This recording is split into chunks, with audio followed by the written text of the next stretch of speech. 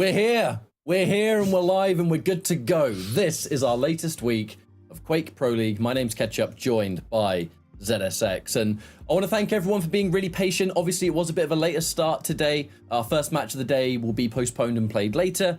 And we're going to go straight in for our first match, which is Chain versus Rafa. So one final thank you. We appreciate you being patient. Sometimes these things happen. And now all that's left is to roll along, keep the show going. But Dan, looked over the schedule, of course.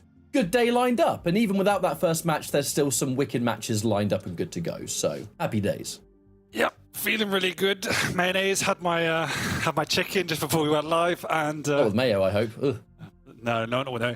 But no, it is a good day. I think we said there's kind of a bit of a split in the matchups today. We've got some higher ranked players against some of the guys at the lower end, but what we have seen in recent weeks is a bit of a convergence in the scores and the playing. So really excited to start with this Rafa Chain matchup, because you said we've seen in the past, you know, Rafa has been looking a lot stronger this season, I think, throughout most of last season, but Chain is one of those players that has that capability to grind out these results and keep in it, and he has caused Rafa problems in the past. So that's going to be really, really exciting.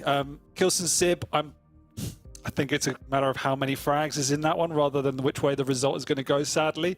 But then we get into the latter part of the day. Those last four matchups, Ryan, are really quite exciting. And starting with Strong Sage Wenger, we saw Strong Sage last week taking out Razy. The question is, can he do it against Wenger? And I think at the same time, we get to see the progression of the clutch, right? I know we talked about this a little bit, and you're sort of a bit more aware of what we're going to be seeing in that match, which I think has me being very, very excited. But then Dramis versus Maxter, is this going to be a day that Dramis can step up? Because Dramis is known for greatness, but it's not a consistent level. So Maxter consistency is kind of written all over his face. So that's one's going to be a bit more exciting, I suppose. And then finally afterwards, Rise of the Machines, right? Toxic versus Serious. And then we finish off with Avik and Razy, you know, the sort of back in the day when Razy just started out in Quake Champions, was known as being aggressive, and I still remember the scene back then saying, hey, look, he may be aggressive now, but there was a player that wrote the book on that, and his name was Avik. Times have changed now, obviously, a good 5 or so years since then, but you love to see it even now. Do indeed. Big 4 matches to end the day. We do start, though, as you mentioned, on Rafa versus Chain, and Rafa's sitting at top of the leaderboard, but he still has lost that one series. Chain hasn't had the best start, though, so is today a day to redeem himself? You know, going up against Rafa, you'd always want to take that victory. I don't think it's going to go that far, but I do think he has it in him to take at least a map. So really, really good start to the day. Early one for Chain and Rafa, but someone's got to do it. It is what it is, as they say. But I think you're right. This is one of those matchups that Rafa's going to be a clear favourite, not to discredit Chain in any way. It's just one of those matches where Rafa's been looking really, really good, and Chain still hasn't quite reached that, I suppose, old peak performance of a few years ago. We've talked about this so many times before, and because it's important when talking about a player's progression. I've said this so many times that the reason I love Quake, and I love not just Quake, but I think 1v1 in the world of competitive, regardless of genre or game, it's all about the individual player and their journey through. And thanks to so many years of Pro League, we've been able to look at a player like Chain and just have that clear idea of where he's weighed up year after year. So yeah, there was a time where Chain was a lot more successful, but that doesn't mean history just is what it is, and there's no scope for anything to be different. You know, if you're able to get a win versus Rafa here, that is a fantastic result for you. And as we are now reaching the later end of Pro League for this year, that's where those big bursts of confidence or self-reassurances really come from. Rafa is going to do what Rafa does best and just hope to secure another win. So picks and bans, we'll have a quick look at those, and we'll see what the journey's going to be here. Deep Embrace with the Battle of the Poster Boys. Good old id. It's Deep Embrace with the Doomslayer versus the Ranger. Veil of Nath, the Death Knight, comes out to play. Love to see that. And then we have the Anarchy head-to-head there. Awoken final map, Sorlag for Rafa, and it'll be the Nyx for Chain. So Rafa been a little bit creative with his picks this time round. We get to see a Sorlag, who's not super common these days, a Death Knight, very situational depending on the maps, but we've seen Rafa do some great things with Death Knight in the past, and if you're already confident on Veil, then that's a lot of damage. Yeah, as you say, Rafa's definitely creative with the picks. He's one of these players that puts a deeper layer of thought into his picks and his opponents, and I think you can see it playing out here. Obviously, Deep Embrace, we're starting off, it's pretty standard picks across the board. Then the Death Knight is definitely a bit more unusual. Rafa's somebody that's keeping it somewhat in his back pocket. We don't see it an awful lot, as you mentioned, but it obviously has a good level of utility on Veil in particular, both for the zoning and the burst potential. I do think he expected the Anarchy pickup from Chain. There's not a lot on the board that Chain might have picked otherwise. The Icing could have been picked up, but he favors the Anarchy, and obviously that Flame Strike has good opportunity to unlock that Anarchy, given the lower stacks. And then ending up on Awoken, I really do like the Sorlag pick there. It's obviously a little bit more classical, but you can match that speed in the stack to overcome the defensive play of the Nyx. And we know that Chain likes to slow it down. He likes to play around the rail and solidify that high ground. And Sorlag is one of the champions that has the skill set to put that to the sword. So once again, it is a bit more creative from Rafa, and I hope it's going to work out. If someone's going to have full belief in their picks, Rafa's one of those players that would definitely do so. We've reached a point in competitive Quake Champions where it is an extension of the matchup. It's an extension of the player. We do have to look at, everyone's going to try and play the best game of Quake they possibly can, but with this many years under their belt of just consistent, regular, high-level competition, these champions will start to add different elements, right? And I think players that are able to now just expand their pool and play all of these different champions, it makes a big difference because, you can look at some of these matches now and think, is the Sorlag going to make a significant difference? I think it definitely could in the right hands. Death Knight, he's not very common. And I think, if the days of Crucible finally roll around, Death Knight will become considerably more common. There's a lot of lava on that map, and it's a very small map as well. But I think just getting everything in place and ready to go now is a good call. Now, speaking of which, getting things in place, both players have in fact readied up, so we are now finally going to have our first game of the day.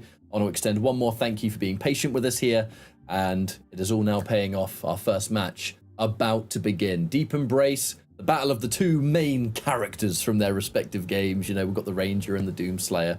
Not uncommon picks at all on a map like this. And I think it's about time we get this show on the road, Dan. Definitely. You say it's not uncommon, but we've seen a lot of variety on this map recently. We've seen slashes, we've seen clutches, none of those shenanigans today. It is the most classical of champions, and in my opinion, two of the most stable champions. So, starting over on Rafa's POV, over on this Doom, has all the weaponry, but still wants that rail. Just quite happy to take the high ground at the moment. I really love what that Berserk has done for Doomslayer.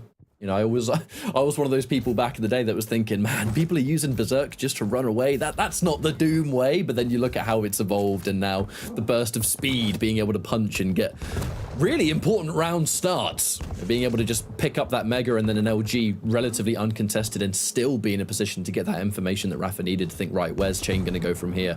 What's going to be my best option? Has all of his important weapons in the tank. That Unholy Trinity is locked and loaded, good to go. And he's really stacked as well. Knows that his opponent is going to take a Mega. Unfortunately for Chain, that orb did nothing for him. Even having a small amount of damage there might have helped him fight back, but that is the green light to say, nope, I got to get out of here. And just like that, Rafa does have control. If Chain's able to get a bit of armor, happy days. Rafa has just denied the one up top. So Chain, difficult position, and Rafa knows it. See you later. Yeah, not the cleanest kill. Could have cleaned it up earlier, but it decided instead just to go take away the map and the resources, but eventually Chain does go down. Lovely trap by Rafa down by that Mega. He's got Chain trapped once again down by nice light armor. Not a lot of weaponry, but Rafa deciding to play a little bit slower to start with. Favoring stack preservation and positioning, and that's just a lot of respect going up a Chain, who does bully Rafa. Nearly gets a frag of his own, but no, the rocket is there to clean up the Canadian for now. He knows how raw Rafa is, coming in strong with the lightning gun. Rafa's going to have to bully this one out. He will go down, but the question is how much damage he can do, but it's not enough. I think that's a difficult choice for Chain to make on that second frag there. You have an orb, you have an opportunity to maybe teleport towards it and secure a kill, but you've only just spawned, right? An LG was all that was in hand, and you know that Rafa's got a rocket launcher, so maybe if we teleported towards that orb, we were just going to take it direct to the face. Hard choice to make. Hang on a minute. Very little damage on that second shot, but it's not going to matter as Rafa does pick up. However, quite low, has been able to take himself that armor to get himself a little bit back up. But the question is, Dan, can he use what he has now to fight for this heavy? Chain. Looking for the orb. Orb used to secure, but no damage. That rail is fantastic, though. Rafa able to get this. Oh! No! Mega? Oh, my. Oh. Uh-oh. I'm sure we're going to be starting with some nasty words from Rafa's POV after not picking up that Mega. Chain gets both items back to back and breaks this map wide open. The rail's missing on the defensive this time round, but huge work coming out from Chain. I was about to say it was desperate times. He had to take that heavy, and he did more than that catch up. And being able to have an arguably lucky break there, right? Rafa just not quite getting the Mega that he was looking for, letting Chain get that second frag, which has brought Chain back into this match. But that's where the challenge begins. How do you rise to the occasion? You have been given this favorable opportunity. However, you got to make the most of it here, Chain. Forced to retreat. Those defensive rockets aren't really going to be able to secure anything there as Rafa smells blood and thinks, you know what, mate? Nah, I'd quite like another frag here, please, but I'll just pick up this heavy first. Nice and stacked, and he's ready to look for more. The rail's just been picked up as well, so that's going to be fantastic for that long range. And Chain, once again, he's going to have to rely entirely on the information game. I know Rafa has way more stack than I do. He's likely just taken the Mega because I'm nowhere near it, so I have to chip away at this brick wall that Rafa has put together here. Yeah, he does, and a huge split between them two major items now, so it's going to be a case of playing around that rail. Obviously, the Chain has the orb, which he could use if he's got timing on one of these items, but it's going to be difficult. Such a long split between the items, Rafa can do more than just take them. He should be able to control them, pull his opponent away, and ensure clean enough pickups. And that opening rail does exactly that. Chain has to back off, and you can see Rafa already controlling the periphery of that. Chain's doing a good job to keep alive, but the question is, can he do anything on the defense? Yeah, survival. It's a multi-layered technique, isn't it? Being able to keep yourself from getting frags, but at the same time, you still need to somehow find massive damage, and that's damage that Rafa has done a pretty good job at denying. He's always making sure that if there's a rocket angle or a rail angle, he's able to take the shot, and Chain, he has to kind of hit a miracle shot if he wants to compete and get it in return. Rafa with a major drop down now, keeping Chain low. There's not going to be a massive amount of pressure to just get the frag yet. You know that Chain's super low. Rafa knows that Chain is incredibly low, and he's not going to be on these items, so the longer we keep our opponent behind, the more of a struggle it's going to be at the end of the day. We've already hit the 5-minute warning. Half this map's already finished. Oh, that shotgun hurts. And that one hurts even more. Now it is time for the heavy. Oh, no. Good spawn there for Chain, and he snatches it right up. Oh, no. He is very much stuck, though. Lovely combo there from Rafa, and Chain is dead. There is no way out from this. He's going to try and do something before he dies. Did delay enough to potentially take away this Mega, but it's not to be as he gets that landing on spawn, goes up above, and decides instead to take his weapons for the next round of fights. But the problem is that Chain's not been able to insert himself onto this map ever since he got that back-to-back item pickup. Rafa's had full control of the entire map. And a shotgun right to the face to finish off Chain. That's a moment where Ranger says, hey, you're probably wondering how I ended up in this situation. Bang! That's going to be Chain taken out once more. 6-2. I mean, the lead just continues to grow here for good old Rafa. And Chain, the entirety of this map has been having to play on the defense. You know, Rafa's been playing such a calculated game, a good classic game of Quake, right? Take all the items, deny as many weapons as we can, keep the opponent on the end of a string, and from that point on, it's only a matter of time. And a game that feels like it's had very few holes in it, with the exception of that one little mishap. What I really like about the way in which Rafa's playing this map is that he just understands how Chain wants to play it. He's not engaging in these rail duels, playing around the angles. Instead, he's using the Doom and the double jump to be particularly careful with his pathing. Look at the way he's exiting here from the Mega, just taking the long road round, the road in which Chain himself won't be able to challenge. And because of that, Rafa's not had to use much of this railgun. It's all been closing the gap through the most calculated pathing possible. And that's been just a really smart use of the Doom and just strategy in general. Chain's hand has been forced a couple of times. You know, we saw that sort of... I was about to say we'd seen an orb that almost felt like a desperation one, right? We have the rocket and then the orb in, Chain in this position, 3 minutes left on the clock, even less. You're in this moment where you think, I mean, dude, I've got to do something here. I can't just allow myself to get ran around and chased this entire map. I've got to try and pull off some kind of miracle. unfortunately, when those things don't work, you go down, you lost another frag, you got no orb. I mean, if that's your strategy, let's pull off a miracle, then I think you've already lost, I'm afraid. Chain coming down, he's going to... Oh, actually orbs through the fists. But he misses the shot. But he misses the follow-up shot. Israel's been very hit and miss this game. I mean, 2 minutes to go, wouldn't make a huge amount of difference, but still want to get that frag. That's really unfortunate for Chain that he just could not secure the final rail. And then after that, Rafa with 2 almost effortless rockets just round the corner, does enough damage. Yeah. Makes it now a 10-2. And this has just been a comfortable victory for Rafa so far. And mathematically, I mean, there's not much Chain can do from this point. He's not going to be able to get enough frags to take it home. So we have no choice now but to sit and think about that second map, right? It's going to be Vale as our second destination. And, I mean, has to be much more of a competitive game that time over. It will naturally be a different map. Yeah, they're both kind of small, but Vale, different beast, especially with the champions that have been picked in that one. But I think Rafa has just played rock solid. There's not much else to say. You know, Chain hasn't been the most consistent with his aim here, but at the same time, Rafa has not made it easy to secure those shots. It goes back to what you said about the great use of Doom's double jump, just taking some pretty creative angles that make it great that Rafa can land damage, but not so easy for Chain to return the favor. Exactly, it's just exploiting the play style of Chain. We're seeing exactly what you want to be doing, so full credit to Rafa. Phenomenal map. You know, it looked like it started slow, but it was ultimately just respect what Chain can do on the defense, and he just didn't give him an inch. And the scoreline shows that, the stats show that. Chain 5-4 in terms of pickups, most of which came in the first 2-3 minutes. He's not had any breathing room on this map. It's when you look at Rafa and his dominance that can bring forward, yeah, nice little frag there from Chain, so we'll get some bonus frags maybe near the end of the map. But that's kind of the Rafa effect. When Rafa has full control over a map and he's got every weapon and it's right, it's time to knuckle down and play some Quake with what we've got here. It does feel like very few players are able to challenge and contest that. Just sheer momentum that he has. And that's that. 15 seconds, we're going to be done. And Rafa, feeling good. On to the next map. Hopefully, business as usual. Well, it is Vale. It is obviously Chain's pick. He will pick it every single time it's in the pool, but Rafa, self-proclaimed Vale specialist as well. We do have this quirky matchup on map 2, which is that Death Knight versus the Anarchy, as you mentioned. So that's going to throw a little bit of a curveball into the mix. Plus, Chain notoriously does very well on Vale, and you'd expect him to be picking it. So hopefully a better performance. Map 1, very controlled by Rafa. Chain looked like he had a little bit of an in at the start with that double pickup, but it was more desperation and a little bit of a mistake from Rafa, so it was a nice play by Chain. But as soon as that control, you saw the snowball happen, and the way in which Rafa played the map, and Chain was relegated to low ground.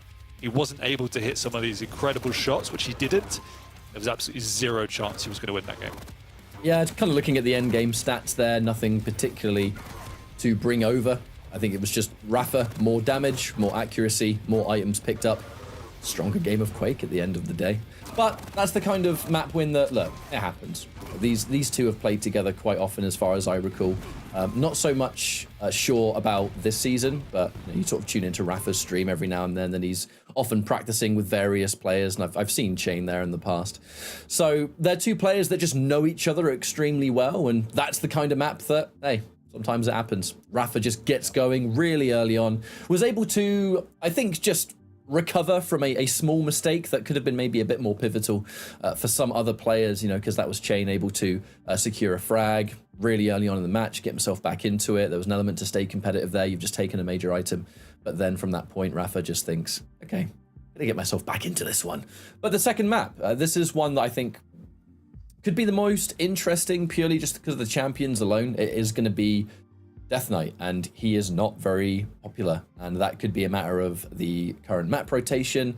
I think you kind of look at a lot of champions and think some players would deem there's better options for more consistent performances, I suppose, but on a map like this, nice and close range, but also an emphasis on certain angles, tunnels, whatever it might be. Not only is Death Knight able to get incredible damage at close range, but something we've seen develop the more players have put time into him in a dual sense is just denial. The fact that he can create such a obstacle that is hard to get through because it's going to be the flame strike damage, it's going to be the damage over time. Not only that, but the information that Death Knight might have once you're set on fire, you know, very similar to a Sorlag spit where the ticks, the more they happen, the more you can follow where your opponent is. It's pretty decent on paper, but we'll see.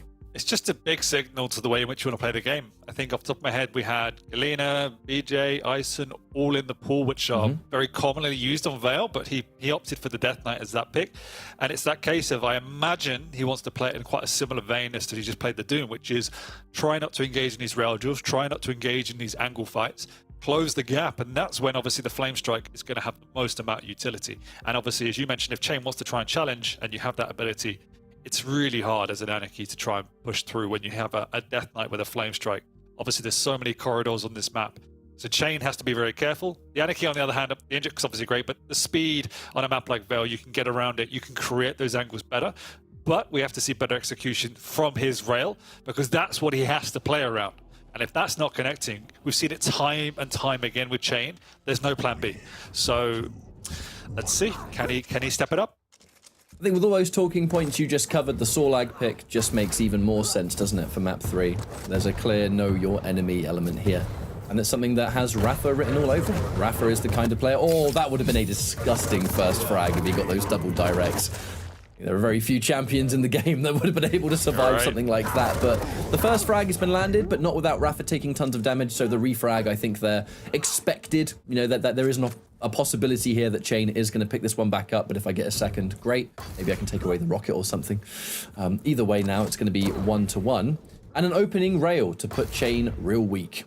Not that it's going to matter too much as the Mega is in play, but in 5 seconds, that Flame Strike is also ready to play. And that is something that is going to be so devastating at close range.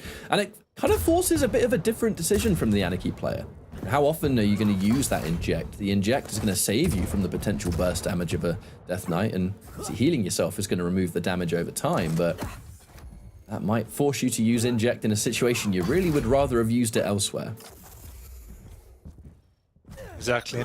Both items at the same time. Chain gets spotted down below, goes on through. The Madman actually just strolls through the TP, takes 2 rails for his trouble and a third.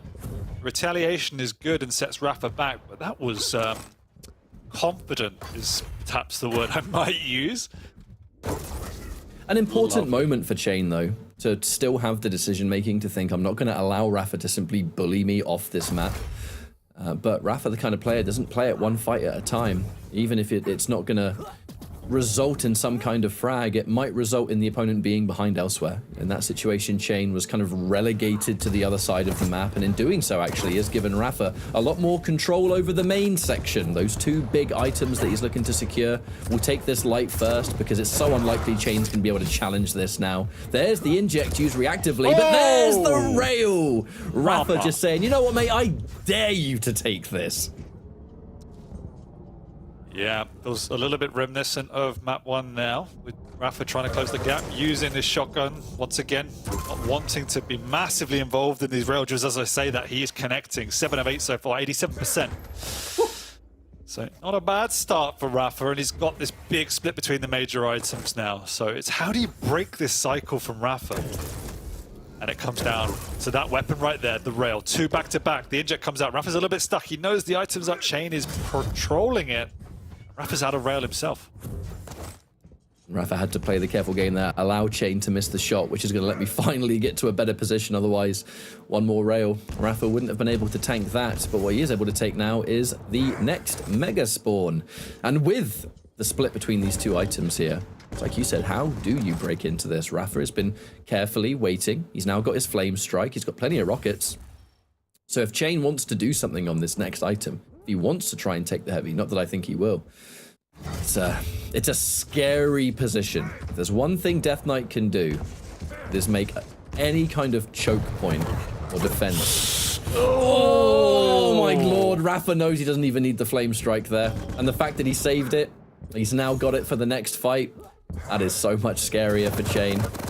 Yeah, I was cringing a little bit by Chain's positioning. I'm not entirely sure what the end product was going to be. There was no objective for him to contest. Yes, the Mega was coming up, but what on earth are you going to do standing behind it? You're just going to do a little bit of damage, and then Rafa goes back to full stack. So careless from Chain there, and almost desperate, I would say. It was the only opportunity where he built that stack and felt, I should be doing something, when it definitely wasn't the right opportunity. So back to square one, camping out over in this light armor room. We know Raph is not going to let slip with the timing, so it has to come down to, can you chip away from distance, and maybe Rafa overcommits. Really love this tri-bolt use from Rafa as well. It's been a couple of minutes since Rafa has had any ammo for that railgun. But as you said before, Dan, the fact that Rafa is sort of playing around counteracting a rail-heavy style of play that Chain would normally want to bring forward here. Exactly. Tri-bolt can accomplish very similar results. I can still hold that angle, I can still spam something. Yeah, I'm not going to get a rail shot, but the tri-bolt can sometimes do just as much of a good job. And it just lets Rafa keep the point of the map that he wants the most, which is this higher ground, this middle point, that sweet spot between these two major items. You get every other kind of weapon you could possibly need except for the rail. He's showing us consistently that doesn't need it, not for how he's playing so far. However, this now has been an interesting opportunity for Rafa. Finally got a little bit of rail ammo. And there's so much time between the items, I can't say I think Rafa's given up too much, because he can still push in here and force a fight. Flame Strike comes out to play, so does the rail. It's all so easy for Rafa at this moment in time. That big split between the major items is still going strong. In fact, he delayed the last mega, so slightly offset what Chain was planning to do. And now, once again, another rotation of major items. You want to know something scary, Ketchup? Chain has 0 heavy armors. 0. And you're going up against a light champion. Yep, the one item he actually needs. He's getting bounced That's the one down. thing you want to have all map long. An aggressive push here, coupled in there by the Flame Strike. Oh, poor old Chain. On the barbecue with that one. And the control has not changed. Fuck. Oh my god. Yeah, it is looking like another day in the office here for Rafa. A perfect game plan that has been perfectly executed. Just no room, pure suffocation on the side of Rafa. Chain sitting here, gotta be thinking, well, dude, what am I supposed to do? What am I supposed to do? I'm spawning. He's either right there immediately, or I pick up at least a couple of weapons, and he's got more stack. He's got his Flame Strike ready, which is just the last thing I want to deal with. And he's got more armor. Looking for a rail that would have cemented it. The defensive inject just to allow Chain to escape there with his life, but again, that's not really a situation that Anarchy wants to inject. He just has to do it, because otherwise you're dead. Yeah. I mean, Chain doesn't really look like he has much of a game plan here. You can see him trying to take these fights, but we know the Flame Strike's there. He has no stack to work with. He doesn't have anything, yet he's compelled now to make a move with 3 minutes to go, and Raph is just connecting with everything. Chasing him down even, patrolling through, and it's been an absolute masterclass. We see now why Rafa respects this map, as he said it himself, his best, so it's been a really strong performance. It's been a smart game too. You could kind of look at it on paper and assume what Rafa's going to try and do, just because of the fact that, look, he picked Death Knight. So that there's clearly an element of damage, denial, and range. That's the major thing. He's been point blank a couple of times when he knows the fight's possible, and either he pulls out a shotgun or a close range rocket, maybe down near the bottom of the map. But the rest of it has been that mid-range. The perfect, like, flawless timing on these items. Rafa's always there first. He's always in a position where if Chain wants to make his presence known, he is going to have to pay for it big time, because it's going to be lots of damage. It's going to be that Flame Strike. Yeah. And it has looked almost completely unwinnable for Chain the entire 10 minutes. Rafa has 26 major items and Chain has 3. Rafa has more major items than Chain has light armors. Ugh. That's how one-sided this map has been monopolized by Rafa. Chain once again getting bounced around. Rafa this time is low. Actually, they are both very low, but Rafa's the one in position for this heavy, chipping away at distance with the rockets. Chain sticking around with the angle. Rafa's just going to delay ever so slightly. Actually, give Chain his first heavy of the game, 8.5 minutes in. A good choice, though, from Rafa. Because if I can take the Mega, and I know that I've done loads of damage to you, and you take armor, you still don't... Oh! I was going to say something about not having enough health to really make the armor matter, and then I was rudely interrupted by 105 damage of a tri-bolt, so I guess that's definitely something. But what a dominating performance from Rafa. We still have one more map left to go, but with how we've seen these last 2 maps unfold, with the sheer denial. Oh no, now he's on fire. Thankfully he grabbed that light health, otherwise he would have been crispy. But it's hard to not see the final map potentially going a similar way here, Dan. I mean, look at the champion picks. Sorlag versus Nyx, and a game plan for 2 maps solid that have worked to absolute perfection for Rafa. We're now going up against another light versus heavy. A light versus a different stack, I should say, and this time it's going to be a heavy. You would think, in theory, maybe Rafa's going to have an even better time. Unless Chain changes something here, it could be a clean 3-0. I completely agree, and this is what we were worried about in the draft phase when we were talking about this particular matchup. It's just the imbalance if Rafa can force this close to mid-range engagements, and that's exactly what he's able to do. He also followed it up, mind you, with an impeccable rail, but the more worrying thing for me is that Chain just looked completely out of ideas with how to break that dominance. Now, I'm not saying there is an easy answer at all, but it didn't even look like he had a game plan for it. And so the same thing going into the final map is, yes, you can play Nyx incredibly well, and you can easily beat a Sorlag if you play her perfectly. But that also requires the right positioning, the right timing, and ultimately, as we said it time and time again, that rail. And at the moment, Chain unfortunately hasn't been showing any of those ingredients. So it could be another case of Rafa having the speed and stack just to steamroll Chain, cycle those items and rinse and repeat. And if he does that, it'll be a recap of this map, basically. A couple of things that you'd think about that might result in a different game, I suppose. Larger map, and it is one of the more rail-heavy focused maps where even if you are trying to play an element of denial on that long range, Ruins is a little bit trickier to do that, just because it is so big and there are so many angles that denying them can be a bit more of a challenge, but I guess that remains to be seen. There's just a lot to think about, and there's a lot for Chain to think about too. You don't have a lot of time between these maps to think, right, look, this is clearly not working. You know, what do I change? Is it Ruins? I wrote Awoken. Oh no, I think it was Awoken. No, sorry, I got the same realm but wrong map.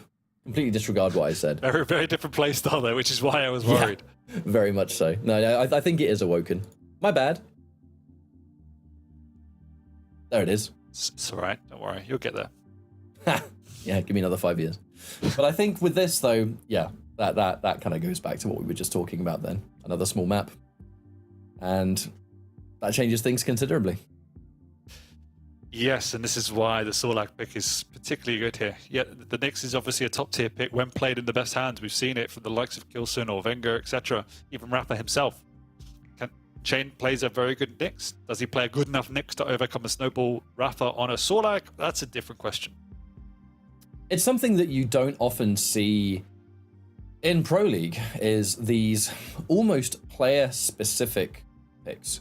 I think a lot of players in the Pro League will look at the map and they'll look at, I guess, the overall game, and that will heavily influence what maps we play on, what champions go into this, and it's almost a more standard game, something that you know what to expect. You know, you're going to see a Doomslayer on a Deep Embrace. You're going to see maybe a crouch slider like a Strog or something on Awoken. You know, Ranger and a lot of those maps also takes a rather consistent seat.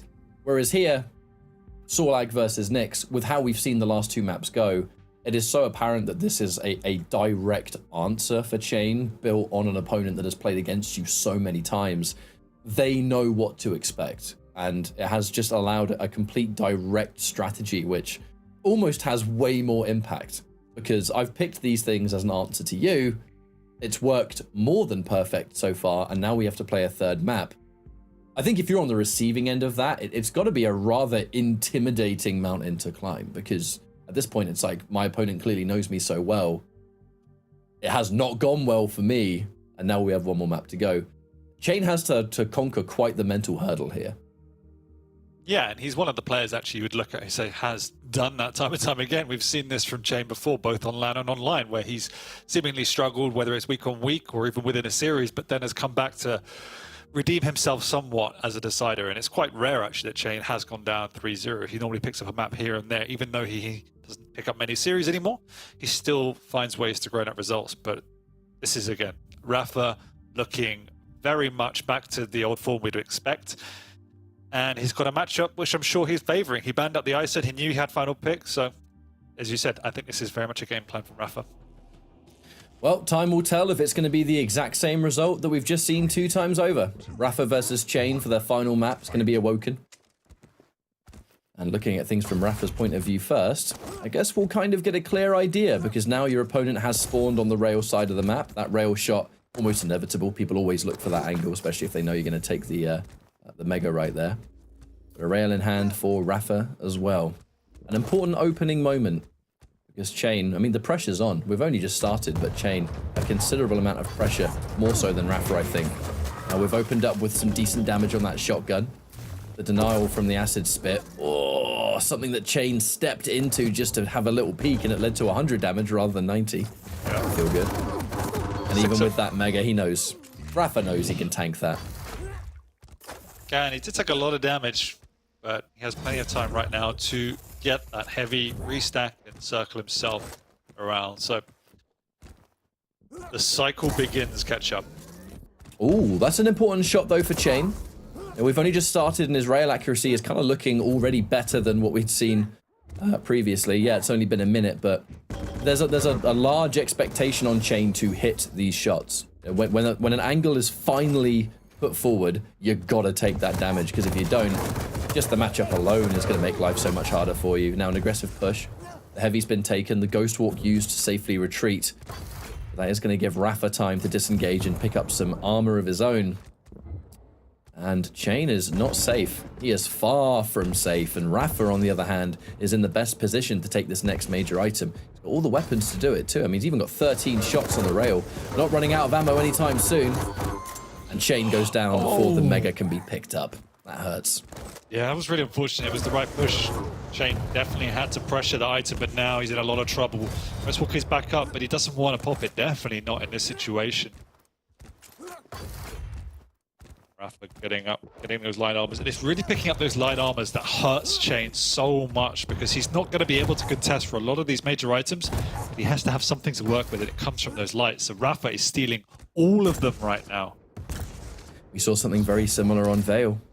This is Rafa keeping complete control of the main section of the map where everything is more attractive to you, and at the same time soak up those light armors. But he knows where he is, and he knows exactly where he is, because there's only one thing on the map coming up, and Rafa knows the timing of it, which is that light armor right there. He knows exactly where Chain's going to be. He has cycled every item on the map in the last 30 seconds, and he knows exactly where his opponent is. But this is where I think we get a bit frightened, because it's looking a lot like the other 2 maps. He's got the complete control of not only those major items, but everything Chain could possibly do. When's the last time you see people be that surgical on small items? Yeah, the instant nail gun for the spawn of the light armor, that is just nuts. Chain, managed to get a little bit of help, but no!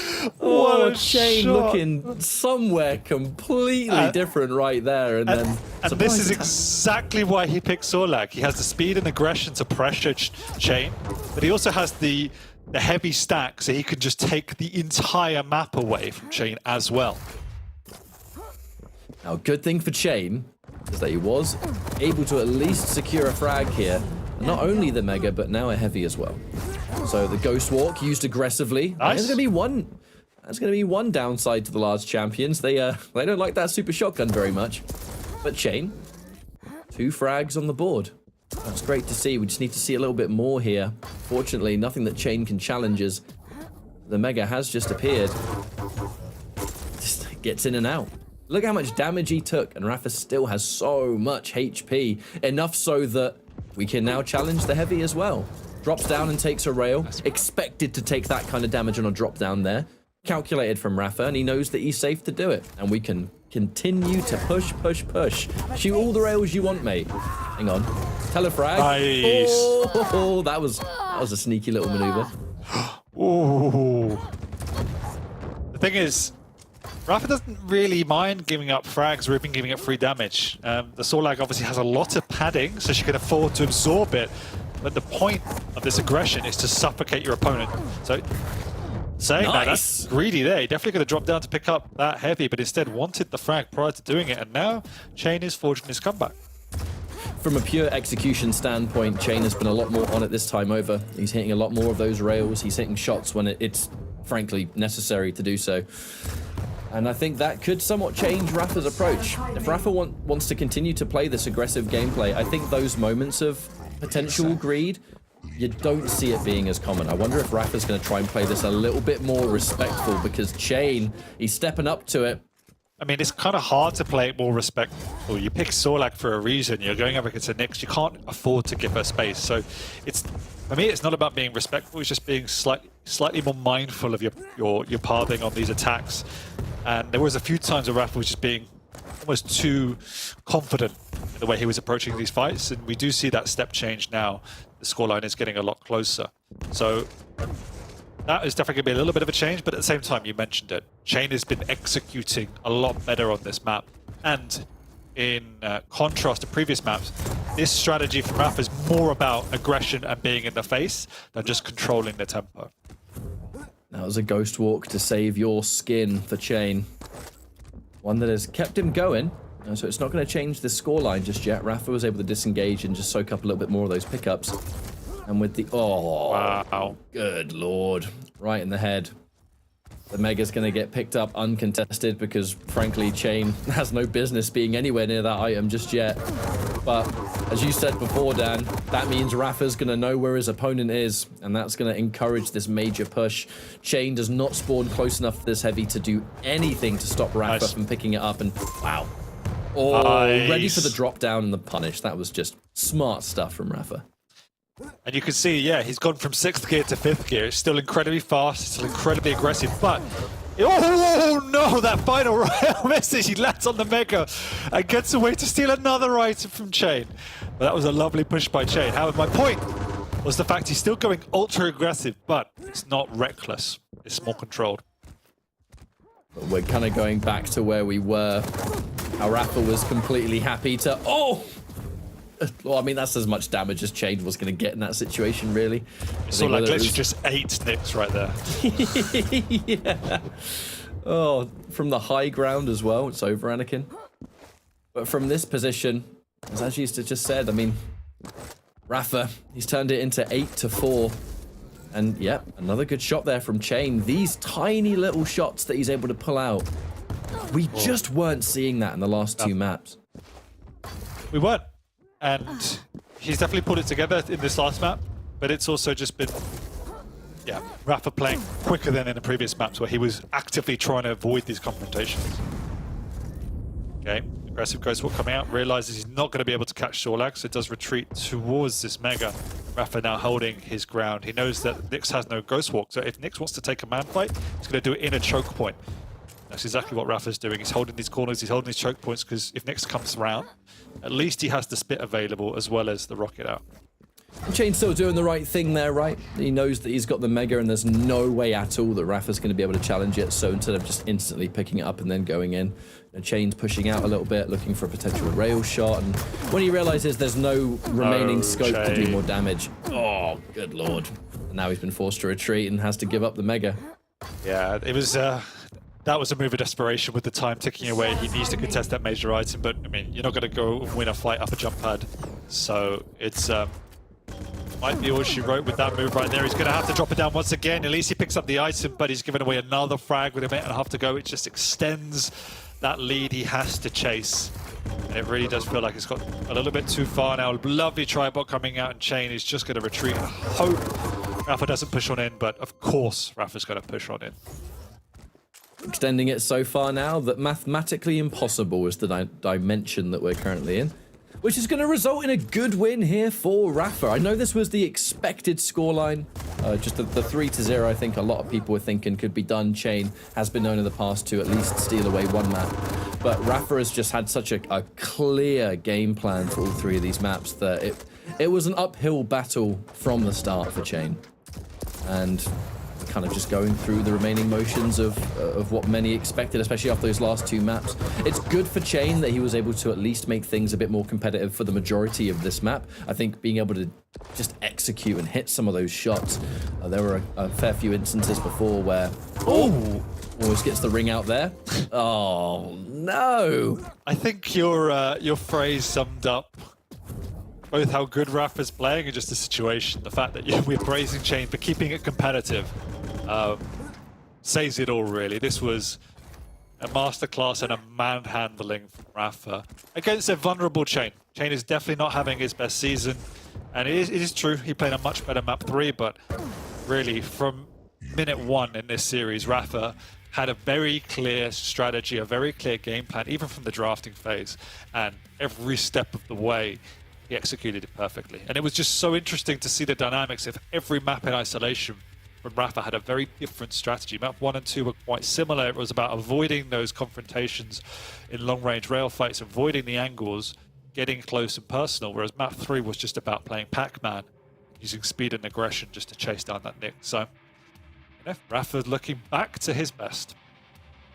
Very much so, and some more weeks left to go. I think that the further and further we go towards the inevitable QuakeCon now, right, is what is everything going to lead up to? Because Rafa has been looking fantastic all year round, and now we're in a very different sort of domain that Rafa is able to be back to the element, back to a strong level of, I think, comfort. And ultimately, Dan, the thing that matters most is the finals. Like that is what everything counts towards. Players can look at their consistent weeklies and think, right, I feel good about this.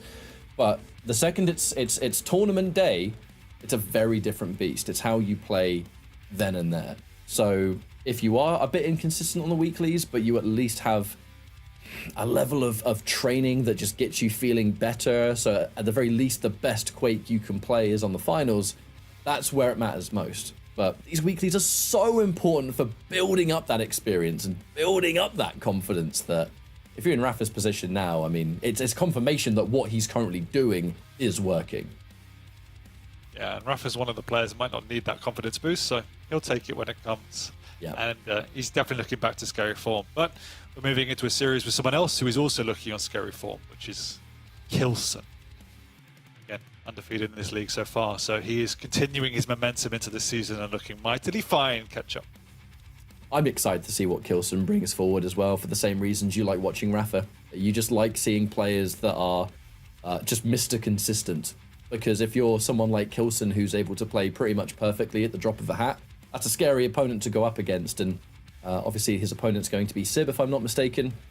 I think that's definitely a matchup that people are expecting to go a certain way. But Sib's one of those players that you look at and there is, albeit on a map-by-map basis, there are some moments where you think, if we just somehow can see more of that, who knows? You know, who knows where a certain player can go. But anyway, we've talked about it a little bit. We're going to go for a short break, and when we return, Sib versus Kilson is our next matchup of the day. So stay tuned. We'll be back in a sec.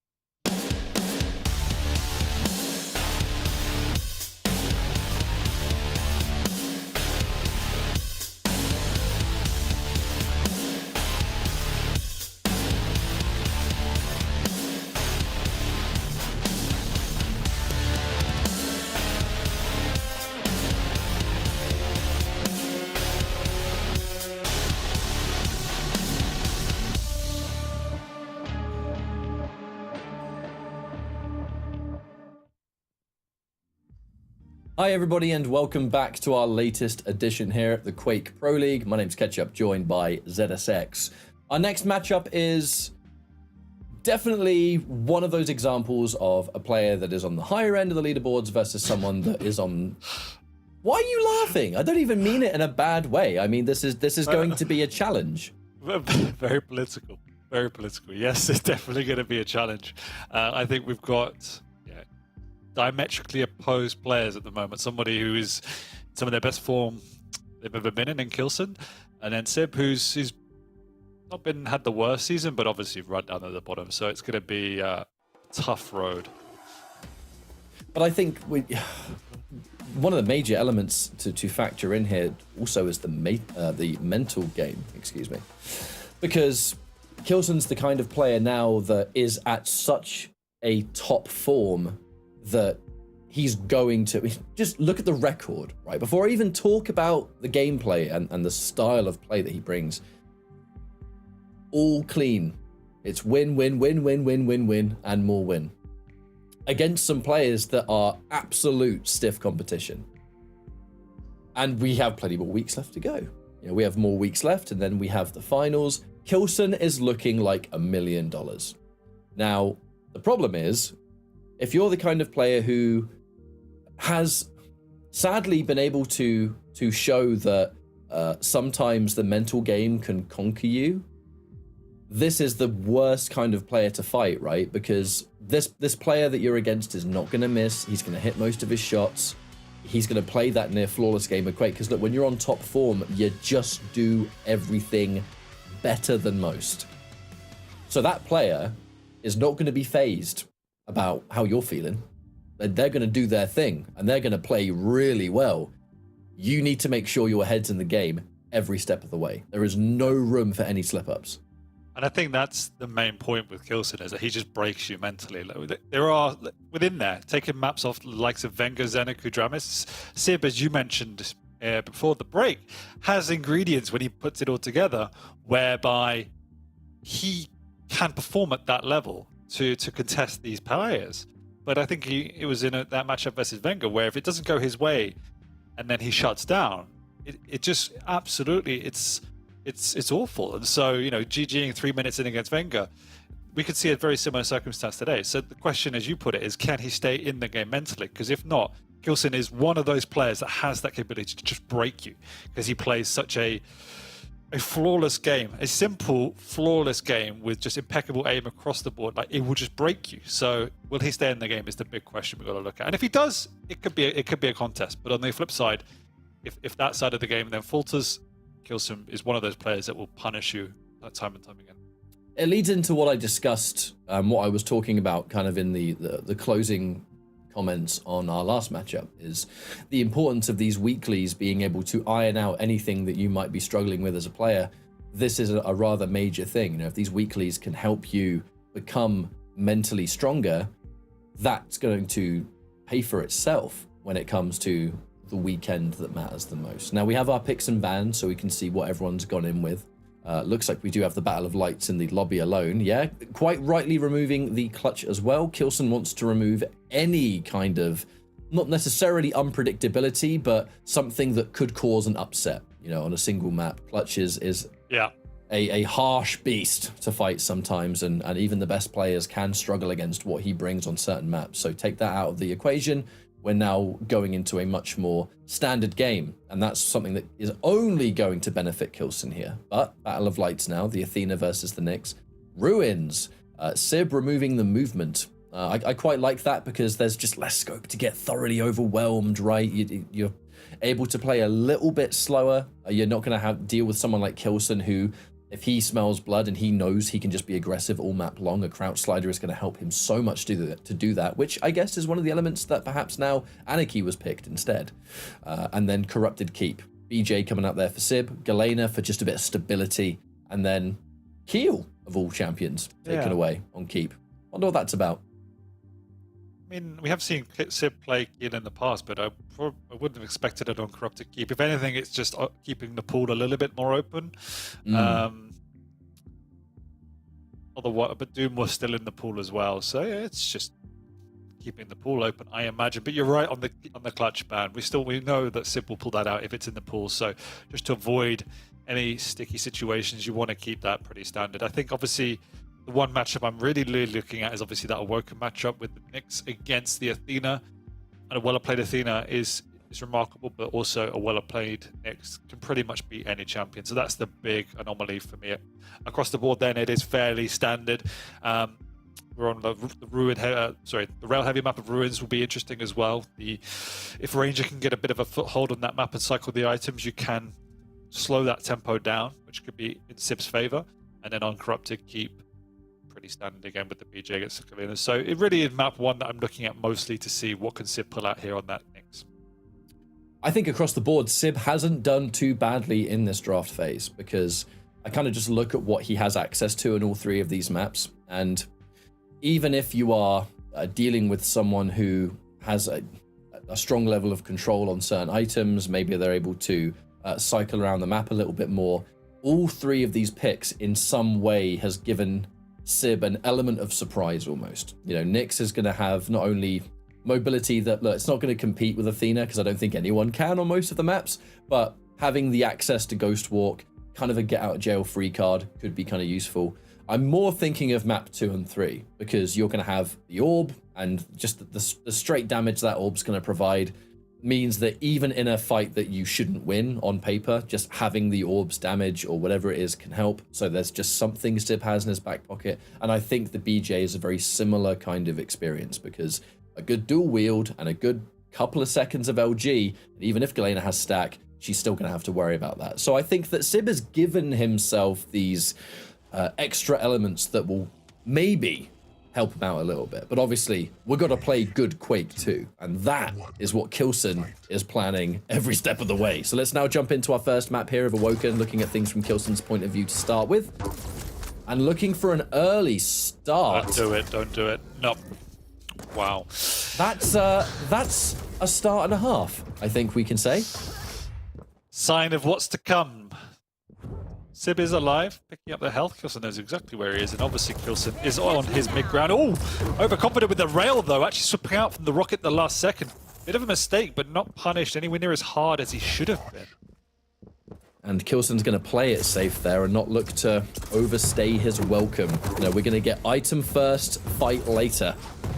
The rail hasn't been 100% accurate yet. Kilson has given himself a bit of a tall order. A lot of these rails that he's firing, he's flying 1,000,000 miles an hour and has to somehow flick it, but Sib actually looking a bit healthier here. He's got more stack. Granted, only 3 rockets left, so he's going to have to restock on that. And a safe approach from Sib. Kilson's going to take that first item. Sib much rather have the armor, so I think Sib's playing cautious, and I think that's a good way to play. Oh yeah, he doesn't want to go toe-to-toe with Kilson. He wants to take positioning and try and trap him, and he's done exactly that. We'll get at this burst frag. After all that pressure, Sib picks it up, 1-0. And that was all through Sib just not allowing himself to be overwhelmed, keep his head in the game, pick up the right items, and so far take no risks. He hasn't taken any significant risks. That rail, arguably a risk, obviously, because even if it hit, the damage you take could be quite massive here, but this is where the Ghost Walk helps out. Sib opts to pick up that small health bubble. I think confident that Kilson's not going to hang around and try and finish it. We have more important things to attend to here. In Kilson's case, picking up a lot of these items to try and bring himself back up to a decent stack. It does show you the mindset Sib's in, though, in that there was a lot of respect for Kilson there. He knew exactly the positioning of Kilson. He knew the timing. I would have thought he could have gone for an aggressive Ghost Walk. Kilson had no idea where his opponent was. And now, because of that, he's given up a bit of the map. So, you know, it's one of those situations where you show almost too much respect for your opponents. And we could see there, Sib definitely having to delay the spawn there just to stop Kilson from perhaps getting some kind of free damage right as he appears. Ghost Walk push. Nice! And the gauntlet, okay! There you go. Okay. There's not many people out there that can get a frag on Kilson like that, so if anything's going to get Sib into this match, that is one way to do it. The LG has been delicious as well, not looking too shabby at all. And he looks for a rocket, can't quite get the damage. And Kilson is going to escape there. That could have potentially been a third frag there for Sib. But He's still in a pretty decent situation. The one thing he lacks right now, though, is a rail. Yeah, he does, but he's out strategizing Kilson at the moment, who just needs to settle himself. Looking a bit rusty at the start of this game. Sib's got a good foothold on these major items now. Picking up that Mega, he's very healthy. He knows exactly when this Mega, this heavy armor is. Bullies Kilson away once again. A bit delayed with that rail, but Kilson is very much on the back foot. There's a massive delay between the two items too. And that's going to be good things for Sib. Aware of where Kilson's going to try and stand. Delicious little burst of Tri-Bolt. So now Kilson, unless he picks up some health right now, it's unlikely he's going to be able to really push in for this. Sib, just confident that Kilson was going to go back there, looking to get some range damage. And, I mean, I'm going to match you. I know where you're going to be. I'm going to push forward. Kilson, there needs to be a gear shift because Sib is looking fantastic so far. And I think that Kilson has been, perhaps I would say, underestimating a couple of these plays. Yeah, I was going to say the same thing. There's twice now where Kilson's jumps in with this rail in situations where he had no right to do so. And to compound that, he's not hitting his rail either. So absolutely, Sib deserves this lead. And I know I said I looked at this game and saying a well-played Nyx can easily take this, and at the moment that's exactly what Sib is doing. And he's just playing the basics well. He's timing well. He's taking safe pathing routes. Kilson at the moment doesn't have an answer. That's the strength of Athena right there. I'm on a jump pad, but I'm still not in danger. Another aggressive push. Big risk for Sib. I think would have been feeling a lot better if he got any kind of damage on that. And now this is a scary moment. Oh, the rail, Sib! Are you kidding me, Sib? What a shot!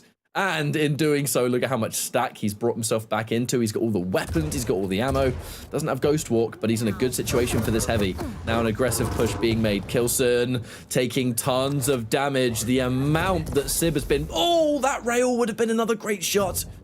But he still has the information. He knows where Kilson's going to be. Stuck in no man's land. In a good situation for this Mega once more. Sib, that is what I'm talking about. We need to see so much more of this. Man, I think Kilson just smashed his trophy cabinet with that one. Sib playing around slowly, and he's done this time and time again. Actually, he's gone round. Kilson actually going up aggressively. The Ghost Walk is forced out, but he did a fair amount of damage in retaliation. Anyway, he's able to get across the map towards his next light armors. The dangerous thing is, if Kilson's able to secure a frag and he's in a good position, the frag is clean and he can start to push forward. This is where the next layer of the challenge will start to show its head because... Oh, never mind! Never mind! Forget I said anything because the knowledge. I know you're going to drop down there and take that armor. I'm ready for the angle and I'm going to hit the shot.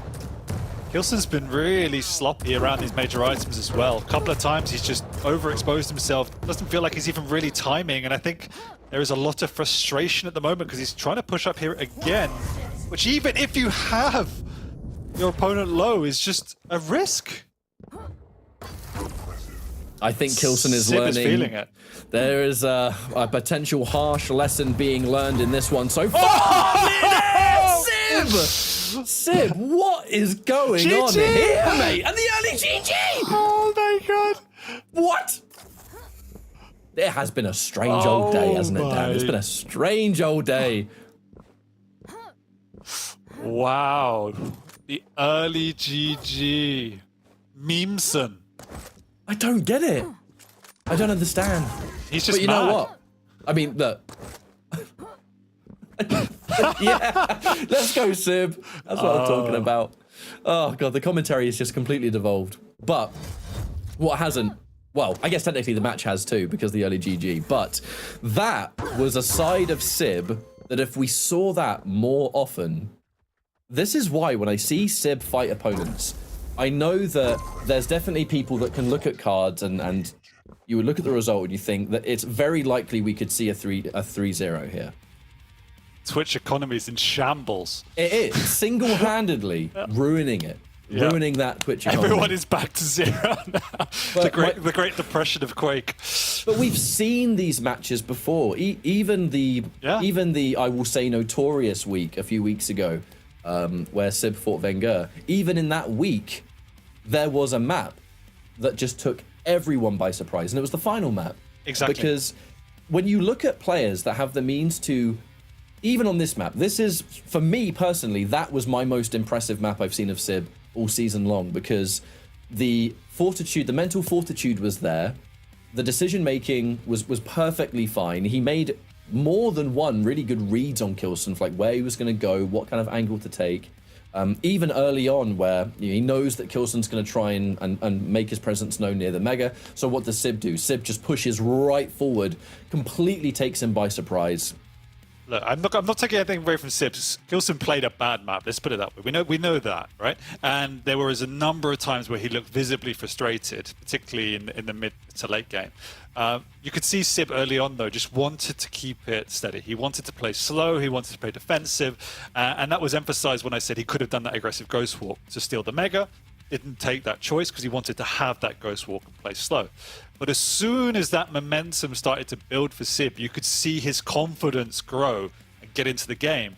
And that's all he needed. And we said it in the intro that, yeah, I don't think anyone expected Sib to walk away with a victory, let alone a dominant victory in map 1. But anyone in the Pro League can beat anyone in the Pro League if they play their best and if their opponent either underestimates them or makes mistakes. And we saw both from Kilson's side. So, well deserved. Now he's done a GG early, so he can go mentally reset because he was not a happy bunny. So let's see what happens in maps 2 and 3. Because we said it, if Sib can be consistent and hold it together, yes, he can take at least, well, he can take a map. So the question is, can he do it in map 2? It is simply part 1 of this series, isn't it? You know, we still have 20 minutes of gameplay left to go, depending on if the GGs roll out, I suppose, kind of like now. But this is the development, right? This is where the test continues to increase in difficulty, because Kilson has opted to, right, this map ain't working. Like, clearly this map is not working for me. Rather than just keep my absolute head in it, I'm going to take that time, and I'm now going to take the, I don't know, 3 minutes or so, however long it was. The map has just ended, by the way, so don't worry, we'll be jumping into the next one soon.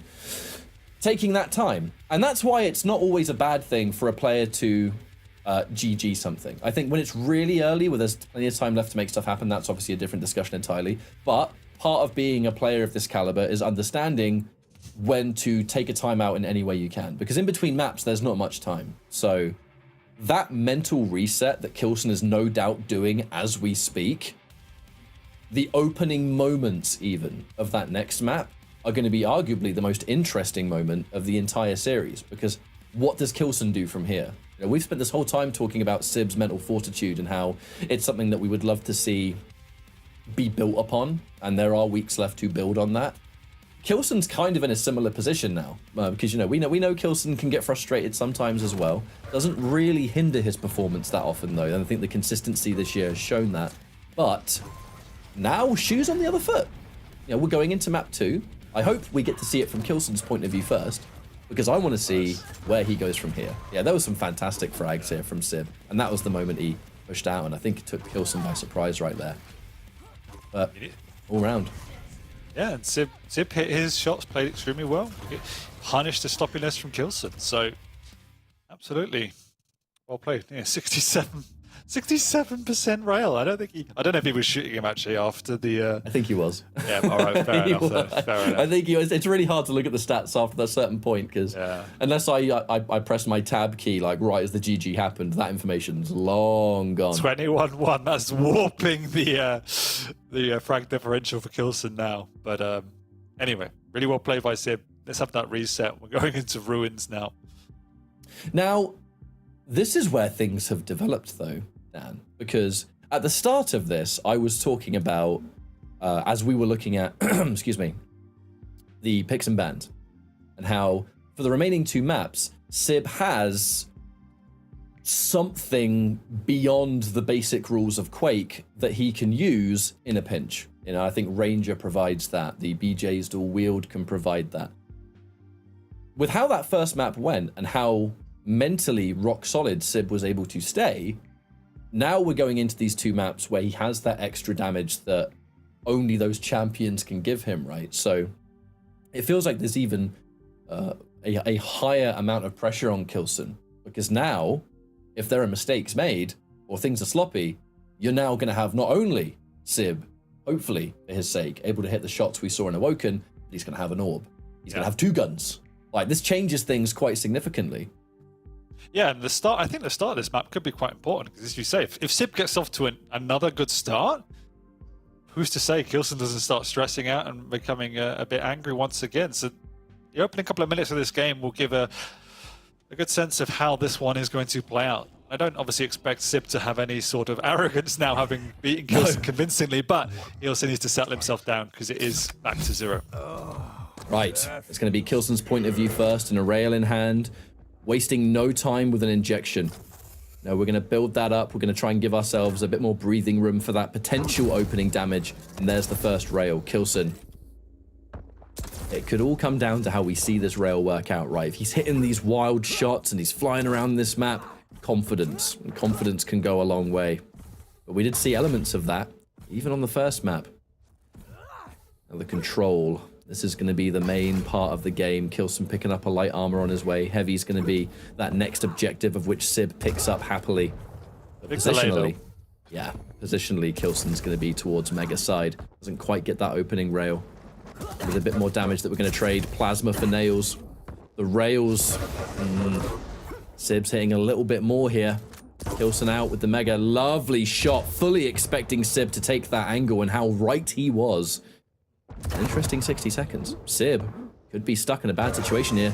Yeah, he's not going to want to use the orb there, because it would have been a huge waste.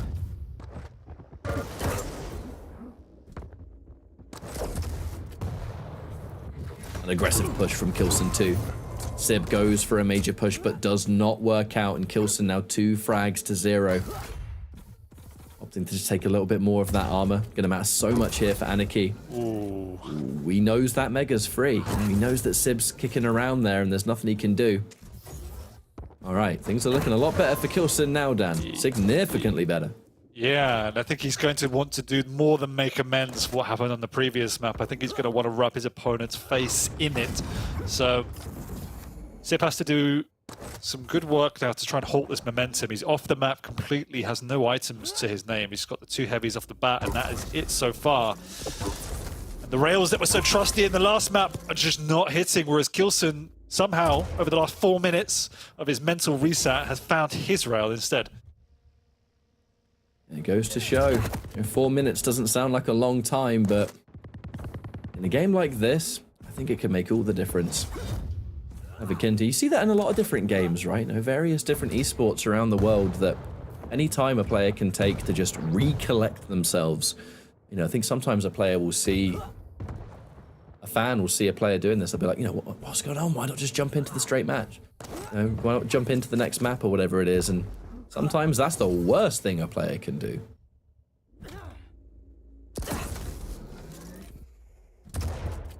There's a rail from Sib, but he doesn't feel like he has any sort of semblance of the timings at the moment. He knows Kilson just come up the jump pad, so he should be able to guesstimate now when it was. The question is, can he do any sort of significant damage? The answer is yes. The inject is popped. Kilson's swerving around. Sib with the follow-up rail, but eats one himself, will be able to now reset and steal away this Mega, which is a much-needed item, and the first one off the map for Sib as well. And due to the damage that Kilson took in that exchange, he was not going to be able to get himself towards Mega in time. He certainly wasn't going to be able to rocket jump himself, otherwise that would have been a 3-0, not a 4. But Kilson has taken that time to pick up as many hourglasses as he can, get some light armor when possible. And the second that inject is good to go, this is going to change the next fight. Just having access to that is going to help Kilson a great deal, especially knowing that this is Sib we're talking about, who can fight and has been able to do so on that first map, and then that's not even factoring in the Dire Orb. An aggressive push made, answered back by an inject. The important thing is positioning on this heavy. Over controls this heavy. Kilson. Hang on a minute, Sib. If Sib's able to get this, it's massive for him. No more rockets for Kilson, the click. And he's going to have to concede that item. He lost out on that one. In spite of the rockets, however, it doesn't help the situation. Sib's done a good job to get back into this map now. He's got the items on rotation. And there you go, starting to read his opponent. Looking very healthy. Good rocket jump through, chasing his opponent. Inject comes out once again. Oh. This time, Kilson does halt the aggression. Yeah, a rail where there was barely a resemblance of an angle that somehow Kilson was able to take full advantage of. somewhat even up these stacks. The opening rails don't hit anyone, and that's going to favor Sib on an aggressive sense. However, that one rail is going to force the push to end then and there. And as long as Kilson's able to just control this lead and keep himself ahead of the game, you know, we're about to hit that 5-minute warning. Sib has been able to stay alive, and we haven't had any frags in a fair few minutes. But that doesn't change the fact that Kilson is in the lead right now. Oh, the drop down punished. Yeah, it's nice by Sib. He's hitting some of these clutch rails, but just not quite enough damage to finish off his opponent. And Kilson there, give an inch, he takes a mile, finishing off Sib in the one opportunity he's had. Now he's back into this game, picking up this Mega. With a big split between the major items, Sib has to start again to get back into this map. Tribolt as Kilson has no need to take a risky rail duel here. That's going to force Sib to drop down. Actually, it looks a bit like Kilson was still expecting Sib to be there. Not that it matters much, as the heavy is still going to get taken here. And, of course, we're going to push towards this Mega as the next item, but why wait? Oh, hang on a minute. That was a cheeky little maneuver from Sib. That was a cheeky little maneuver from Sib. All right. Rail. That was orb, rail, teleport, rail, rail. Love it. Yeah, the first few minutes of this map, he wasn't connecting with the rails, but that certainly has brought him back into this game just before the next round of items as well. So Sib on the chase. You know, Kilson hasn't got anything to work with, but definitely not fast enough with that orb to chase down his opponent. So instead, retreats, picks up that heavy, takes some unnecessary damage. That was a fantastic rocket from Kilson because it truly was the only weapon he had. All he has at the moment, he's just picked up an LG, but it was a nail gun and machine gun. That's it. You can get anything from that rocket, he'll happily take it. The rail shots. Sib. I remember talking to Sib, and this was years ago. This was back in Katowice. Sib mentioned back then, you know, doesn't always feel it, but when the rail is on point, it's a very different kind of experience for him. You know, if Sib's able to have the rail be his star weapon, it completely just opens up the possibilities of how he can play. And in a match like this, so he's hitting some ridiculously clutch rail shots that, let's be frank, he desperately needs right now. This is where things change a fair amount. Now Kilson in a better position for this armor. He's playing it safe. He's going to concede the armor here. He has an inject, and he still has the lead. That's the big thing that Kilson, I think, is really banking on here. I have the lead, and I'm going to be faster than Sib. Yeah, he's definitely playing around the speed now, but Sib reading his opponent once again, catching Kilson. He's not railable, but will force him away. Sib's just quite happy to keep these items on lockdown. There's still plenty of time in this map catch up. 2.5 minutes. You can get conversion frags in this map fairly manageable. And going up against an Anarchy, if the Anarchy pops the inject, you know how vulnerable that champion becomes, particularly off a spawn. So, Sib, quite calm at this moment in time. As you say, it's a matter of just buying time for Kilson, trying to run out that clock. He's so early for this Mega once again. Timing's not been his forte today, but he's bullied Sib away and gets a much needed frag to pick up some breathing space.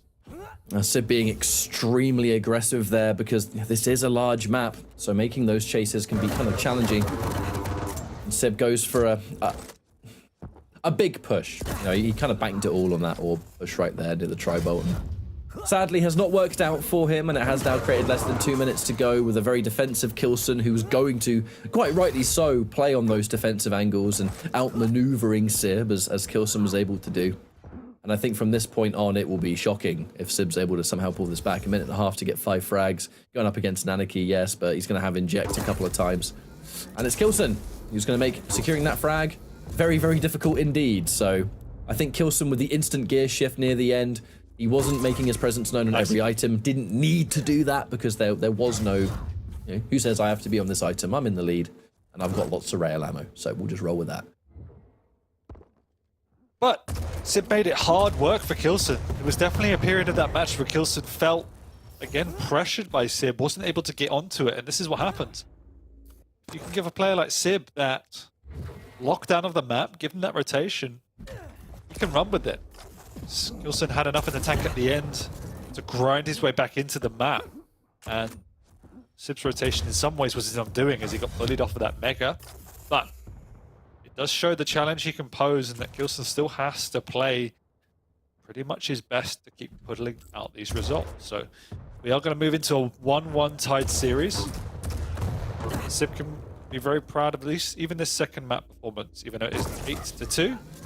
3-4 minutes in the mid game there, played extremely well. And it's enough that we can build into a thoroughly interesting final map. It is going to be, if I'm not mistaken, Corrupted Keep.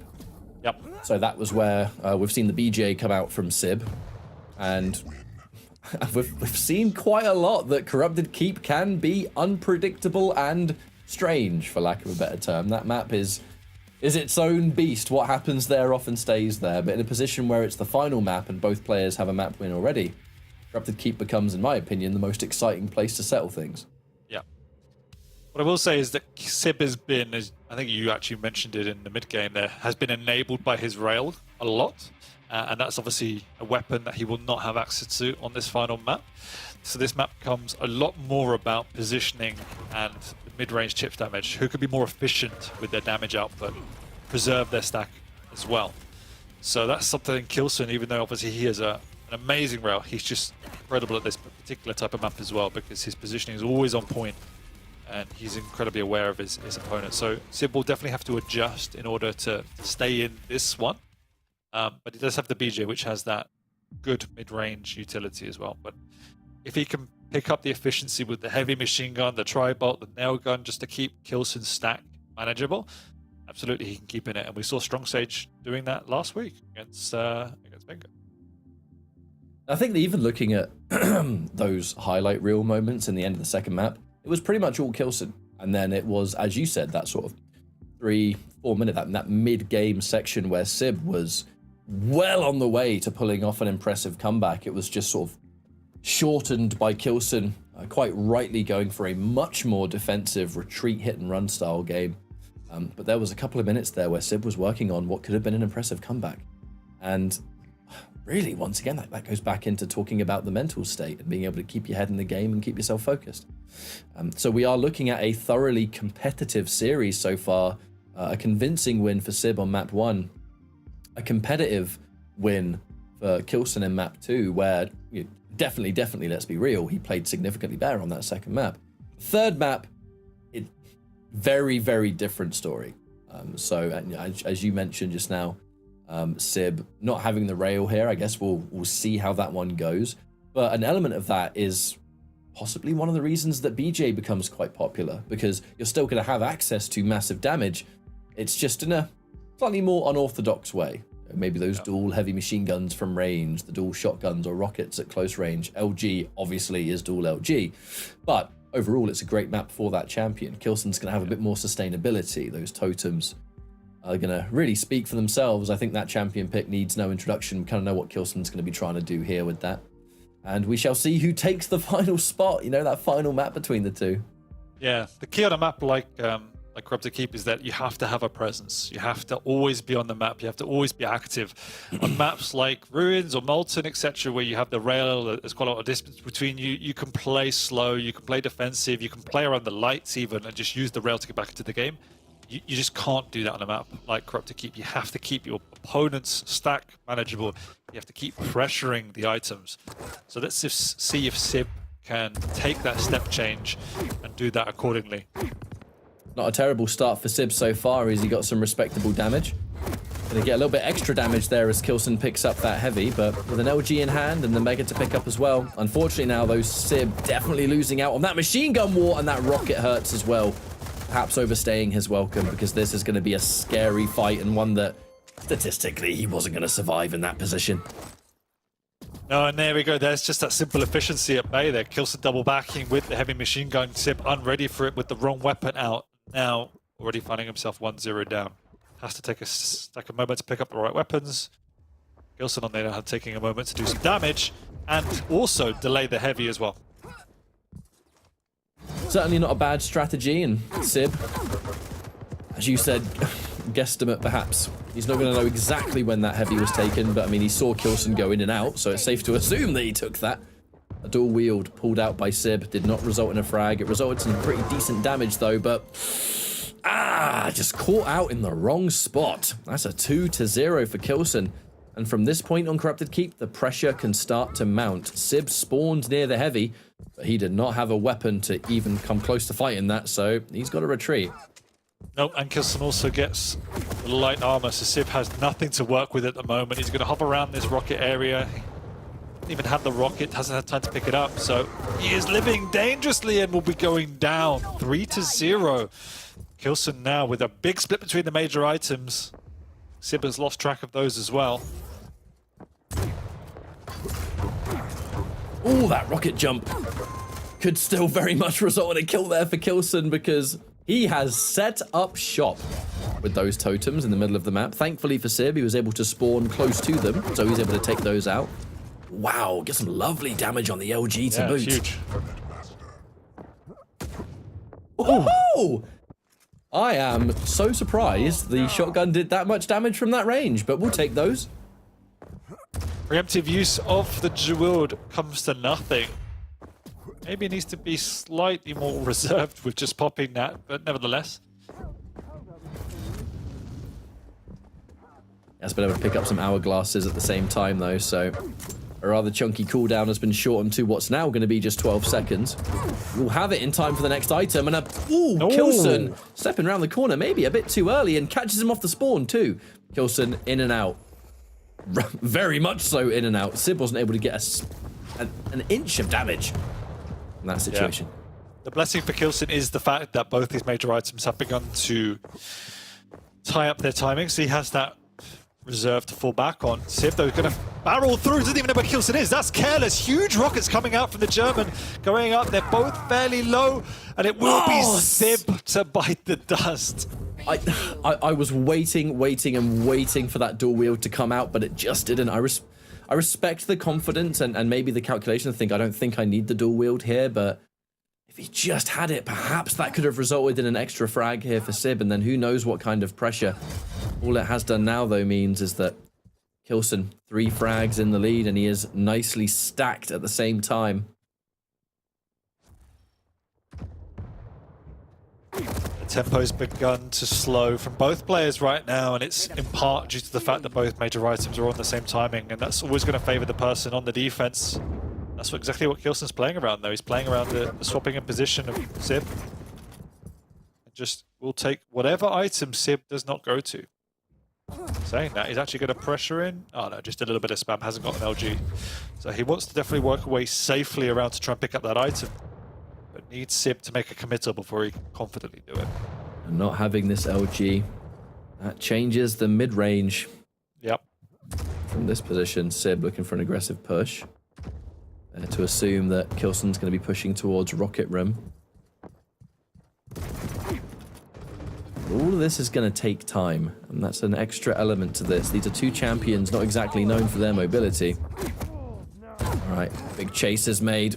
Sib forced to use the dual wield, but has now given the trade. Perhaps now Kilson.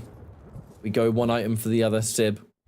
I'll pick up some hourglasses because dual wield would be real handy here, although the use of dual wield has been kind of hit and miss for Sib so far.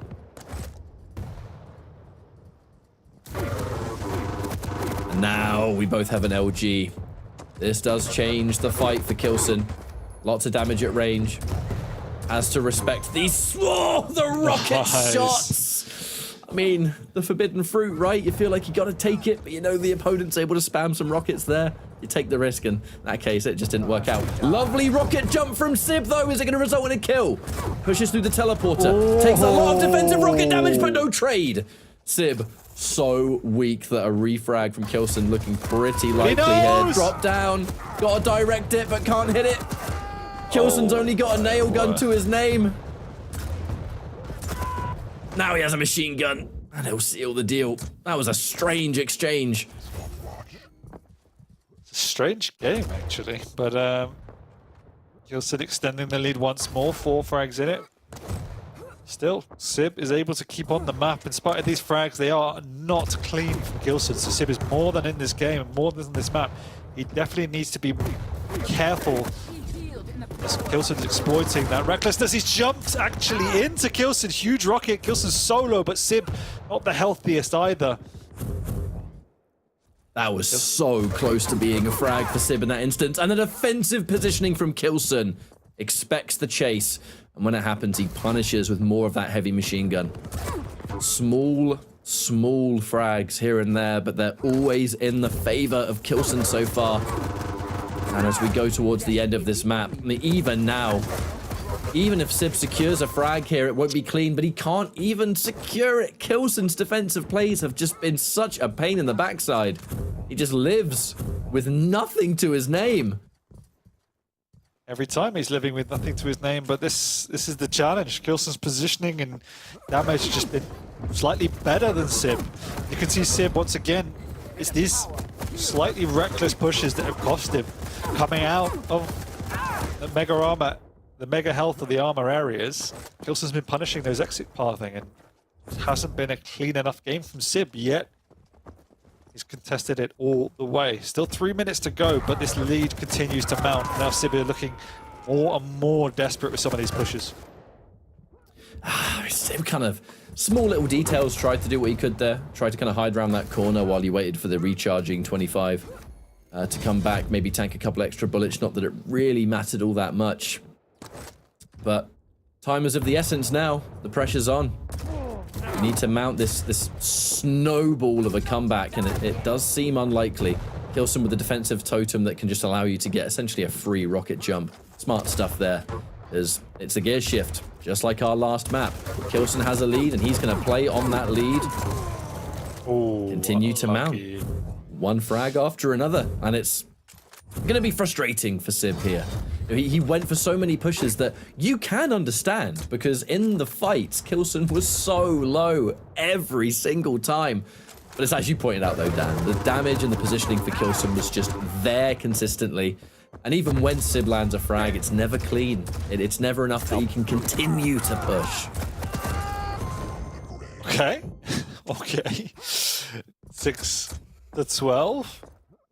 It's been a messy map, but Sib has done a great job to keep Kilson on the back foot for the large majority of it, but as we've seen from Kilson's POV, it's been managed on the defense. He's allowed Sib to make these pushes, almost goading him in some instances, and punishing Sib for any lackluster efforts at leaving these armor or mega health areas. It's just been punishing for Sib. He's done a great job to keep in this map, but the pressure on the defense from Kilson has just been too much. And with 1 minute left to go, it's looking extremely unlikely. You know, I know Corrupted Keep can have its fair share of miracles, but mathematically, I don't think we're going to be able to see one of those. It has resulted in a rather interesting series from start to finish, though. And although Kilson's going to be walking away with this win 2-1, there were so many moving parts in this series that, for me, spells interesting things for Sib. You know, this is even a 2-1 here, and how competitive these maps have been. I think there's quite a few people that probably weren't expecting that. But that's what Pro League's all about. You're seeing week after week players and their individual journeys. I've said it a million times, and I'll say it a million times more. This kind of week will be important for Sib, because it was 2-1 versus one of the best to ever do it in the whole game. And every map, even the second map, yeah, it fell away from him eventually, but there was a really impressive comeback being mounted, and one that after seeing the first map, I think a lot of people were seeing and thinking, hang on, actually, this could happen. You know, what the likelihood is a different story, but it's not completely out of the question. And it's given us a lot more information on Sib today. You know, well done to Kilson, absolutely, congrats. I don't think he's going to be happy with a 2-1. Kilson's the kind of player that strives for perfection. But we can take away a lot from the set that we've just watched, you know? No, I agree. And obviously it was an upset to take a map away from Kilson. And not only that, every map was close in its own way, and there was large periods of dominance from from Sib throughout. I think, particularly in this last map, we did see that lack of experience from Sib's perspective coming to play there, and Kilson playing around that. But the fact he had these periods of control and pressure on Kilson, keeping Kilson very much on the back foot, all credit to how far Sib has come. I think we've seen also how reliant Sib can be on things like the rail, but when it all comes together, he's in the Pro League for a reason, and he showed exactly why today. So the point you made is can he take this and build on it throughout the next few weeks? Because if he does, he can push himself into that lower to mid table, which is a really, really healthy place to be for his space back in the Pro League. So if he could do that, then full credit for him. I think the big thing was that EK maintained his composure and he tilted Gilson throughout. So full credit to Sib. As we gear towards the finals, you know, that's what these weeklies are all about. It's the build up to the one that matters, the one that matters most to everyone, the viewers, the players, everybody. These weeklies are all about information gathering. And I think Sib can take quite a lot of information away from these 3 maps that we just saw. It's being able to have mental fortitude, not tilt. I think even in those maps that would eventually not go Sib's way, I just don't think we saw anything close to frustration. We've seen frustration before, not just from Sib, we've seen it from loads of players. Didn't look like that to me. And that means a great amount as we close out into the final push of the weeklies, eventually going to be the finals. This is the stuff you have to iron out now. And it looks like Sib's in the process of it. Look, I think it was his first time in the Pro League when I got really angry watching him once because I think he played against Rafa and he threw in the towel before he'd even started the maps. And you could see that in the way in which he was playing the game. And that's a step change in the way he's playing against players like Kill said. He's trying to take the game to them and try and play his own game. He isn't fearful of what might happen, and that is exactly why he won map 1 and he kept himself strong in the games in maps 2 and 3. So even that in itself is a microcosm of how far Sib as a player has come. So full credit to him, and you know, to take him up against Gilson, he's one of the few players in the Pro League to have that to his name, so that's a good place to be. Well, we have our next matchup getting set up as we speak, so we're going to go for a quick break, and when we return, we're going to see Strong Sage once more. So, in a few minutes' time, we'll be back. Thank you so much for watching, and see ya in about 5 minutes.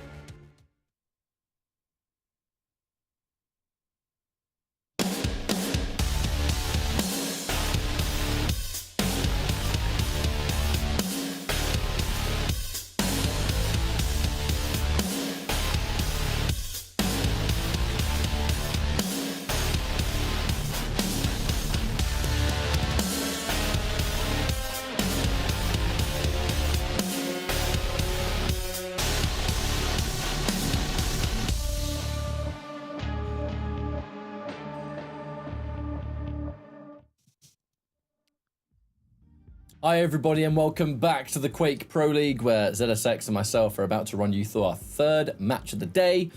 Strong Sage against Wenger, the one and only. Now, there's so much to talk about with Strong Sage. I think he's such a talking point in the scene and I get real sort of rising star vibes from Strong Sage just because of how new Strong Sage is to Quake Champions relative to many a pro player in the scene, compared with just how strong he's become in a short space of time. It also brings a unique element, a real, feels to me like just love for specific champions. And I don't know whether that is because of his previous gaming background before Quake. I know Quake was not his first taste in the competitive gaming world, but this guy loves to play certain champions and brings with those champions a certain style, right? And I think the big one is Clutch. And we're going to spoil the pick and ban already. Again, it's Clutch first match. You said it, Dan. He just picks it. Doesn't care what the map is. Doesn't care who the opponent is. Wow. It's Clutch straight away. And I like that. Yeah, he couldn't care less what map it is or who he's playing. He's picking it if it's on the board. And what's really interesting to see is you just saw it on the scoreboard there.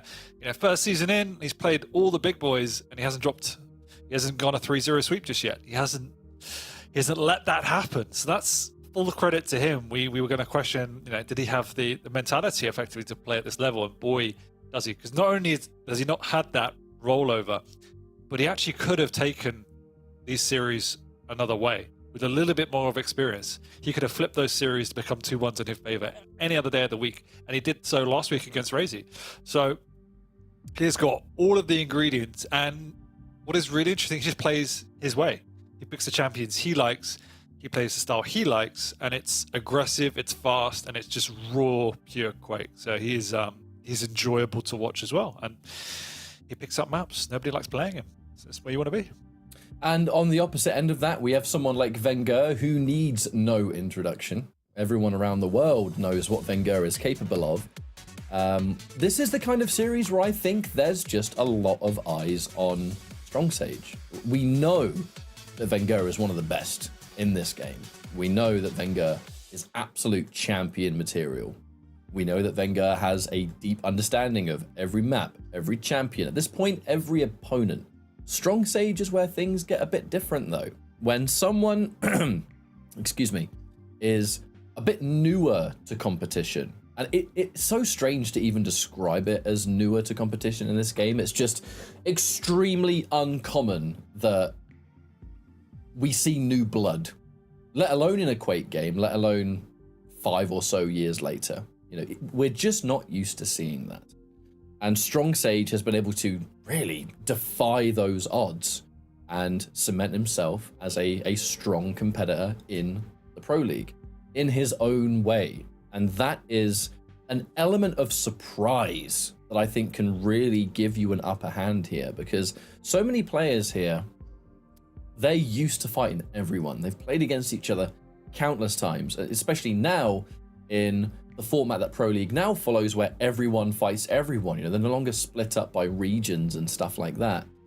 So there's an even higher chance that Strong Sage gets to face off against these people in his own way and just brings something that, I don't know what it is, but it just, not necessarily unknown. I'm trying to find a word for it, but it's great. Picks and bans are ready, so maybe that'll even be exaggerated by that.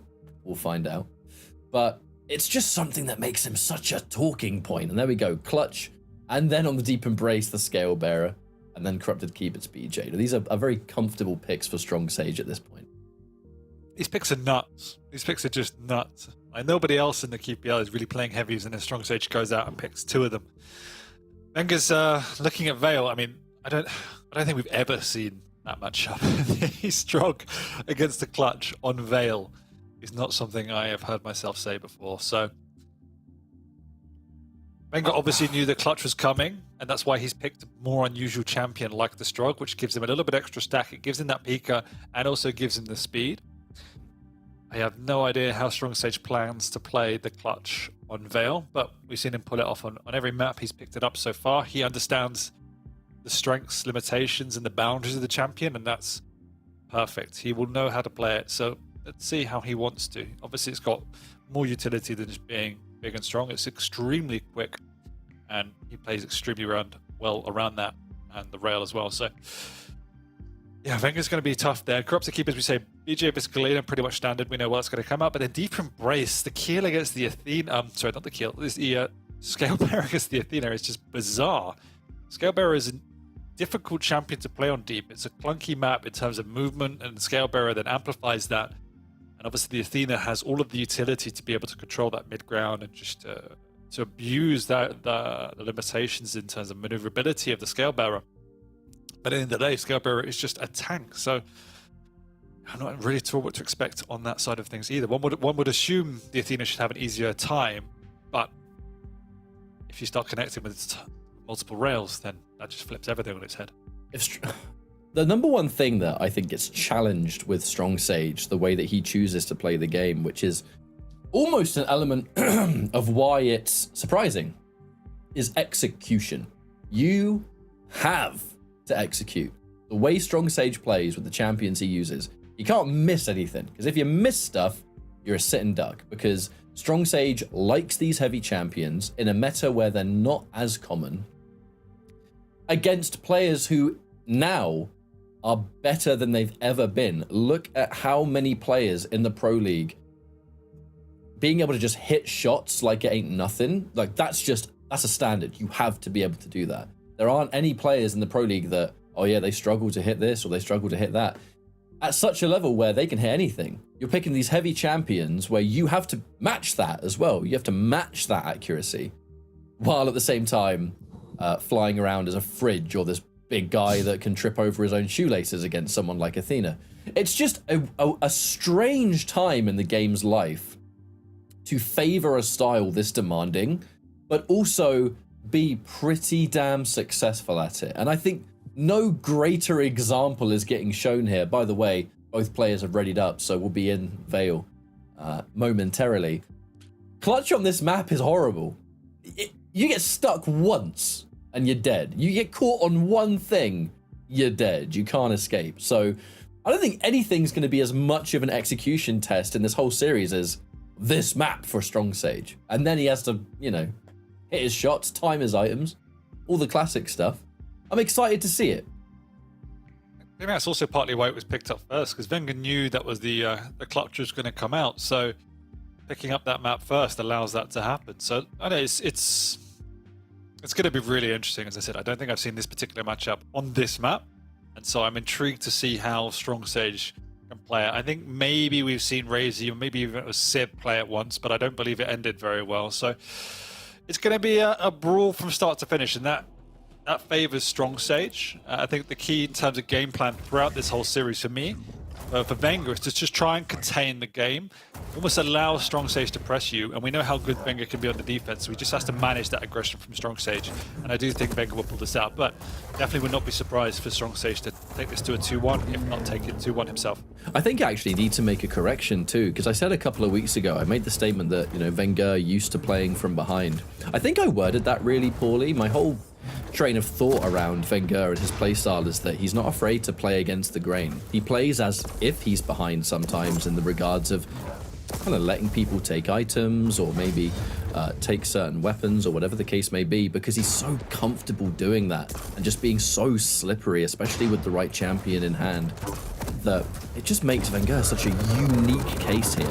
However, the hand has been forced, and the stack combined with the shield wall gives Strong Sage that first frag, pushes forward and gets some rocket damage here. He is going to be able to pick up a few things around too, but yeah, it's scary first fight. 81% LG was not enough from Wenger, apparently, with that shield out. Wait, really? I'm going to check that. Yeah. Oh my god, you're right. 57 out of 70. Oh no, it's gone down now. It was 80 when I last checked. Another frag there from Strong Sage, being able to once more cycle the smaller items, but a good spawn from Wenger is going to allow him to lay that pressure on thick straight away. And this is that speed. Can he escape though? The emphasis on those instant dashes. Lovely rail. Strong Sage. It's just how quick he is able to play. It's thoroughly impressive. Yeah, watching a good clutch player like Strong Sage looks like the game is broken. It does not look like it should be possible half the time. You look at it and just think, like, why is... you can imagine people watching this and thinking, why isn't everyone using this champion? He's really hard to play. Like, he is so punishing to make mistakes with.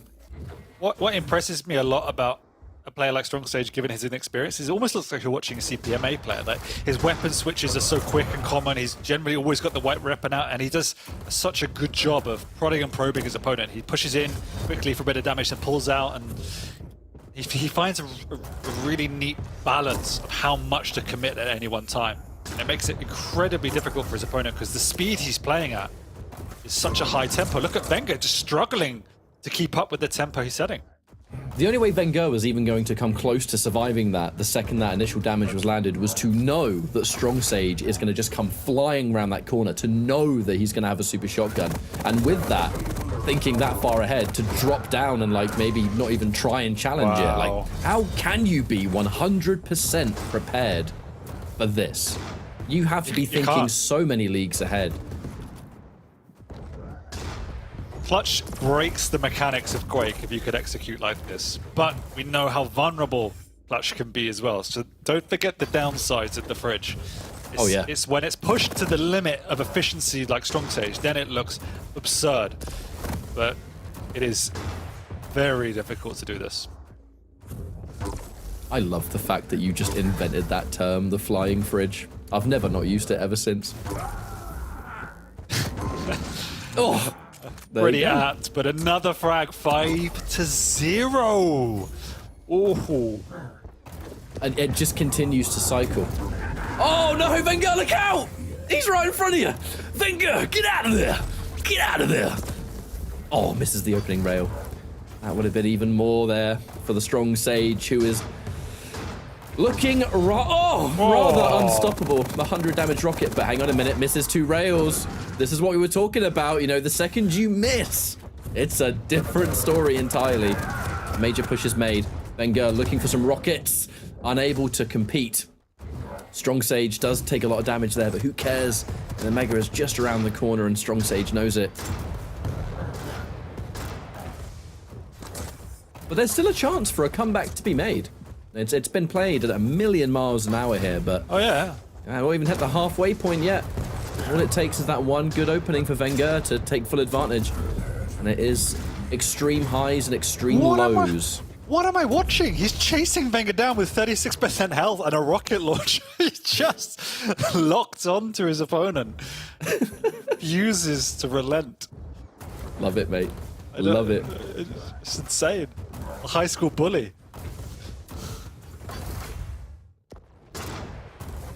Now, in regards to the next item, it'll be a heavy. Looking a lot like Wenger should be able to take that. And actually, Strong Sage considerably early on this Mega, which I think no doubt is where looking for Wenger to use the teleporter and get that cheeky little rocket. Really the best he's going to do. If he hung around there, no doubt he would have gone down, especially with no shield wall. The push made from Wenger, and as is the chase. Is Wenger going to turn around now and look for maybe a bit more? Strong Sage's pathing. Been pretty impressive so far. Yeah, you just know you're going down there. Caught in no man's land, nowhere to escape. And yes, Strong Sage did build up a good lead here, but this is when things can change. Yeah, Strong Sage needs to try and get an item at this point in the game. At the moment, he's doing a good job, but the strategy he's trying to employ at the moment is just bully my opponent and then worry about the items. And Wenger's managed to adjust to that. Now he's picked up a couple of different rotations and is beginning to connect with shots that he just was not doing in the opening 3 or 4 minutes. So the momentum has radically shifted. What Strong Sage is good at is just maximizing his damage output from that starting stack as well. So that's the sensitive time for Wenger as well to try to keep his pressure up. I like this choice from Strong Sage. He's not directly making chase. He's still making his angles a bit unpredictable there. Even there, getting the bit of the rocket damage on Wenger. Looking to push forward after the peak has been used, but without any damage to actually make it count, Wenger is not going to care. Now, missed timing from Strong Sage there. You can see the thought process is use the shield, try and steal it away, because that would allow him then to respawn, even if he died, and keep the pressure on. But It is a huge mistake to miss out on that because you lose your shield and the item to your opponent. And now look at the pressure from Wenger as he closes the gap once more, 7-6.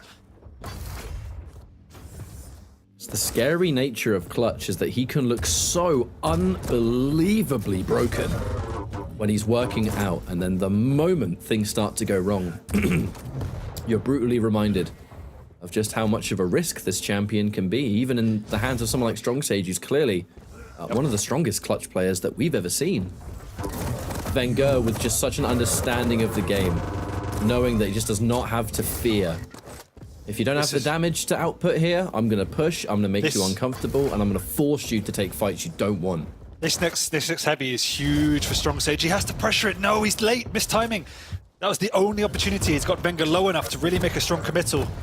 And unfortunately, he was late. He's got the rail. Wenger drops on down, but I think Strong Sage has missed his opportunity, and that window is closed in. He's done a lot of damage there, but he's missed out on the item again, and the aggression is a second too late. So all of that right decision-making is now just failing because of the mistiming. And sadly for Strong Sage, not only did he miss out on the item, but while he was pushing forward straight off the spawn, he actually missed the rocket launcher, had to pick it up on the way back. So any chance of getting close range damage, nowhere near as likely. The starting shotgun, as good as it was going to get for him. And with 2 minutes on the clock, Strong Sage still has a chance to take this map. But with how Wenger has flipped it on its head. Well, he's done what he wanted to do. He's bullied Wenger off the map. He hadn't got an item for 4 minutes or so since then, but now he's back into it. Yes, he'll get a frag here, but he's also taken way too much damage. So Wenger will do what Strong Sage did. Spawn, pick the item up and do a bit of damage. That was unfortunate for Strong Sage. Massive delay between the two, which means that although Strong Sage saw the heavy and wasn't able to do much about it, he cannot take the mega. So the next time a fight happens, it's likely that he's going to have to deal with a fully stacked out of the eyeballs Wenger, and that will be the fight just to equalize. Now, Shield Wall is ready. He has rockets and LG, but this is possibly going to be the hardest fight that he's had so far in the entire map. Wenger has complete advantage in regards to stack, and unfortunately missing that first rail. That was not what you wanted. Now wait, a little bit more damage. There are some lights downstairs near the rocket, so this is still possible, but there is no Shield Wall. So if a fight is taken, Strong Sage knows there's no shot that's going to miss against me here. I have to hit everything, because if he misses, Wenger will absolutely take it away. But he has got time for the heavy as well. He doesn't need to chase. He's just going in for the rail. Perfect from Strong Sage. He's isolating these light armors as well. So Wenger is very much on the ropes here.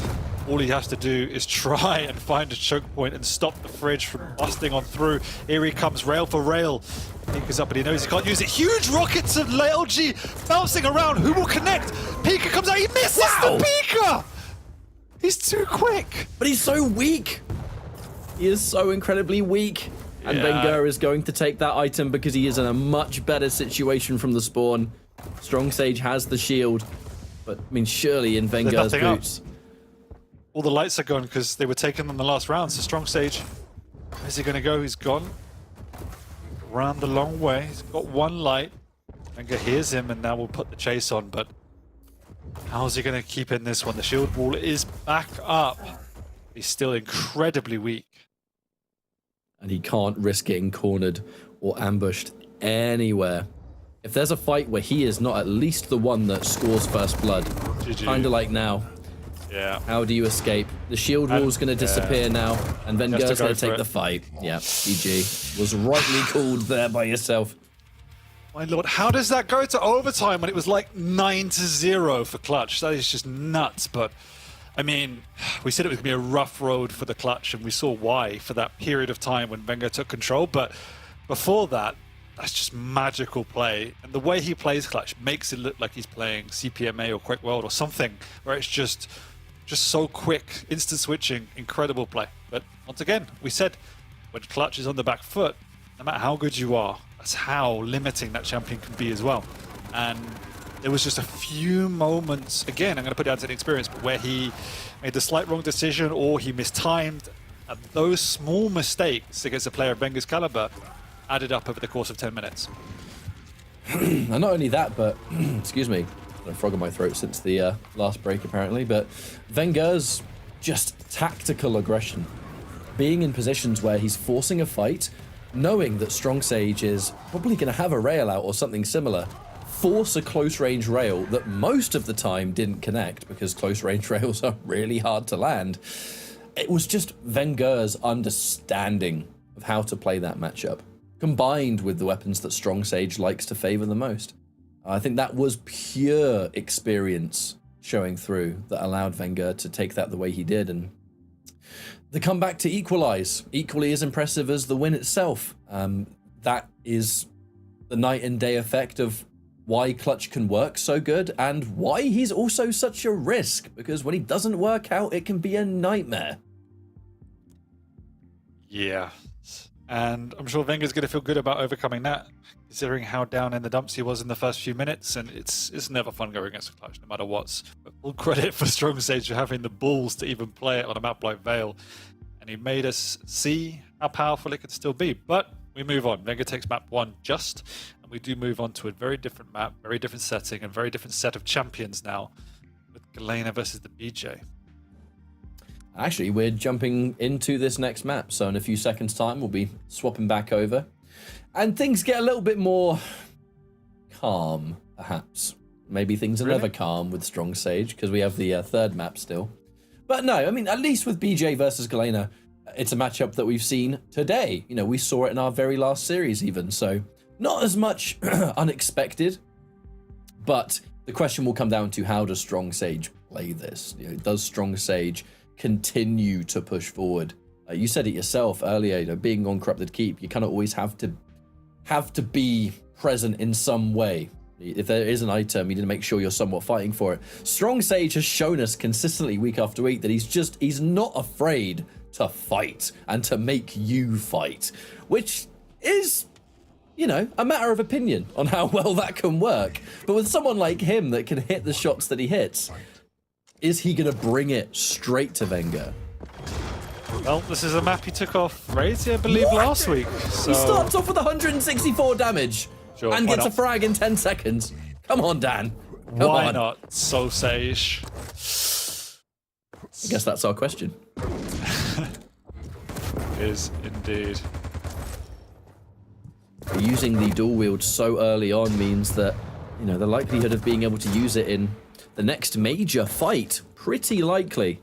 And the items are going to spawn before the dual wield appears here for Strong Sage, but what you do with that item becomes a very different story. Speaking of items, actually, Strong Sage on the heavy, knowing that Wenger is nowhere to be found. And this is kind of where that other side of Wenger's gameplay can really thrive, I suppose. Conceding items and allowing your opponent to take them, because you slow the game down to such a snail's pace. Yeah, but this map is very difficult to play that type of style, just Especially because of this. rail. Yeah, exactly. Without that rail, you have to purely outthink your opponent. But Wenger did a lot of damage, all things considered, in that situation. A huge rocket coming through there, even catching Strong Sage off the back. He does pick up the heavy, but at what cost? He's so weak. What? Strong Sage, as weak as he was, bolts it through that door and secures a frag with barely any stack remaining. The confidence on this man is frightening. Some of these moves are so confident / dumb that some people don't that's expect one of the words for it. Yeah. And he's still alive somehow. He's still in this game. If you can hit shots like that, or at least get damage in that much of a concentration, it just changes so much for you. Also, your opponent, you know, it can frustrate your opponent to think, we've all watched Quake streams before, we've seen players lose to that kind of thing and think, they say out loud, why did you do that? Why did you push there? How did it work? It pisses you off. 200 damage! And only one health left. What? Now these totems, I hope Strong Sage knows that Wenger has just restacked almost back up to full off that, because his opponent is not as low as he probably thought he was. Yeah, we could see the frustration there. I don't know if Strong Sage knew that Wenger had 2 totems up there.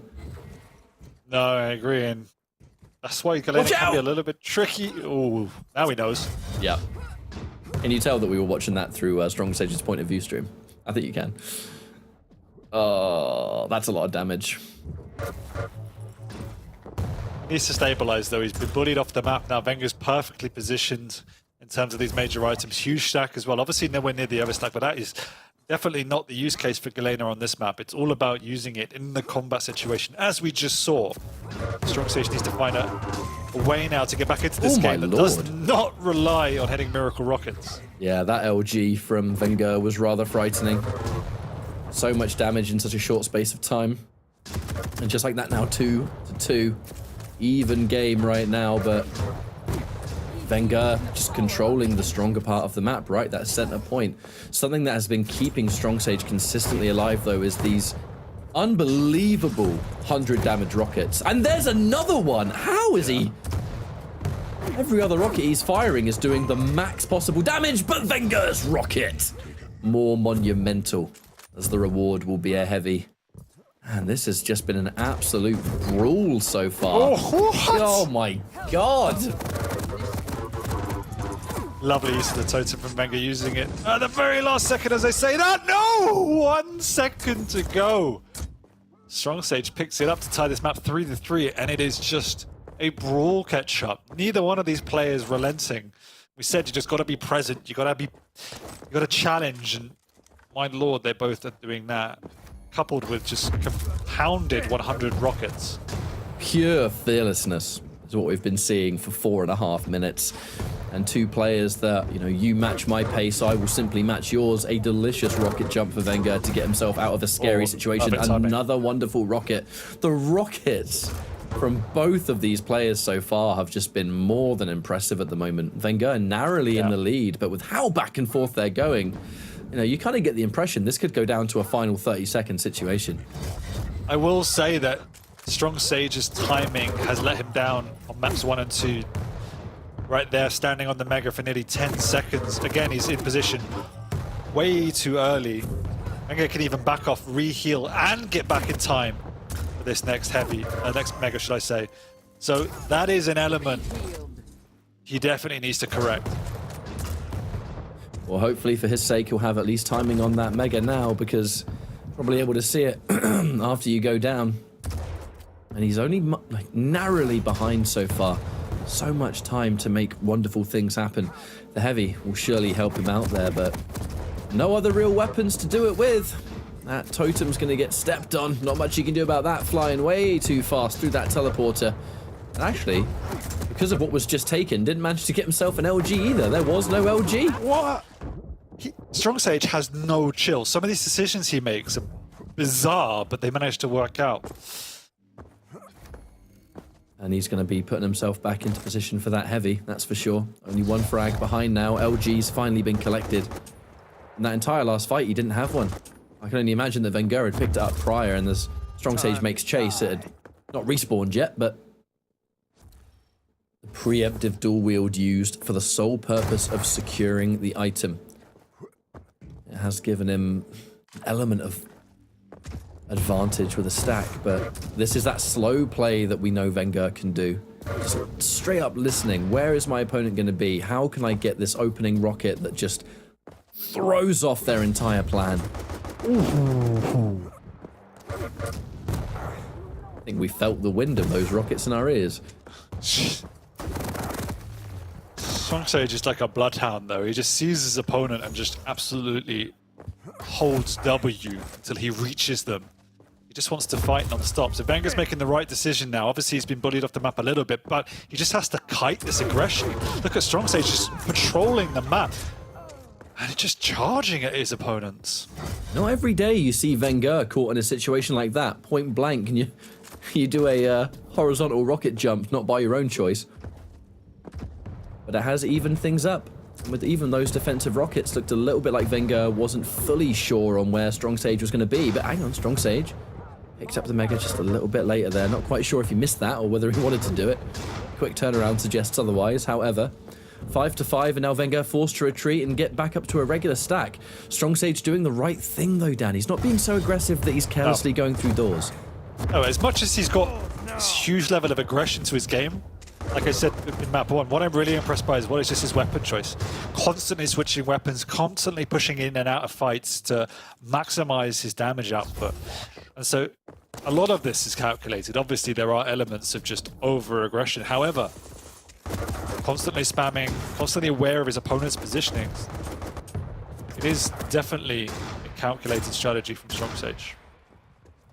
He's taken all of his armor away, though, by trying to push forward there. Speaking of push forward, here comes Wenger. Minimal damage dealt by StrongSage, and now a not great position is now the next item. Mega will be picked up there by Wenger. Bad time to die. Yeah, one of the worst. Got a little bit of damage, 29 Oh, damage. nice. That was really nice by Wenger, actually, just to self-damage to get through that choke point. Not the first time we've seen him do that, in fact, on this map. I think the Galena and the extra stack certainly might help aid those decisions. Now it looks nigh impossible for StrongSage to get back into this. He's got no health, no armor. Wenger doesn't even need to finish off his opponent. He just needs to manage his position and continually whittle him down. And there you go. Forced to spawn in that red room. Follow-up frag. Really nice calculated play by Wenger. Yeah, that frag just before Mega, about a minute ago, just felt like everything. Because the pure disadvantage that you're put in after that is too much of a task for many. And StrongSage, the way that Wenger has been playing these closing moments, just pure denial. Defensive place, staying annoyingly far away too, where there's almost no damage that can really challenge him. But damage that he can use to keep his opponent on the back foot. In these closing 20 seconds, probably going to be much of the same. A defensive totem used just to keep him nice and healthy here, but too little too late. There's no time to make anything work now.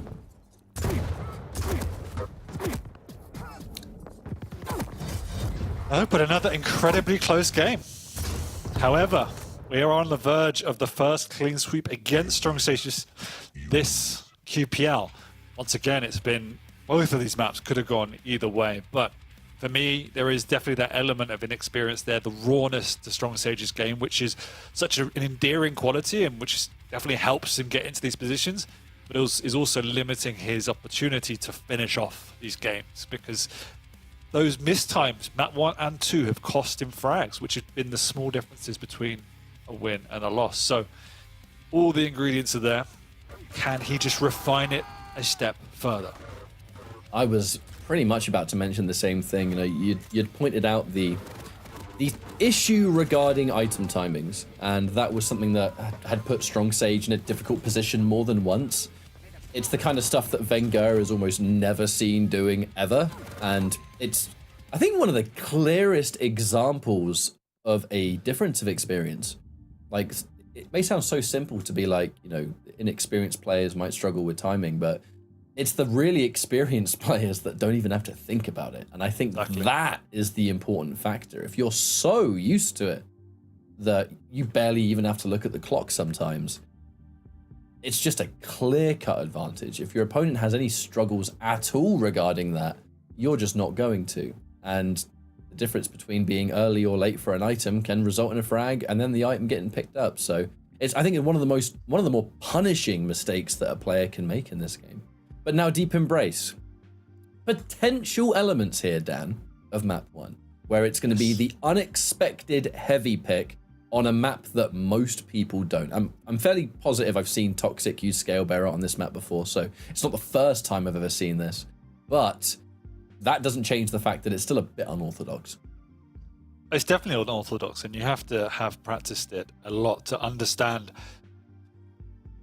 The most important thing is to understand how far you can push your champion, but particularly a map like Deep as well, is how to use the movement in the right way, particularly through those kind of clipping points and trying to get up to that heavy area. There's small tricks you can do that each champion requires a different dynamic, particularly with a Scale Bearer. It's a different process altogether. So you need to have practiced it because those small differences, once again, they add up. If you miss a jump, you miss positioning, it could cost you a frag or two, which costs you momentum, and those small mistakes really do add up over the course of the map. So I'm expecting StrongSage to absolutely nail it, and that's not the problem. The question is, how can Wenger maintain or restrain that aggression once again, which he struggled with so much on map 1? We're going to see the same thing, which is the use of that speed to go in and out, to use that rail, to use different weapons to chip away at Wenger. It could actually be a big challenge for Wenger, given that he's a light champion here. So, one in a normal circumstance would expect the Athena to have the upper hand, but given how well Strong Sage plays around speed, it'll be interesting. Well, this warm-up is coming to a close, so we're moments away from finding out how things are actually going to go here. Strong Sage versus Wenger. Wenger has been able to use that experience pretty much tenfold so far. However, another strange encounter. Two champions that you don't see go head-to-head all that often. Now there's Look at that.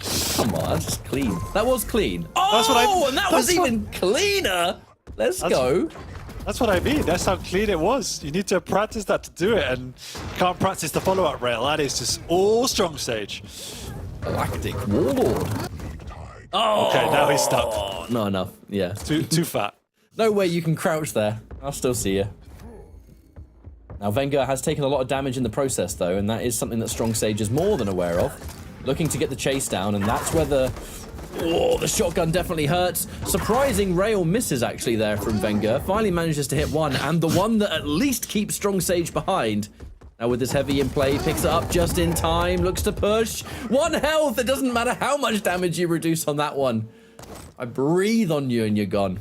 This is going to be one of those matches, isn't it? Strong Sage is half playing free-for-all at the moment. It's just running around the map with a starting shotgun.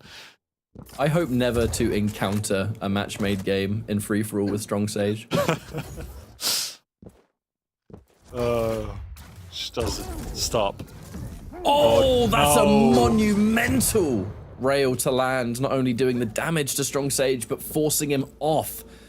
Unable to get the heavy. That is a wonderful position for Wenger now, who has so much more breathing space should a fight break out.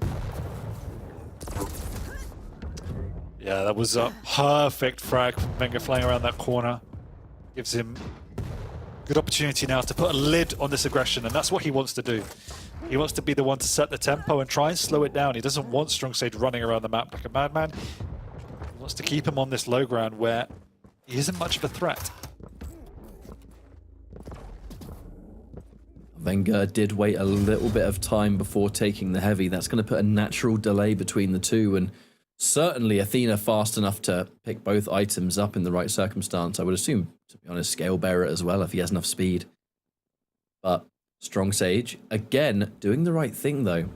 Has been forcing a lot of difficult engagements, but isn't relying on that 100% of the way.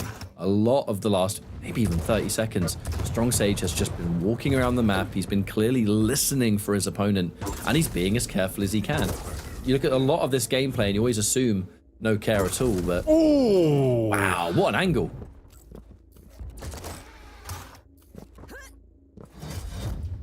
Just shows you how much work you have to do to actually get this Scale Bearer down. 3 rails. He did pick up the Mega though, but wow, another one coming through. Strong Sage low, still on this low ground, actually can't get up. But he's respecting that now. He's slowing it down himself, saying that. He just realizes he just has to do something. So tries to go on through, but Wenger is now not missing. I gotta say, using the ledge jump near where rail is to get an extra increased angle, that's a nice little trick. Athena is just the gift that keeps on giving when it comes to these weird little rail angles that she can pull out of nowhere on maps. I wonder why she's so popular. However, Strong Sage, the surprise rail once more. By running around this map and using a lot of this movement, you are going to be considerably noisy compared to a lot of champions, and Wenger definitely just counting on that, really. Having a clear idea of where Strong Sage is, looking for the rail shots. Being careful not to get railed himself, of course, but everything comes with a price. That's what I'm loving about Wenger's playstyle so far. If Strong Sage wants to pick up anything, he's got to pay for it in some way. Yeah, for sure. But Wenger is managing this chaos perfectly at the moment. Doesn't feel like Strong Sage has seen the upper half of this map for 3 or 4 minutes. As I say that, Wenger does drop onto him, but he knows his limits. No major items up for a good 10 seconds or so. That gives time for Wenger to control these items and just use the double jump on that Athena perfectly to continue to bully the Scale Bearer. And whilst there was a plan, it all only lasts until you get smacked in the face with a rail, and that's what Wenger is doing right here. He's just not missing. 66% rail in this match so far, many of which have been these lovely pixel rails around corners. So he has slowed the tempo, and he's playing the game he wants to play. You'd ask the question of what someone can do to turn things around, but it is just Wenger having such a clear mind for how he wanted to approach this match. Maintaining this high ground has been paramount, because if you're able to deny the chance for Scalebearer to do what he wants to do, and a lot of that is close range encounters where he soaks up a ton of your damage and dishes out more of his own, the range that Wenger has simply forced on Strong Sage here has just statistically not allowed it to happen. But look how afraid Strong Sage is even to go for this Mega now, because he knows that Wenger is just patrolling above like a predator. And Strong Sage very much feels like prey in this situation. Does get it now, but it took him 20 odd seconds to pick up the courage to be able to venture over to that side of the map. He's got himself a rail, got himself a stack. Question is, now what does he do? The hesitation behind every and any corner is speaking volumes to me. Because Wenger has been able to just sort of slip by Strong Sage so much now that it kind of feels like Strong Sage isn't fully confident on where his opponent even is. And even if you manage to get some sort of surprise attack, these light armors have still been kept on the map. Wenger will have options to retreat if needed. Flying around all over the place, and there is the it's just grappling hook, the direct answer, man. I mean, that's it.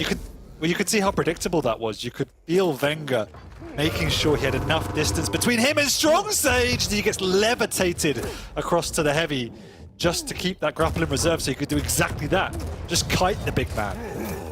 And oh dear. Feels like we are on the verge now of Strong Sage getting his first 0-3 of the season, having picked up maps against absolutely everyone. Unfortunate given how well he has played, but just shows the difference in experience to get from being a very, very good player to the level of Wenger. It's the small details a lot of the time. One of the dangers of playing these kind of champions that, I don't want to talk really about the champions too much, but with Strong Sage it can sometimes feel particularly apparent, right? What? Rudely interrupted by that, I think.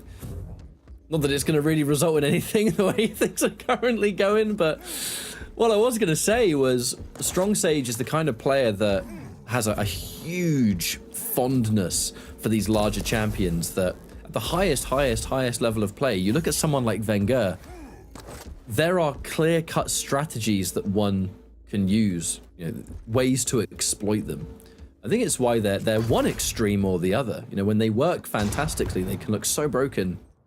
But when those weaknesses start to show their head, particularly when an opponent is behind with one of those champions, someone like Wenger is so ready to punish everything and everything.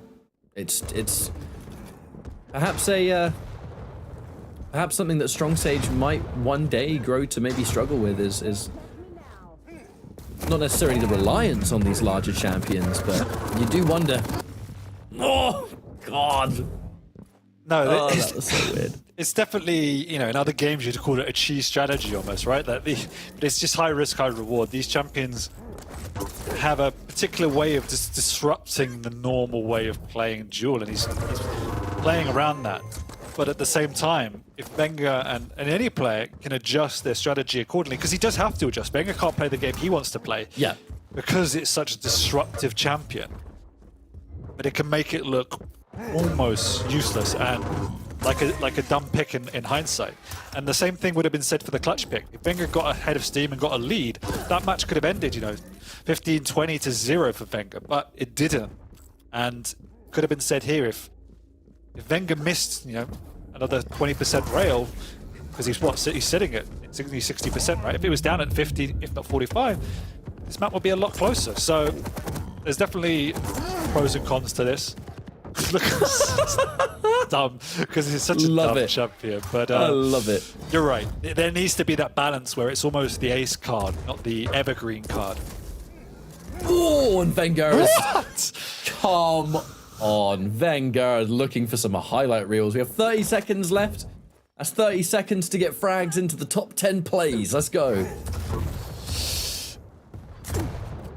Well, at least Strong Sage is getting his name in the book some way, and that's being bait at the moment. But no, it was a really, really fun series. This one obviously ended up petering out a couple of minutes ago, but apart from that, apart from the last few minutes of this map, it's been a great series, and I'm sure Wenger's breathing a sigh of relief. He won this 3-0, if not won it at all, because again, it could have been 2-1 Strong Sage on another day. Strong Sage has proven to consistently be the kind of player that can pull off upsets and take people by surprise. One of the elements that we can see from Wenger there, the sort of just the stone-faced concentration.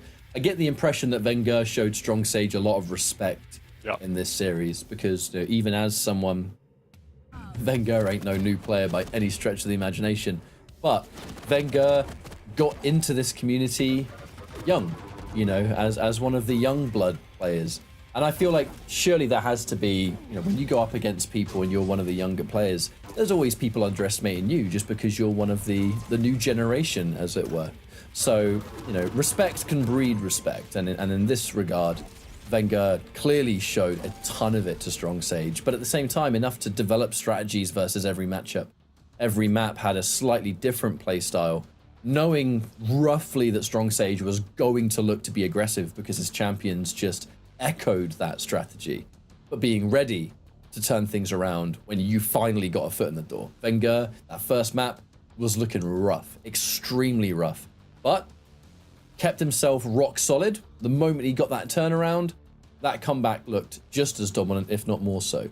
Corrupted Keep, it just came down to those fundamentals. And then Deep Embrace, kind of similar to Veil, but with a better start for Wenger. I know this matchup. I kind of know how you're going to play here, and I know what I have to do, and he just executed it flawlessly anyway. So, rather perfect display from Wenger, I think. I agree, yeah. And if those basics improve, Strong Sage will take more and more maps. And as we said, he's taken maps off everybody except for Wenger. And the last map, we did worry about the pick of the Scale Bearer. Like, there's definitely that trap card where it can cause chaos, but Wenger with the Athena just had too much maneuverability, too much experience, and ultimately too much mechanics for Strong Sage to even think about getting into that game, and spent most of his time running around in circles by the small armors on the ground. So not the best place to be. But full credit to Wenger. He did what you have to do. Best series of the day so far. Let's hope it continues. Well, a moment's away from finding out the answer for that question. We're going to go away for a few minutes. When we come back, Quake Pro League will continue.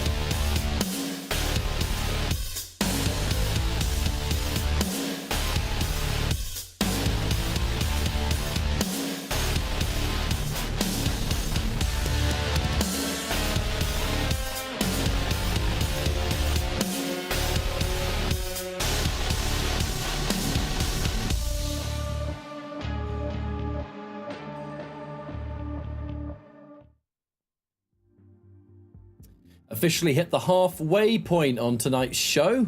Tonight, today's, this evening's, this afternoon's, whatever. This ain't the Truman Show. Welcome back. My name's Ketchup, and I'm joined by ZSX. Next matchup's going to be Maxter versus Dramis. So we've talked about this actually a little bit during the intro of today's show, because it does, I think, stand out to be one of the more interesting matches. The story of, can Dramis step up today? Because Maxter is Mr. Consistent. We know what to expect from him. Dramis is capable of immensely great things, but not every time we see him play. Yeah, I'd agree with that. I think he's always been a player that blows hot and cold, but this season it's been more cold than hot. But I'd actually disagree with one of your points, which is Maxter being Mr. Consistent. It's actually been his worst start to a season so far, and I think he's been a little bit unlucky in some of his games, but performance-wise, he's just not been up to where he was last stage. However, you're looking at Dramis here and having only those 2 wins against players you would expect him to be. I think that first win against Sirius was, pretty much Sirius's first game in the Pro League. He's come on a lot since then, so he was almost lucky to meet Sirius at that stage.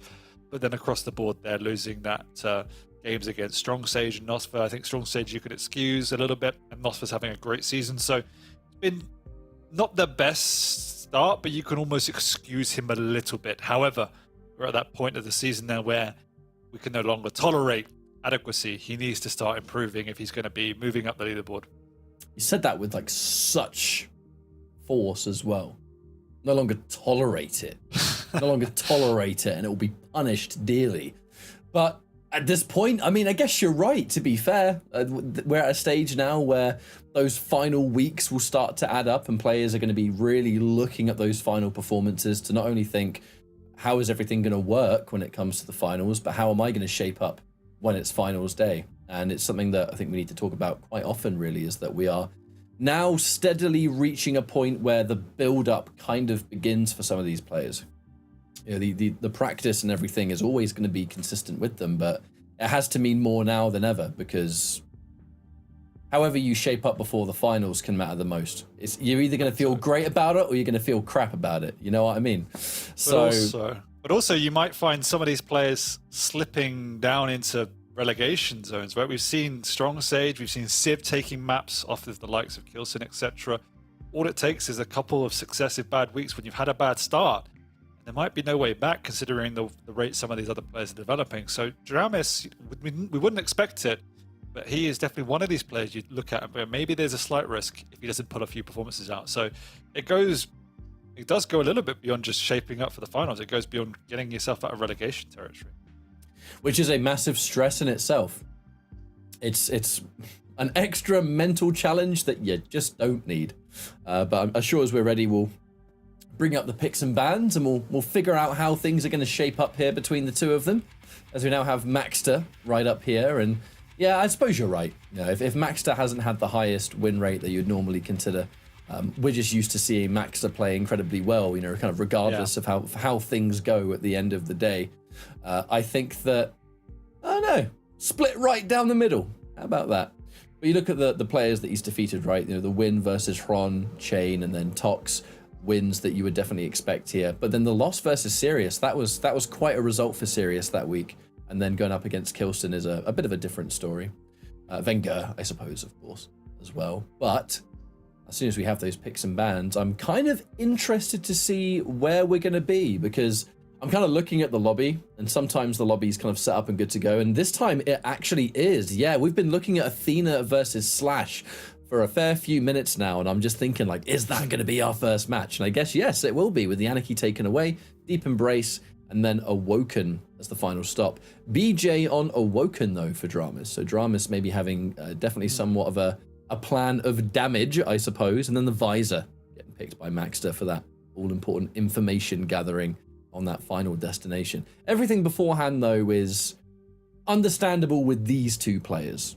Deep Embrace is a map that these two picks are very, very safe. Blood Covenant, there are different kinds of strategies that can come forward on this map, not just because it's one of the oldest maps that we have, you know, going, but the fact that, yeah, some people can play it a little bit slower and a little bit more defensively. These two players, not really the kind to do that. So Athena versus Slash absolutely does not surprise me at all.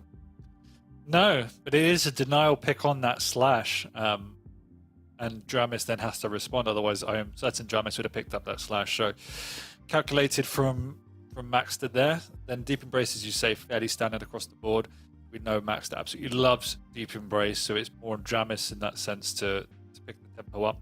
And then Awoken, the BJ pick's really interesting. I don't think it's not amazing on Awoken. We don't see Visor enough. If I'm honest, I think Visor could be really good. But yeah, the BJ pick's a little bit interesting. Ison's left out there. Ghislaine is left out there. Maybe Dramis could have looked towards something like a Sorak, or even a Nyx. Sorry, the Nyx was banned. So I don't know. The BJ is okay. Well, let's see how he uses it. But yeah, it's definitely this first map that I'm sure everybody's looking at and thinking, I'm excited to watch this one because it's going to be high tempo and high octane. And at the end of the day, we both know these players love to use a railgun. As we often talk about, who's going to come out swinging? It could be one of our fastest matches that we've seen so far, if not the fastest.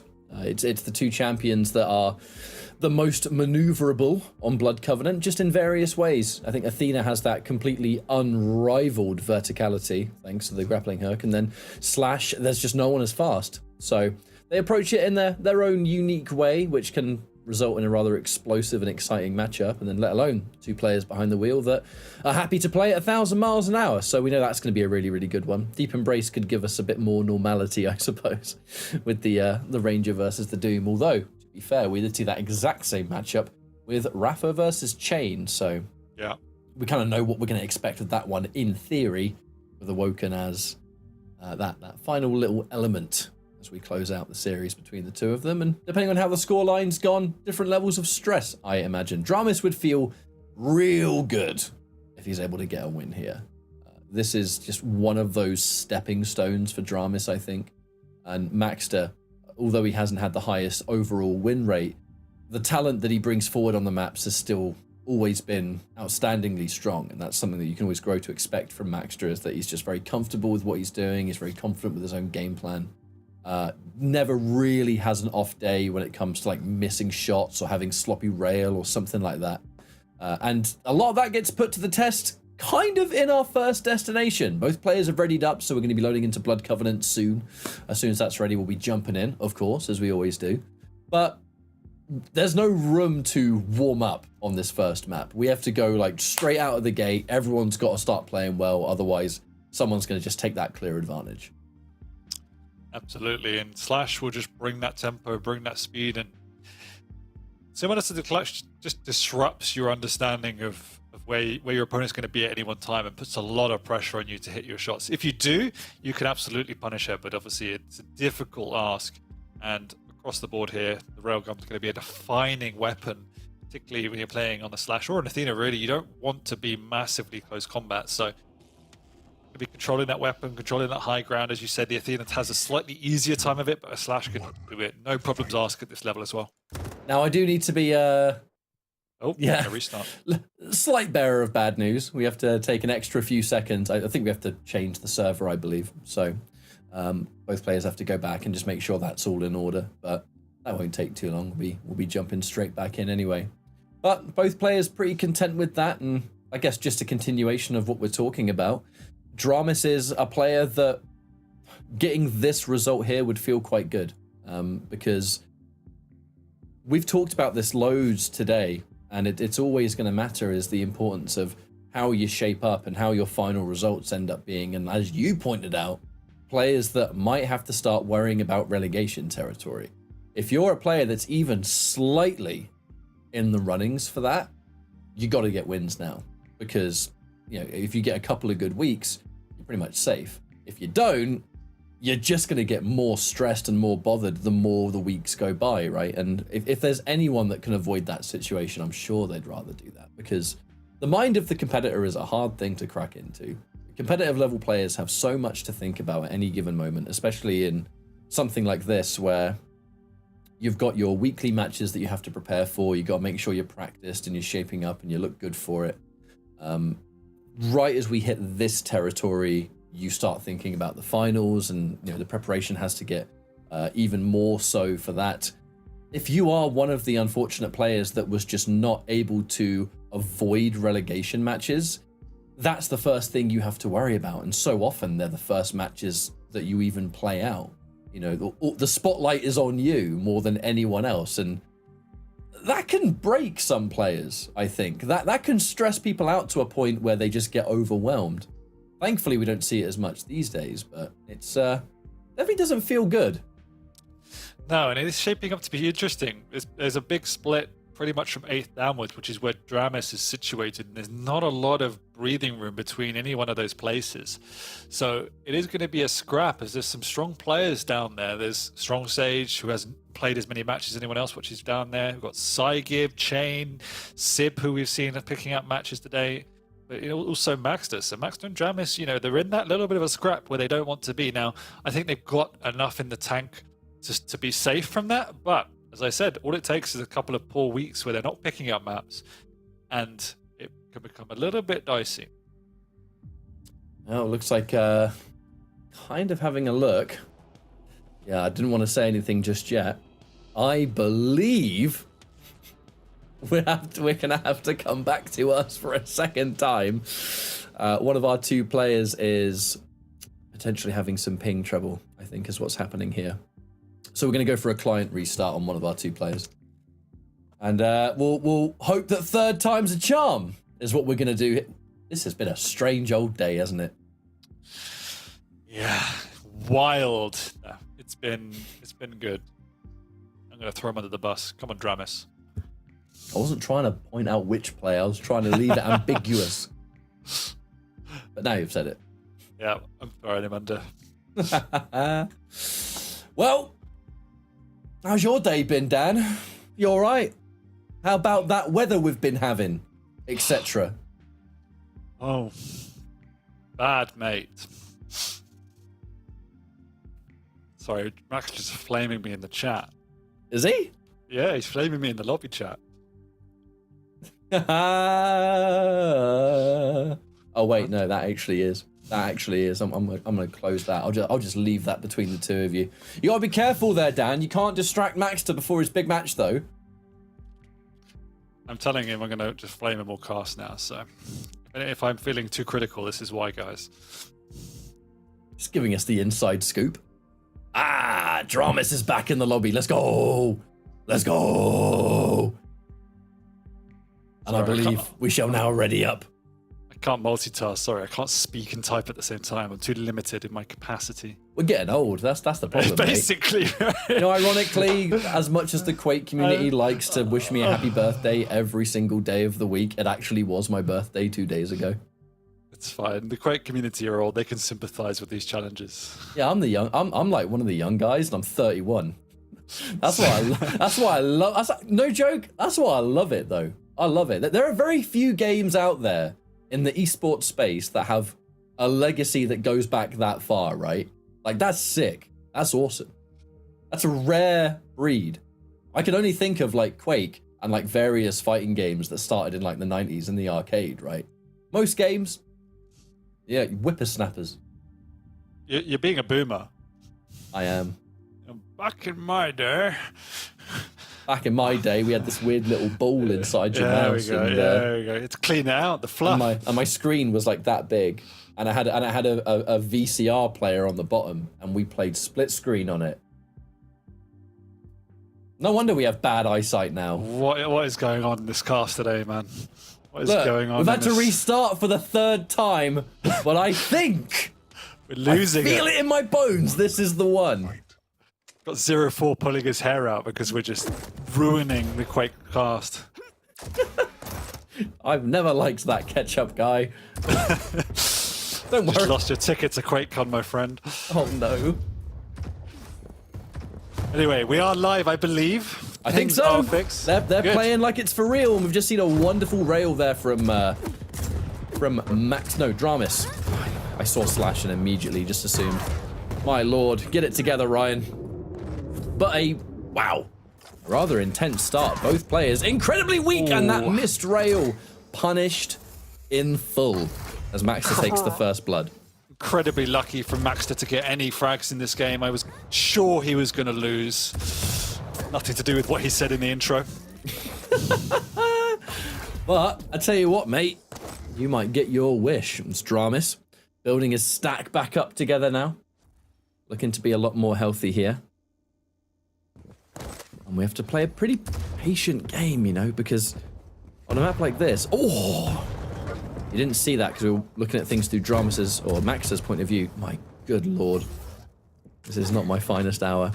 Dramus hit a really interesting rocket angle that was so close to connecting, and with the Battle of Lights, those rockets are going to be so pivotal compared to most. Now with Heavy in play, Dramus going to be the one to soak that up, and Maxter having to play a bit more of a defensive game. One thing that has happened immediately is that just divide between the items, and with Maxter, yeah, lots of damage dealt, and I'd be surprised if he can cement himself on this Mega. If he lands a rail right now, then that might change things. But actually, Dramus... Huge rocket, though. Going for the drop down. Oh! Good lord. Owie. That was nice. And he's got plenty of time to now set up for this heavy armor, so he's pushing on through. Max is sticking around, but absolutely has nothing to work with. No health, no armor, no weapons. Just needs to skedaddle out of there. Dramus just missing with that rail. Okay, Maxter? Question mark? Dramus did opt to go for a correct weapon switch near the end. I mean, get a bit nervous with Dramus sometimes. You sometimes feel like he's just going to go for the rails no matter what, even in those situations. And I was glad to see him swap to an LG. Did take a little bit of extra damage in the process, though. And wow, the machine gun. Yeah. That hurt. Even with the timing, like, disregarded, that machine gun spray was very, very scary stuff.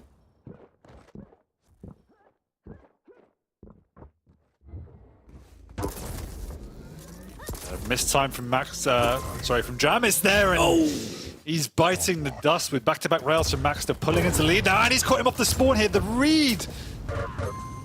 And that was a rather tragic execution drop there from Dramus as the second grappling hook just hit, frankly, nothing, and he was just stuck out in the open. Only a rail in hand. It was so unlikely he was going to survive that. It's no wonder he didn't. Lovely rocket on Maxter right there, though. So the rail in hand for Dramus.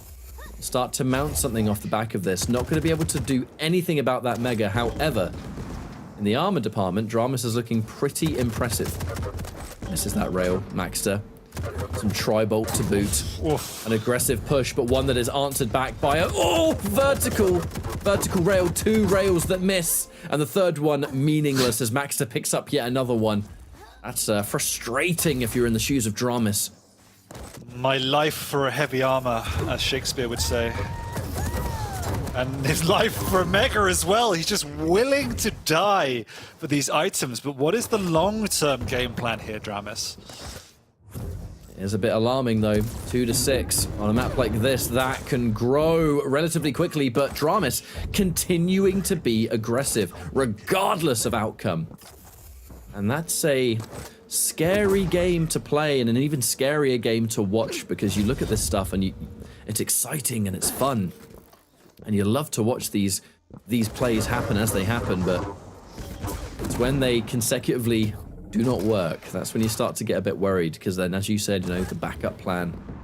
What's the step from there? Dramus is able to just keep the pressure on thick for Maxter. That plasma tray it's going to completely shut down Dramus advancing. However, thanks to the timing of the heavy, there could still be a fight breaking out. Oh, nice. That rail was wonderful. No. However, no! God! How was that so close? Yeah, the double back into the nail gun, shotgun combo just ruins Light Champions. Fortunately, Dramus gets away, but now he's lost out on that Mega. Maxter knows how weak his opponent is. This is why he doesn't really mind pushing in so aggressively. And obviously Athena is still an amazing champion, but now with just these two grapples, you have to be a lot more selective on how you use them, which limits just the speed potential ultimately. Drive by, neither player hits, and Maxter being more calculated now than he was just a couple of minutes ago. The longer the game goes down, the difference it can make in one's decision making. And Maxter's going to be well aware that I'm 2 frags in the lead here. Yeah, we're both fast champions. There's not a massive emphasis on me to be the one that makes stuff happen. Dramus has to play around me here. And in this rail fight, an unreturned rail, that just spells disaster for Dramus. And I think Maxter has free reign to make the decision now. What item do I want? Dramis? Is Dramis going to make the big brain read that Max is going to go towards the armor? I think so. Yeah, but Max is more than happy to trade these items. Obviously, with the lead, he just wants to be falling back onto this. He also has the speed to get back into position faster than his opponents for the most part. So it's very obviously back and forth at this period in time. Still 3.5 minutes to go, though. Max knows exactly what's up. What is going on with that visual bug? I thought it was a rail. Multiple. It sounded like it. It went boom. I'm glad I've turned my headphones down, but with that, defensive game does bring with it the knowledge that things could turn around in the blink of an eye, especially with these two champions. You get one good frag, a clean frag, catch someone straight near the spawn, and this is the Battle of Lights, man. I mean, they don't last long. Flying right round that corner as Maxter scores some impressive damage to open up. Dramis going to be quite rightly using those grappling hooks just for on-the-spot maneuverability around those rockets. And only one frag down now. Dramis has plenty of time to even things back up to where they once were. In doing so, though, has unfortunately had to concede heavy. And that lack of armor, when these fights break out, especially with two light champs, that armor can be everything. Dramis really wants to hit a rail here. A rail before anything else is done. Let's just take away that armor. Do not want to deal with that, sir.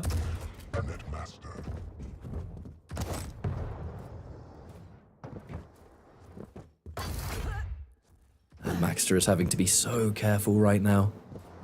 You really can't bank on a one frag lead in a matchup like this. Lovely rocket, but it's matched. Dramis, even with the armor, correctly using that grappling hook to get out of there because you cannot afford to take a rail from that stack. And actually, at the same time, takes a rocket. Or a rail, I should say, Maxter. No. These rails have been keeping him in the game. Everything's going to come down to it. Dramis, the miss. And the shotgun does not do enough. Die hard for Maxter, who is barely breathing. Good lord, this is too close to call. Maxter not looking great in the armor department, and that's just going to get worse now. Dramis with the heavy on deck. 1.5 minutes. Needs to make chase. Find him one time. Does Dramis go in? Looks like he is going to. The plasma trail forced away. Lovely, lovely maneuver there from Dramis. Oh! And just like that, Dan, the match has been flipped on its head. Dramis has all of the ingredients to make this comeback. And then some. Just about 1 minute left to go. Oh, wrong weapon. Maxter, sadly, does not get that second super shotgun blast off. That would have resulted in a far less clean frag from Dramis, who would not be able to push forward so willingly here, with the next objective being a mega. Unfortunately, got caught off. Huh? What on earth happened there? I would have eaten my keyboard if that happened to me. But there is still time catch up with 30 seconds to go. Not a lot of it at all, but he has to push now. He just needs to go. He's obviously got no rail. Oh, lovely from Dramis, though, just halting the aggression from Maxter and getting away. Looking at the high ground position, he's still incredibly low. Maxter needs to find a way in. There is literally no time left. And that's just not getting the frag here, but understanding that Dramis is no doubt going to delay a spawn, and then you have to get another. Well played there from Dramis, who just knew the objective, right? Knew what he had to do. And through some rather creative grappling hook angles, coupled with rails that he absolutely needed to make sure he hit, was able to bring himself back in those closing couple of minutes. And this is why it's so hard to count out Dramis. One notable thing, though, is the difference between the two items, right? One thing Dramis had considerably more of, I think it was 4 versus 12, was heavy armor. Yeah, in this kind of matchup, that's so important. Yeah, I was about to point it out. Once Maxter got the lead, as soon as Dramis started to get back into it, there's a combination of the pressure from Dramis and potentially a slight reservation from Maxter's side. He stopped contesting, and that gave Dramis the breathing room to play more liberally and just more confidence to play a managed game. He didn't need to force it because he had the full control, so he could be calculated in and around the map. But they both showed some incredible plays throughout. but it was that step away from contesting the items that cost Baxter this game. Well, as we now go into map 2, things do get a little bit more reserved, I imagine, as it's going to be Doomslayer versus the Ranger. Dramis behind the wheel of Ranger, and it's a consistent thing. Dramis, so familiar with champions that have this explosive element to them, whether it comes in the form of damage, whether it's in the form of mobility, something that can just erupt out of nowhere and change the tide of a fight or a map or a situation. Awoken, even after that. You can see the difference in strategy. Maxter looking for a bit more the cautious side, or maybe just the more patient side. You know, we have the Visor on Awoken, we have the Doomslayer on Deep Embrace. Doomslayer, the Berserk's fantastic. In its current state, the Berserk is fantastic now for that quick mobility. Very important for a map start, because you can get some starts that other champions might kind of struggle to get a bit more consistently, because it's the quick burst. But the main focus is going to be, I just don't have to think about this mobility. I can be where I want, when I want, and I can just use that to outplay. Yep. Dramis always tends to gravitate more towards, I'm going to play that solid game of Quake, but just have this thing in my pocket that just lets me explode. It's going to be really lightning fast movement. It's going to be an orb here. It's going to be the dual wield on the next map. It's a dynamic between the two players. You know, they're both happy to play fast and play execution heavy. But their approach is naturally going to be a little bit different, and the champions definitely push forward that a little bit. 100%. Yeah, Maxter definitely plays more consistent when he can control the tempo, slow the game down, just play around the angles a bit more. Whereas Dramis, we know, loves the chaos, loves the speed, and will want to enforce that onto this game, as he managed to do successfully towards the end of previous Blood Covenant. So it'll definitely be more difficult to do that. Deep Embrace. Maxter is a particular specialist here. But as you say, with that orb, with the rocket jump passive, you can create some menace. Alright, that is awkward. That is more than awkward. What the hell happened there? I was worried for Dramis. He missed most of his opening rails there, but the knowledge that all he had to do was hit the right amount to allow an orb to come out to play was all he needed. Now, we have had a rather strange trade between the two, but it has allowed now rail for rail. Maxter considerably weaker here. There is going to be some stuff to fall back on, but a lot of it was already collected. Maxter now on the lower ground. Dramis controlling the higher ground. Orb is back in play as well, so Maxter, with that knowledge, knows he's going to have to play very careful here. Definitely. Maxter's happy enough that he's got the high ground, but as you say, he'll want to pick up some items fairly soon. Major items are split once again. Maxter going around just to do some damage onto it. And indeed, there's more than that. Triple tri-bolt spam. But he has obviously to forfeit the high ground because of that. Fake out on the jump pad there for Maxter. That is fortunately something that Doomslayer are rather good at doing. Pop that double jump off a jump pad and you're no longer dedicated to whatever angle you've just taken. One of the many reasons that he's quite useful on Deep Embrace, I suppose, but these rail duels, the majority of this fight so far has just been entirely built around this rail! Oh, good lordy me! Dramis takes another frag here.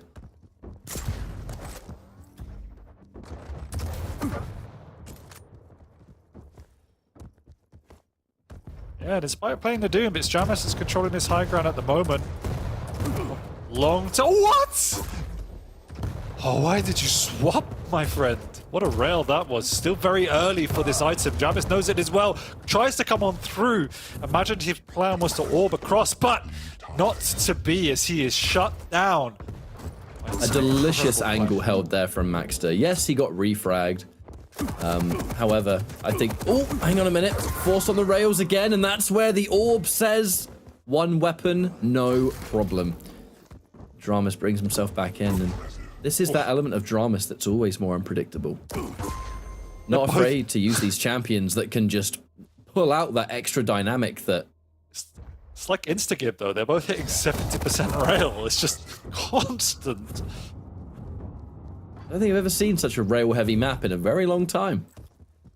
Dramis almost forcing the hand, though, because keeping the range and keeping the high ground, which in turn means many of the popular angles Look at all these rails that he's landing. Swaps to the LG at the last minute. It's a big risk to chase down that tunnel. I quite like Dramis' option to double back there and turn around. Instead, he was able to soak up a lot of those light pickups on the map. If Maxter were to retreat there, there would have been nothing left to take. And again, rail fights. No! Oh! What? My lord, How is he on the lord. map? He got back! How did he get back? I thought he was dead. I thought he was How? dead. He's swimming with the fishes.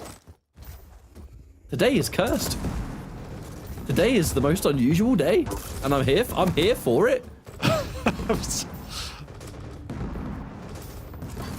Dramis waiting a little bit of time, getting a few more of those tri-bolts on before he hard dedicates to that mega. And now with the magic weapon, Dramis has just picked up another rail, but has to play it safe. Orb. He played He it does safe. get it though. He does get it. He keeps control of the map. Max has just forgotten there are items on this map.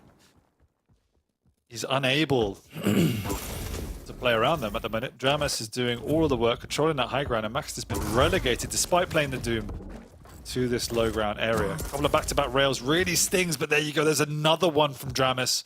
Both continually now dropping to 60% rail, but it's all in that weapon at the moment. 90% of everyone's damage is coming from that rail, and Dramis just, he has no care for rockets to the face. If he knows he can tank it and all he has to do is get a shot, there's a second one. Dramis has just decided that today is going to be an insta-gib day. Only one weapon needed. Uh-oh. Maybe not now, though. Oh! Just unbind. 5-minute warning. A potential there, maybe, for a bit of mistiming from Dramis. That could have been many things. That could have been a damage attempt. That could have been trying to go for the... not necessarily telefrag, but, you know, the orb damage. It could have been throw the orb, pick up the mega, and then teleport, but that would have been relying on Dramis, I think, not having the timing, which I'm not quite convinced he didn't have it.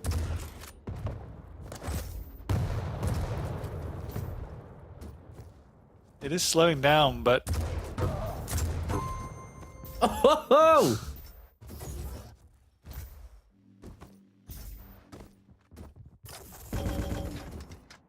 We are just straight up playing a game of tag. You're it. Taking it in turns to hit these shots. Max is beginning to get onto the items a little bit more, though, but Dramis continually rebuttaling that with these rails being peppered onto Maxter. And Dramis is just looking for even more of this rail damage. It doesn't matter how many items you have, if I'm able to constantly hit these shots and just chip it away piece by piece. Maxter with the fake out on that jump pad for another time, and the rail hits its mark, but the deed was done. Doesn't matter whether that hit or not. Maxter was stuck during that weapon's cooldown. And after that, Dramis actually 2 times now plays it safe, uses the orb just to secure this heavy being picked up. Knows he has a respectable lead here, and there is time still for a comeback to be made. There has been some weird engagement. Maxter also has made a fair amount of movement mistakes on this map as well, which should not happen really when you're playing the Doom. Not sure what the cause of that is, but ultimately the downfall has just been the damage output from Dramis. He's been hitting the initiation rails every single time. Saying that just back-to-back on-return damage from Maxter. Dramis, knowing he's dead, wanted to just maximize his damage. Nearly actually gets a frag as well, but still does a lot of damage just before this next mega. Yeah, should that rail have hit its mark before Dramis went down, a refrag was incredibly likely. How Dramis just hit that rail, I have no idea. That was through the smoke. That was... barely any of Maxter's, like, hitbox was present. And yet somehow still pulls off. I need to look at the stats. I need to see just how much damage he's done here. Dramis has dealt 2,500 damage with the railgun alone. No wonder it's been his star weapon so far. Misses that shot though. Misses a second one. That one looking like it could have easily have landed just a pixel to one side. And Maxter fighting fire with fire, keeping himself in the match.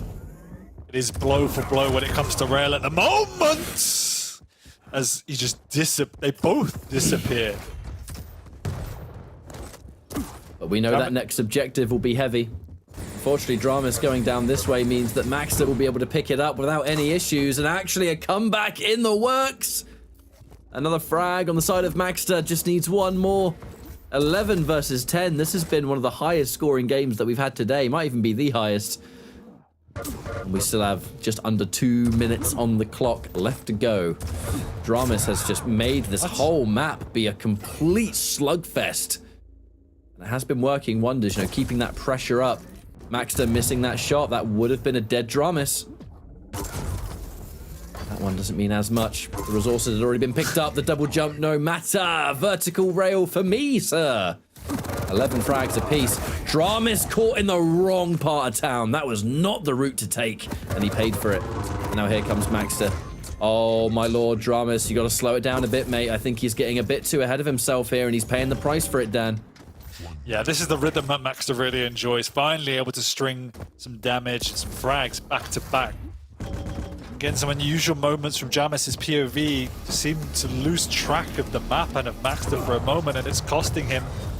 And we also look at the stats. Maxter's done significantly more damage across the board, but until the last few minutes has been unable to get the map control necessary to build a lead. But the final moments of the game, he has managed to do so. We'll take this map too, which was just a brawl from start to finish. Gave almost an impression of the Deep Embrace of old. You know, when we very first started seeing Deep Embrace in the competitive rotation, it was a very, very high fragging map. It was, I think, one of the more one-sided maps too. It lent itself to spawn traps quite often. But this kind of result where we just throw down, don't recall it being as common these days. Not that it really matters, because we're now going into our third map here.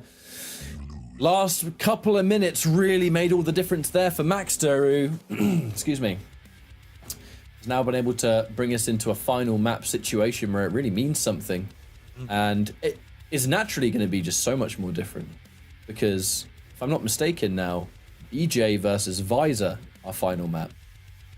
And with how Dramis forced the issue there, I dread to think what kind of pressure he's looking for with the BJ. How careful is he going to be, though? Because you're fighting Visor, you've got that piercing sight to worry about. It's going to be a strange old match, if you ask me. Yeah, there's been a distinct lack in real map strategy in this series so far. It's been largely just play. There we go. How does he stay on that? That's mental. It's been largely just aim heavy and play orientated, where they've been trading items rather than truly contesting them and trying to play around the map. So it's because of that, kind of throws the predictions are based on champions out the window a little bit. Obviously, the Blaskovic's strengths don't rely on the rail so much as the hit scam, and it's been a rail heavy oriented game. Because of that, give it slightly to the Visor. You might be able to put your stamp on the map easier because of the Visor than with the BJ in this map. I think one major factor is that much of the opening damage was always distributed by Dramis on that. I know ultimately Deep Embrace did not go his way, but Dramis was kind of the playmaker. He was the one looking for those fights, starting those fights, and it always lied in, I open up with rail and I just keep on going until you're dead. You know, I know that's a great strategist play perhaps, but the point is, as frequent and often as those fights were, it felt like Dramis was a huge part of just forcing Maxter to adapt on the fly to what was happening. Potentially not as much chance for that to happen here, just naturally due to the piercing sight alone. Maxter has the tools now to potentially be a few steps ahead of what Dramis is trying to do. And if Dramis is trying to be a little bit sneaky here and hide on certain angles or certain rail shots, you would think on paper that Maxter is... it's going to be given away a little bit more. You would think that through the champion match alone, that's where Maxter's going to be able to be a little bit stronger. It may be setting some of those traps. Exactly. It's hard to even dedicate to any kind of point here, though, because of how back and forth the two of them have consistently been. Yeah, but I do think the piercing sight, if used well, can do exactly that. And if you take the last map as an example, whilst they went blow for blow, a lot of the times just on rail, both around 60-odd%, Dramis had a lot more use of the weapon because of that reason. He was getting the earlier jump and often hitting the initiation rails. It was only towards the end where that began to slip away. So what that will allow us to do now on this map with Visor is just to have that layer of stability and to try and get that in advance, because it can really shift the momentum if you can capitalize upon using the ability. One fight. Well, here comes our final map between the two of them, and it's going to mean the most. Just to rewind a little bit, Dramis in a position where he really needs to get some successes under his belt. He needs to get some series wins. Being able to defeat Maxter here would certainly be fantastic for him, but it's one hell of an opponent, and frankly, one hell of a back and forth the two of them have been through right now. And the rail is here again. So it begins. How did it come to this? Bang. Oh, there goes Dramis. Frag number 1. And pretty healthy, all things considered, especially now he's in position for heavy. So, it's in Maxter's court. There's that opening rail. Piercing sight could be used here, and it looks like it will be. I think Maxter trying to get some extra info to think, is Dramis backing away? Is he going to disengage? That information would have helped him, but who cares? Dramis hits another rail, and 2-0 in 60 seconds. I just let my opponent get items so I can hit more rails before they die.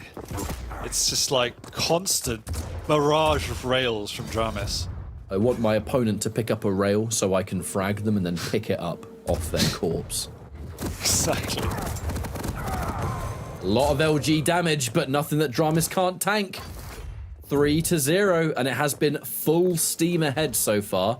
The one saving grace for Maxter at the moment is that there is a big delay, or no, there is no big delay. That's what I tried to say, between these two items. So at least there's an avenue for Maxter to maybe, you know, I take one, you take one kind of deal. However, he's being kind of sneaky here, actually. He was looking to get damage first. Doing that classic, I know one of these items is in the bag, so I'm going to push forward out, get damage, and then pick it up.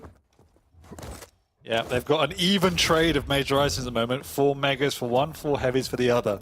0 contesting for each other's items, as they're just playing each other's side of the maps at the moment. So for the first time, they will trade on those positions.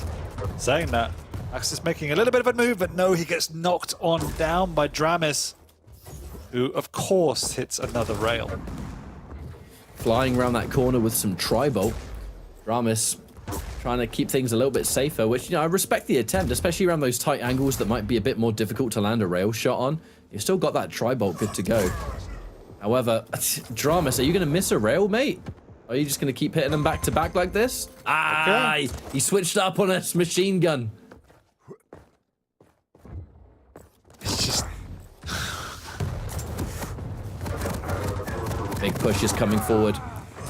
Rather scary LG fight. Maxter with the last minute swap to the rocket and the perfect placement. Oh, nice.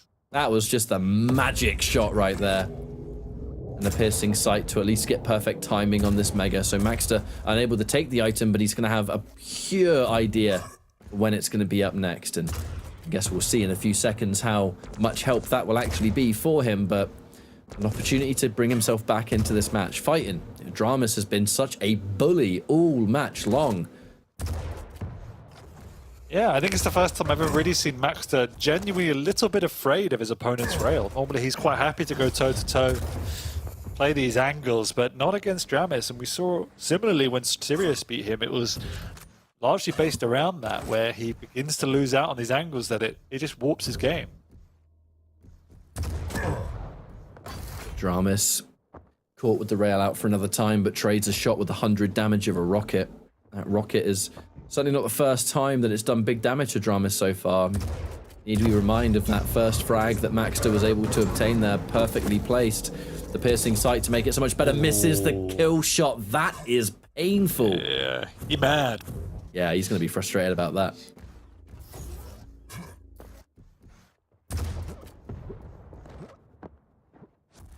One thing about Maxter is he is a little bit low on the old LG ammo. So he's going to back off, refill some of his resources a bit. Back up to full for that old LG. Another 100 damage rocket. This rocket has been a saving grace. And there's the dual wield from Dramis. Absolute denial by any means necessary, even if it includes 1,000 rockets being fired off. And he gets the rail last minute! Yeah, that's a I quit moment. How does Dramis get out of there, let alone with a frag? Yes, he goes down now, but the damage has been done. Frustration element has already been seeded. There's now Dramis. Vertical shots yet another time. I mean, he's just spawned. He's only got a rail and a machine gun. Yeah, but he's hitting 76% rail. Bruh. Bruh. Bruh. Well, if it ain't broke, don't fix it, I suppose. I think there's one element of if you know that one of your weapon choices just isn't working the way you're used to. Sometimes in the middle of a match we've seen players divert and they've started to use different equipment. On the other end, if you know a weapon is just on fire, well, maybe it's a good idea to use that weapon a lot. Max has given up. He's just spamming the tri-bolt right now to try and force his way out of this banana room, but I was about to say it wasn't to be. He catches Dramis a little bit greedy through that TP. One of the scary elements too is that Dramis has done a pretty decent job at denying the rail himself over the last couple of minutes. Ooh. If he's hitting range damage of this caliber and his opponent is unable to pick up the one weapon you need to contest, yeah, the tri-bolt can... Oh! I was about to say the tri-bolt can work, whatever, who cares? Shots like that.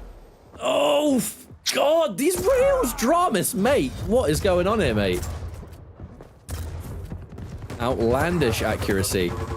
It's the machine gun. The swap to the rail on the side of Maxter, though, fighting fire with fire, and actually might be able to finish off his opponent. Unfortunately, misses that rail shot. Eats a rocket to the face for it.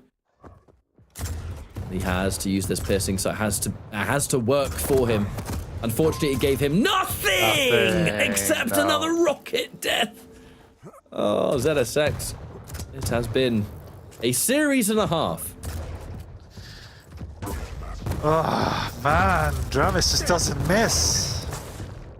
Except Maxter's for that one. Yeah. Getting back into it now, but feels too little too late. Dramis spawns by the rail, which is not what Maxter wants to hear. Maxter is now forced to take risk after risk to try push this to an overtime at least. We're 7 minutes in and Dramis is still on 70% rail. It's just... Oh, is it even more now? 72. 72! How high can it go? The high score, Dramis. And this is just where the game of Quake just becomes totally different, right? If your opponent is using a weapon as overwhelming as the rail, and they just simply refuse to miss shots for the most part, it just changes the entire dynamic, right? It can be tilting, it can be frustrating, it just gives them such utility everywhere on the map. It's an entirely different world. You can see Maxter's tried to mix it up in the way he's approached the game, because it doesn't help that he's not hitting the same amount he would normally do anyway. Oh, he does steal that away, though.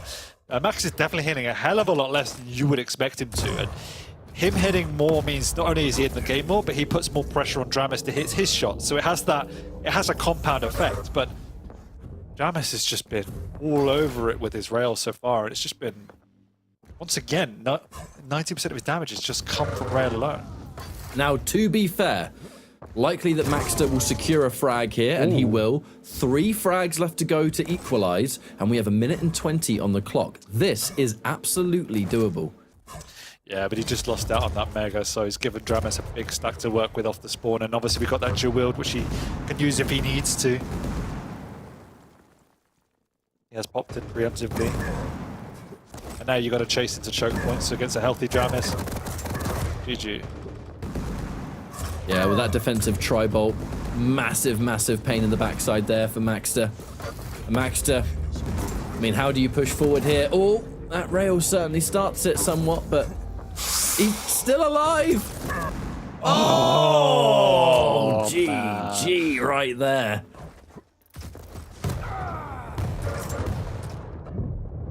He has turned it around and got a frag on the board, but 30 seconds to get 3. He's got at least 1 more dual wield in his pocket as well. Light armor collected.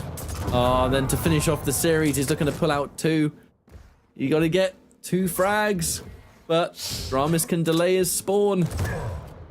Ah, frustrating end result if you're in the shoes of Maxter. So close, yet so far as Dramis just pulled out one of the most unusual strategies. Well, hit everything. Yeah, that almost never happens. I mean, what can I say? I mean, Maxter. I guess Maxter got what he deserved for flaming me in the lobby. Didn't you flame him first? I mean, it doesn't matter who said what, who started what. Let's not get caught up on the details, all right? Exactly. Yeah. But no, I think it was quite an unusual game because, as I said, it was almost a distinct lack of real strategy. It was more just who can aim better, and there was an element of frustration from Maxter's side that you saw coming out, particularly throughout the last map. But either way, it's incredible raw Quake within there, pure boxing almost.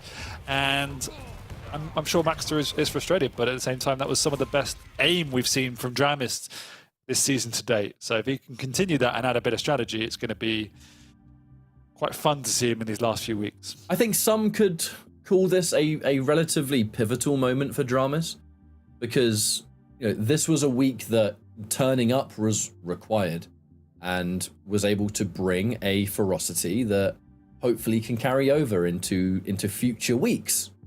His aim was absolutely top-notch. Things were a bit strange in other areas, but the important thing is what he did today was enough to secure a series win. It wasn't a dominant victory. You can look at the scorelines here. It was very close. But it is a win nonetheless. And getting it now, it's a perfect, I guess, stepping stone for Dramis that he can build from this and continue to expand. And hopefully, really, for his sake, we can start to see the Dramis of old. There was a moment with Dramis where he was just looking phenomenal, for that concentrated period of time. Yeah. Due to the last few years kind of merging into one, my memory is like a sieve. But there was a moment where Dramis was a real scary competitor. And I'd like this to be the start of a return to that, But either way, that's going to be our next series done, and it's now time for the 2 featured matchups of the day. While we get set up for the first one, we're going to go for a quick break and be back in a few minutes' time.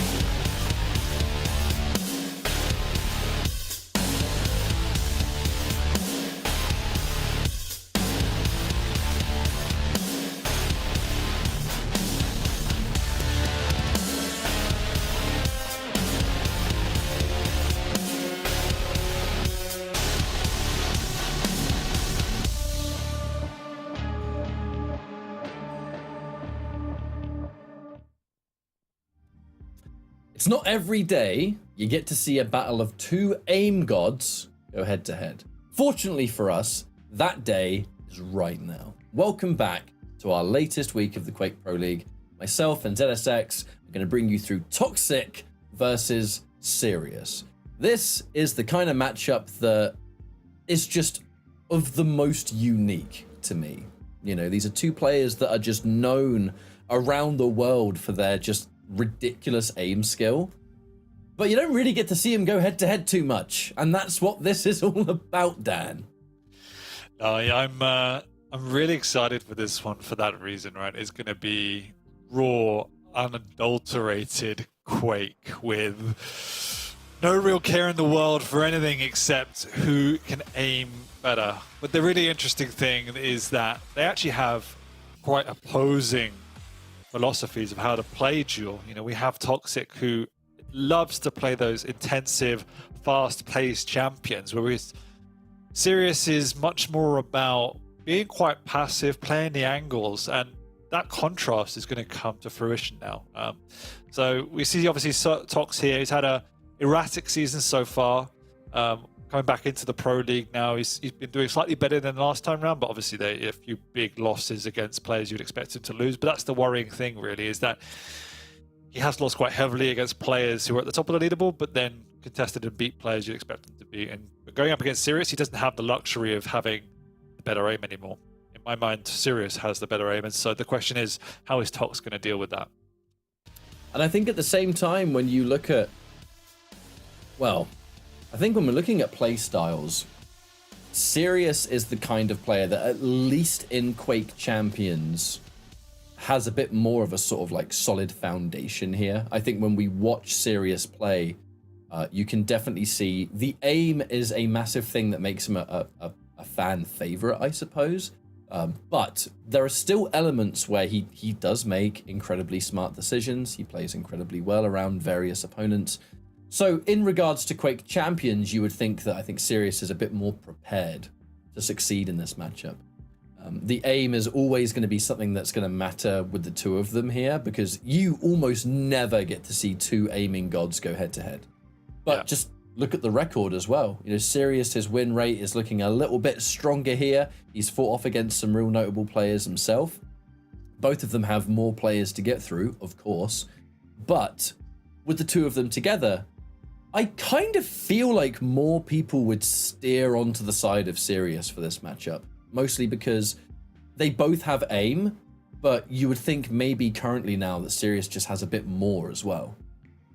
I think Serious has a bit more, but he just has a bit more nous in duel now, which is ironic considering how much more experience Tox had. But I do think Serious has come on a lot, and just his more steady play style, I think, will favour him in this instance. So it's definitely a big test for Serious, but I'm definitely leaning towards the side of Serious in this one, and it could put another big notch on his belt as regards to QPL scalps that he's taken this season, if he can pull it off. Whereas Tox, we know what Tox can bring. If all the ingredients click, he is still one of the scariest players in the QPL. But as we know, there is few and far between where we see that consistency from him throughout a duel, let alone throughout a set. There's too many errors he generally makes, which allows his opponents back into the game, which is why we've seen such heavy losses from some of the bigger players against him. Well, it sounds to me like we have our picks and bans ready, and if it's like anything that's on the front of our screen in this lobby, could be quite good. Yes, indeed. Strog versus Anarchy on the Molten Fools to kickstart us. Doomslayer versus Ranger on Awoken, with the slash being removed. Definitely, I think, suggestions that that's a Tox-specific ban right there, especially with the Strog having been picked already. And then Ruins of Sarnath, taking the visor away from Serious. I do quite like that. On the opposite end of that, though, Tox has opted to go for the Scale Bearer on Ruins, with Serious going in for the Galena instead. Serious's picks a bit safer, I think, particularly on that final map. Everything was kind of, you know, back and forth and understandable. And then that Ruins of Sarnath, definitely things step up a notch a little bit for me.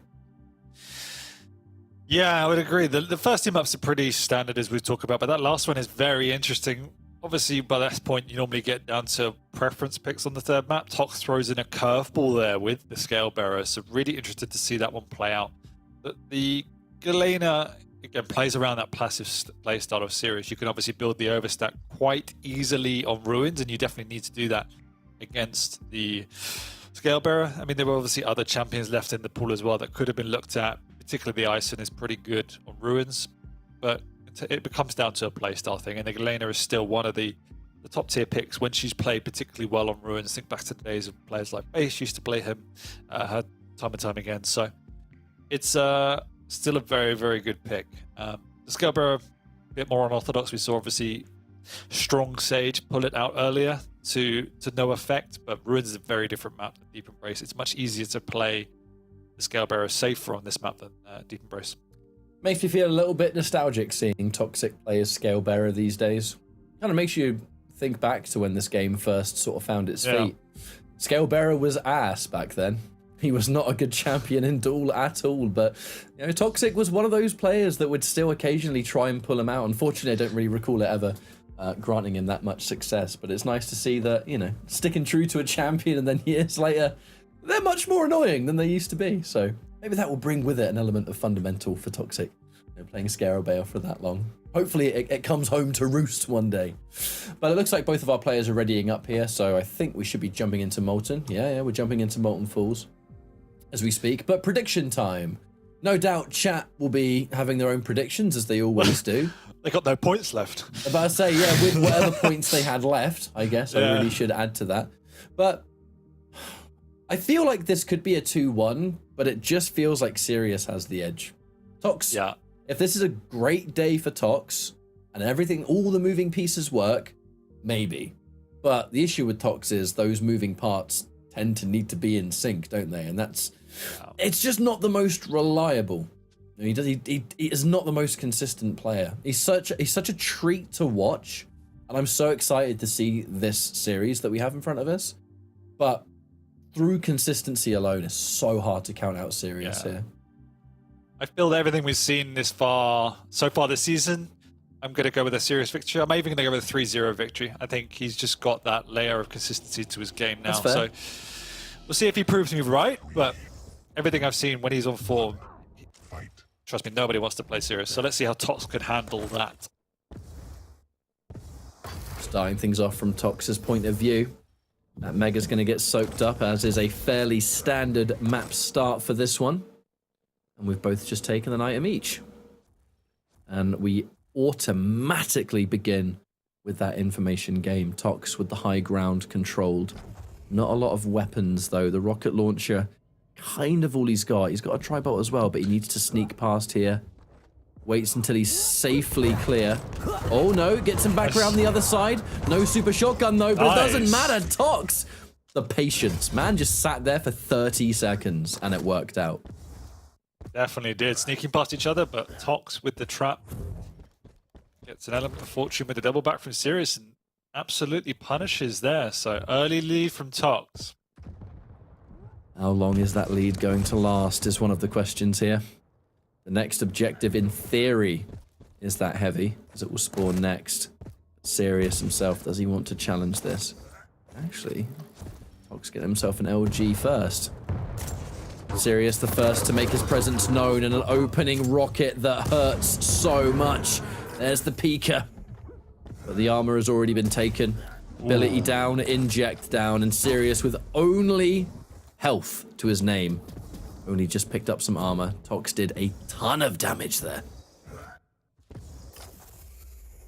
69% LG for Sirius. Nice. Oh, that rail. That second one that forces Tox on the retreat. He has to lick his wounds with the small health bubbles that are left. There is a little bit left to pick up around near Mega, but again, that grave issue of no armor, looking to get a free shot, but Sirius, I like that maneuverability from Sirius. You've just shot the Pika, you know they're probably going to turn around and try and rail you. Just get out of there. Yeah, a lot of respect coming out for Tox at the moment from Sirius's point of view, but he's managed to get himself into a nice, healthy position with regards to stack. Really well controlling this heavy area at the moment, but Tox getting out, chipping away. This is the worry at the moment. Tox can't afford to fall off of control, otherwise he'll just get bullied. Big damage coming out, but it's just before the next pickups in terms of light and the Mega. Tox spawning near LG and Rail combined, so it's not a terrible spawn to have. Question being, is that going to help him set up for this next set of items that appears here? Tox hasn't really had many opportunities to get some range on deck, you know? I feel like he's showing a lot of mutual respect. When you said Sirius playing respectful of Tox, I feel like there's definitely an element of that on the flip side, because almost any corridor where they're waiting for someone to come through, I feel like I can count on one hand the amount of times that's actually happened so far. It's these surprise attacks, and with Sirius getting that two-piece combo that does tons of damage. Where does Tox go from here? He's stuck out in the open. The LG is real for Sirius, and there's no way he's dropping that one. Taking full advantage. But not even that. Sirius rocket jumps before the Mega so he could absorb damage, fall back off the Mega, didn't even pop the inject. Just really smart plays coming out from Sirius at the moment, and Tox is nowhere to be found with regards to when the items are spawning, just completely out of position at the moment. So he needs to mentally reset, get those timings back in order. At the moment, he's just being chased around the map. Although Toxic has been able to land a rail here, that wasn't before a...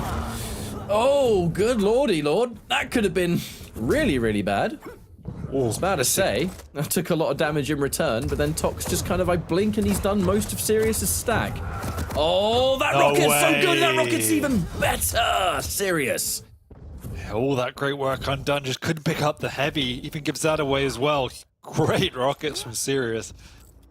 He's building a commanding lead. Tox is now looking a bit lost. He did significant damage there, but it was at a moment that wasn't around an objective. So again, it was more just brute force than being strategical. And that rocket damage is going to more than match the LG from Tox, which, to give him credit, impressive stuff. That rocket launcher, certainly more impressive though. 10 seconds until Mega with another time. Tox kind of early on this item, and by detouring to take an LG, gave Sirius the position to lay a trap and just punish it. And this is where things are going to go from bad to worse, right? Because Tox, besides that opening where he got the first blood, he was able to surprise Sirius, get that sneak attack.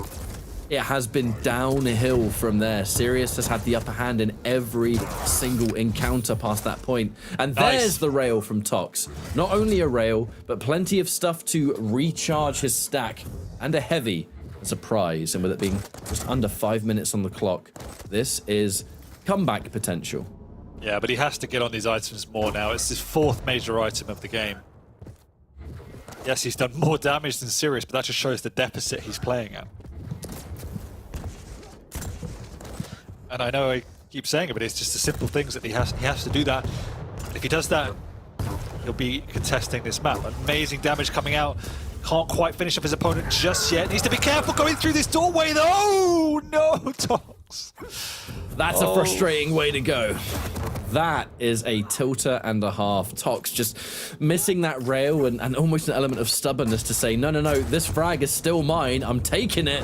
And Sirius with the defensive shot.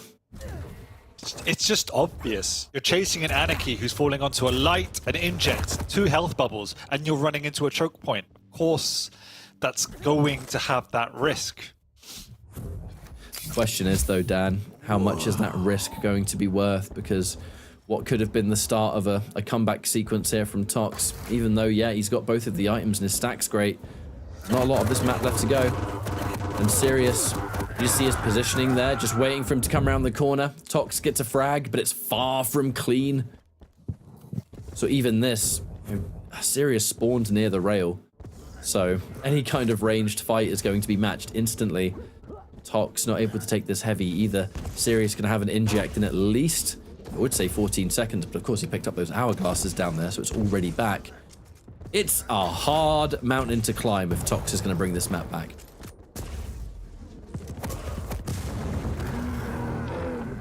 Two rail shots don't hit their mark. That's unfortunate. The other challenge is that Tox has also not been prioritizing the lights. He's behind significantly on both light and major items. 8 major items, 8 light items. To Sirius's 19 major items, 17 light items. And this has just been the story of the game. The damage output is not the issue for Tox, but he can't contest Sirius's aim without items.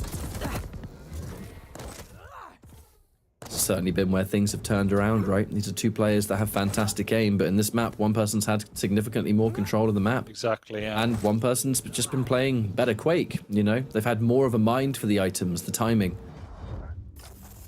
When Tox is picking something up, it just doesn't seem to be as monumental, nowhere near as impactful. Sirius is low now. A massive push, and a push that's made better by the fact that Sirius did miss that close range shot, but 2 minutes for 4 frags. It is possible. However, with how Sirius is going to be playing here and how much damage, how did he win that fight? I can't believe it. Well, I can believe it, but I can't believe it. You know what I mean. No objective here, guys. There's no objective here, guys. There is an objective, the kill.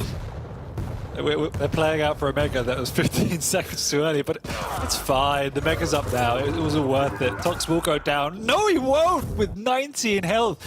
Hits the clutch rail. But it's still looking like too little, too late. As there's 1 minute to go, Sirius picks up. Much needed heavy. And can just wait it out in these choke points if he really needs to. Sirius winning that LG fight near rail really just sort of cemented it. Even if Tox won that fight, Sirius had done so much damage that Tox would not have been able to pressure onto the next respawn, and all of it is just taking time. And that's time that Tox does not have and has no more of, as this will now be a first map here for Sirius. Not a dominant victory, but through Sirius's just sheer absolute LG, above most things, mostly the LG when it counts the most, was able to keep Tox from just mounting any kind of comeback, and that has got to be so annoying. Yeah, and it was just Sirius. I know we wouldn't have said this 6 months ago, but Sirius did the basics better.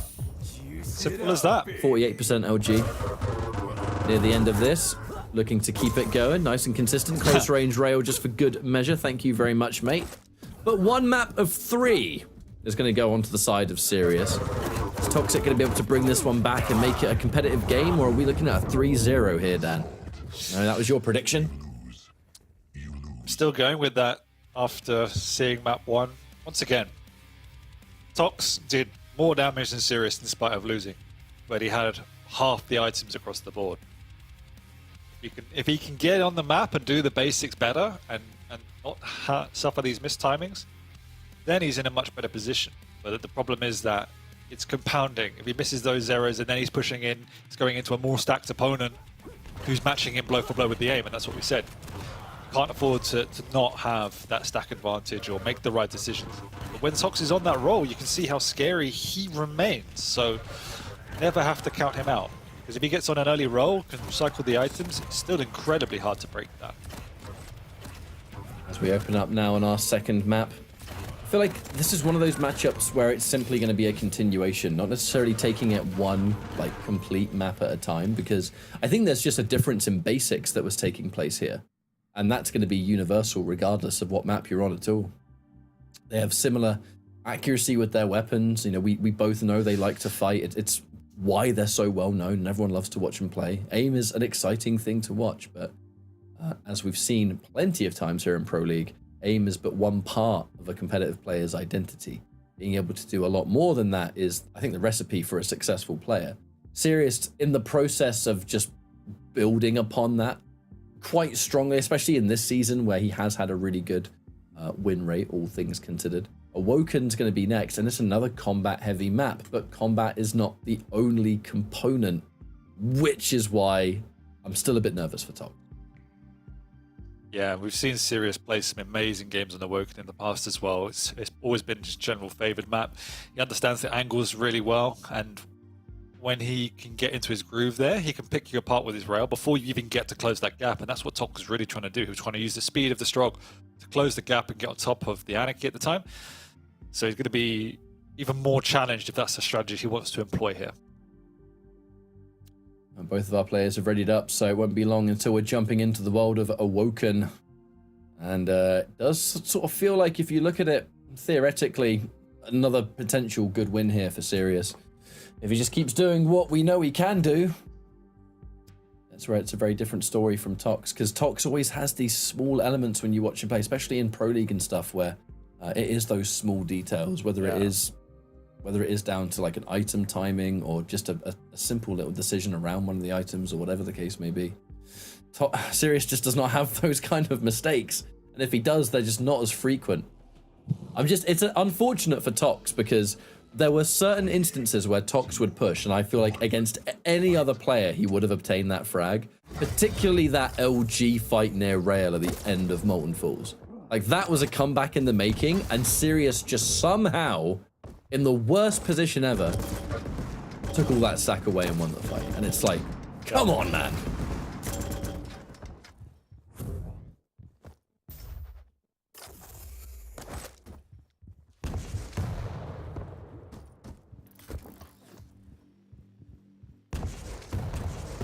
Gonna be late for it. He's gonna get the jump pad and orb up.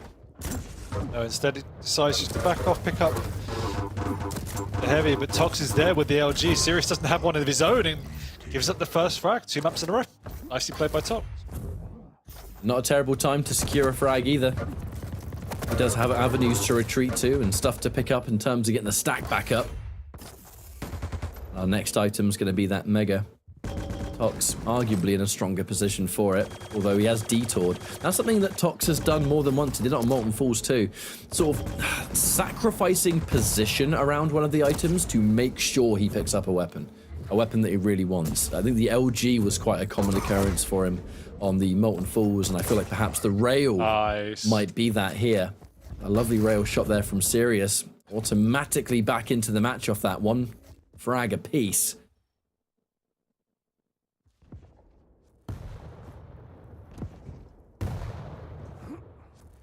Defended out, but Sirius does have the orb if he wants to use it.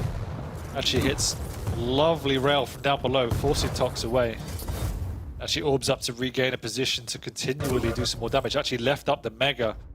Just quite happy to absorb damage and take Mega at the last second, something he did in the last map as well. So nice simple optimization. And he's going to be on the hunt now too. Yeah, he's taking away the lights too. Tox is nothing. Time to start going on the warpath, I imagine, because in 7 seconds that heavy's going to respawn once more. And is Tox going to make himself known? It looks like he will a little bit here. Looking for some more damage. Actually, a push forward from Tox, trying everything he can to keep Sirius away from this item. That Rail's a great start. They do trade a Rail, though. Actually, the aggressive push, risky business from Sirius, who loses the orb and a ton of stack. Now, I think that decision was definitely backed by the fact that he had so much stuff to retreat to in the LG room. However, surprise attack, and there's a rocket! Bringing Tox 2-1, but man himself is not healthy, and he is in no position to challenge this heavy whatsoever. Well, yeah. He knows Tox is low, but this time he does restrain him, so he's going to go the jump, and he's a second too late. Tox already gets the Mega. Backs on through. It's taken a lot of damage. There's no resource there because Sirius took it in the last rotation. Tox is... Clean start from Sirius. Sirius is still trying to keep an eye out on how Toxic might try and escape here. More of the surprise damage, and there's an aggressive push coupled by that super shotgun. There's rewards not only going to be equalizing, but the heavy. An aggressive push here. Looking for the berserk. No! Oh, that was so close. So much damage. Took away the Mega as well. Kept him in this next frag. Doesn't have a Rail, obviously, so Sirius could sit pretty at distance here and pluck away his opponent, but still keeps Tox in a fighting position. Tox really doing what he can with what he has at the moment. Without a Rail in play, this back and forth is not going to be anywhere near as successful. And ow! Even with teleporting to the orb, took a bulk of that rocket launcher damage. And Sirius, only one frag in the lead here, could easily turn it around. Tox pushing it in. They get respectable damage either way, but it will be Tox that has the upper hand. Question is, what can he back off to? A little bit of a light armor there. Sirius is trying desperately to keep his pressure onto this Mega, trying to steal it away, but that consistency and approach has definitely cost him a couple of frags. Sirius, he's been overzealous in doing so. Tox is holding his ground and he's playing more reserved than we saw in Molten. So, really good so far. He's controlling that Mega. He's got one item on lockdown. Sirius took a bit of a detour there to try and spring a trap on the teleporter, but no reason for Tox to go through there. Tox does secure the frag, but once more, Sirius had done so much damage. But now has to change your decision-making, doesn't it, Dan? When you go into a fight knowing how much damage you're going to take, going up against Sirius and knowing that you're going to take more damage than most in an LG duel, I mean, imagine that was rather intimidating. That was an ego fight right there. I think they both had fairly similar stacks, so just going mano a mano. Has resulted in it being 4 frags apiece. Tox still pushing forward with that machine gun, knowing that he did not have a rail to boot. Gonna restack just a little bit near where the LG is spawned, but it looks like by dropping down, Sirius in a better position to take this heavy. But one item for one, perhaps. No, actually, again, Tox concedes an item in favor of taking a weapon. And that is not the first time he's done that. I think his value of the rail is incredibly high here. Nice. And I think it's because he just knows his opponent. He knows the kind of person he's against and how rail heavy I think a lot of these fights have been before the LGs come out. We have to do things the old-fashioned way. Yeah, but now the momentum is shifting significantly. Previously on these engagements, Sox was doing significant damage, but now he hasn't. He can lose out on both major items, and look at the stack now. Sox really has to pray. He hits a hell of a lot, but fortunately, as I say that, he hits nothing. That's unfortunate there for Tox. 2 frags ago when he'd used the Berserk and he was fragged in the middle of it, got caught on a wall actually. Just trying to get himself around a corner and he got stuck. Aggressive push from Sirius and teleporting to the orb. You know that spells trouble. You know he's done the math. Knows that's going to work perfectly. Drop down in this heavy is going to be rather important. We just can't allow Sirius to take every item that he wants here. But now things are starting to sort of spiral out of control for poor old Tox. A big fight coupled in there with a lovely rail shot. Needs to have more than that though. Can't be too eager to push. So elements of that on the Molten Fools. Tox really wanting to secure a frag, and there's the rail. Those kind of moves are so bizarre because it's so careless, but he executes it as well. It's almost infuriating sometimes to watch. He needs to get back onto these items as he picks up this heavy. You know, these moments where he loses that control and gets shut out the map, that's where he really, really struggles to find a recipe for how to get back into the game without giving up too many frags. That's a huge push. Oh, and what? I was about to say Sirius doing as much damage as he can, almost an element of conceding the frag, but that was no concede. Man just believed I can win this fight still. I've got an orb in the pocket. If I hit these shots, I've got it. And that is going to piss you off like nothing if you're on the receiving end. Yeah, that was nuts. Oof, look at these. Oh my god. 62% LG for Sirius, 52 for Tox. Sirius didn't have the right weapon to capitalize on that knockup right there. Oh! Jump pad rail! Didn't hit its mark, but Toxic lives to tell the tale currently. Question is how long? And there is enough time on this map for Tox to still bring this one back. These have just been some pure balls to the wall, just aim battles, and I mean, I can't really say I'm surprised. We all expected to see it. However, minute and a half left on the clock. Tox with tons of stacks. Sirius back up to a regular, normal standard stack. Yeah, what can Sirius do now? This is the clutch moment to see how much he has matured. How can he play on the defense? Got a fully charged Toxic running at him now. So he just needs to plus back, play these choke points.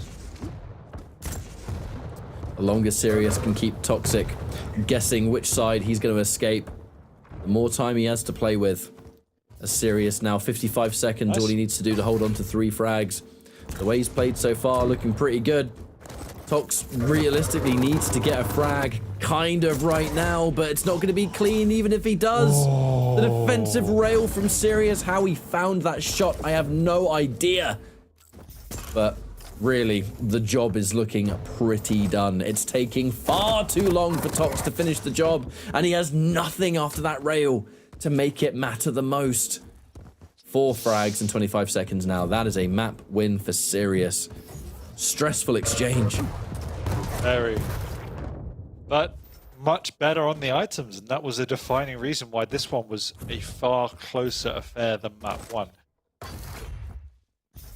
But Tox's rail was definitely off in this matchup, and that played into one of the reasons why Sirius was able to build a bit of momentum in that mid game. But we saw the part of the issue there. As soon as Sirius got that control, he was able to string together 2-3 unreturned frags, which cost Tox the game. Otherwise, it was incredibly close and back. It does lead a few questions now for how things are going to end, because if I'm not mistaken, we're seeing a scale bearer from Tox on our final map. The Galena, I think, from Sirius. That's right. And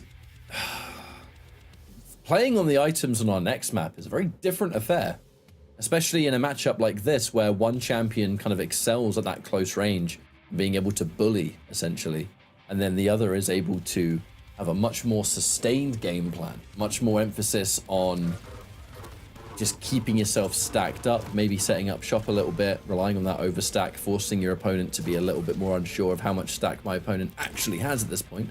We had seen that earlier today even. I believe it was Strong Sage. I think there was a moment where he wasn't quite sure how much health Wenger had because there were 2 totems, you know, visibly frustrated, having lost a frag, almost being like, how is he still alive? And then you look at it and you realize, oh, still had a good amount of stack left thanks to those old totems. So final map here, chance for Tox to at least get something on the board, even though the overall result is set in stone.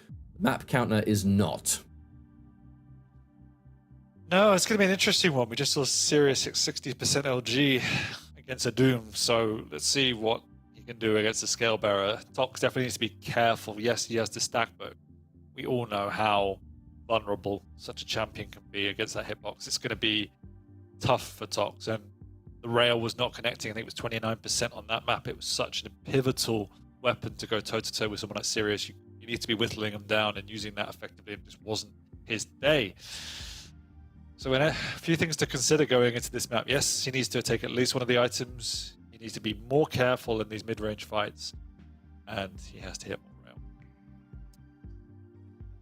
It's the scary thing, though. We talk about the difference between champion sizes. Don't use the term stack. Definitely the size. Heavy, medium, or light, right?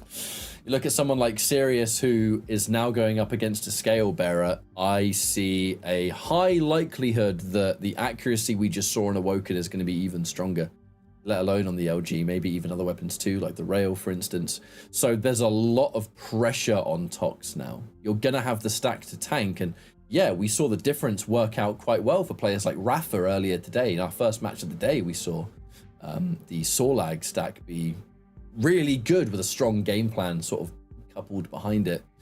This kind of matchup, though, just has me a bit more concerned because I don't see Sirius missing realistically in many of these situations. A couple of rails here and there maybe, but if we're close range and it's like LG, if he's hitting ridiculous LG on smaller champions, larger champions, I mean, that's your bread and butter, surely. It's party time for those kind of players. So Tox is under an immense amount of pressure on this final match that everything just has to work. Because if it doesn't, and you're behind, and now Sirius is just cycling around the map against a giant hitbox, and he's just effortlessly breezing through you, I don't know if Tox will have anything left in the tank after that. So hopefully, for his sake, he can get a good start here. He needs one. He definitely needs one. Obviously, the one thing he does have in the bag is the speed of the Scale Bearer. And it is quite a difficult map to truly abuse that capacity on. What you can do is open up rail angles a bit easier. So let's see if he can be able to do that. But yeah, it's really, really tough being a Scale Bearer.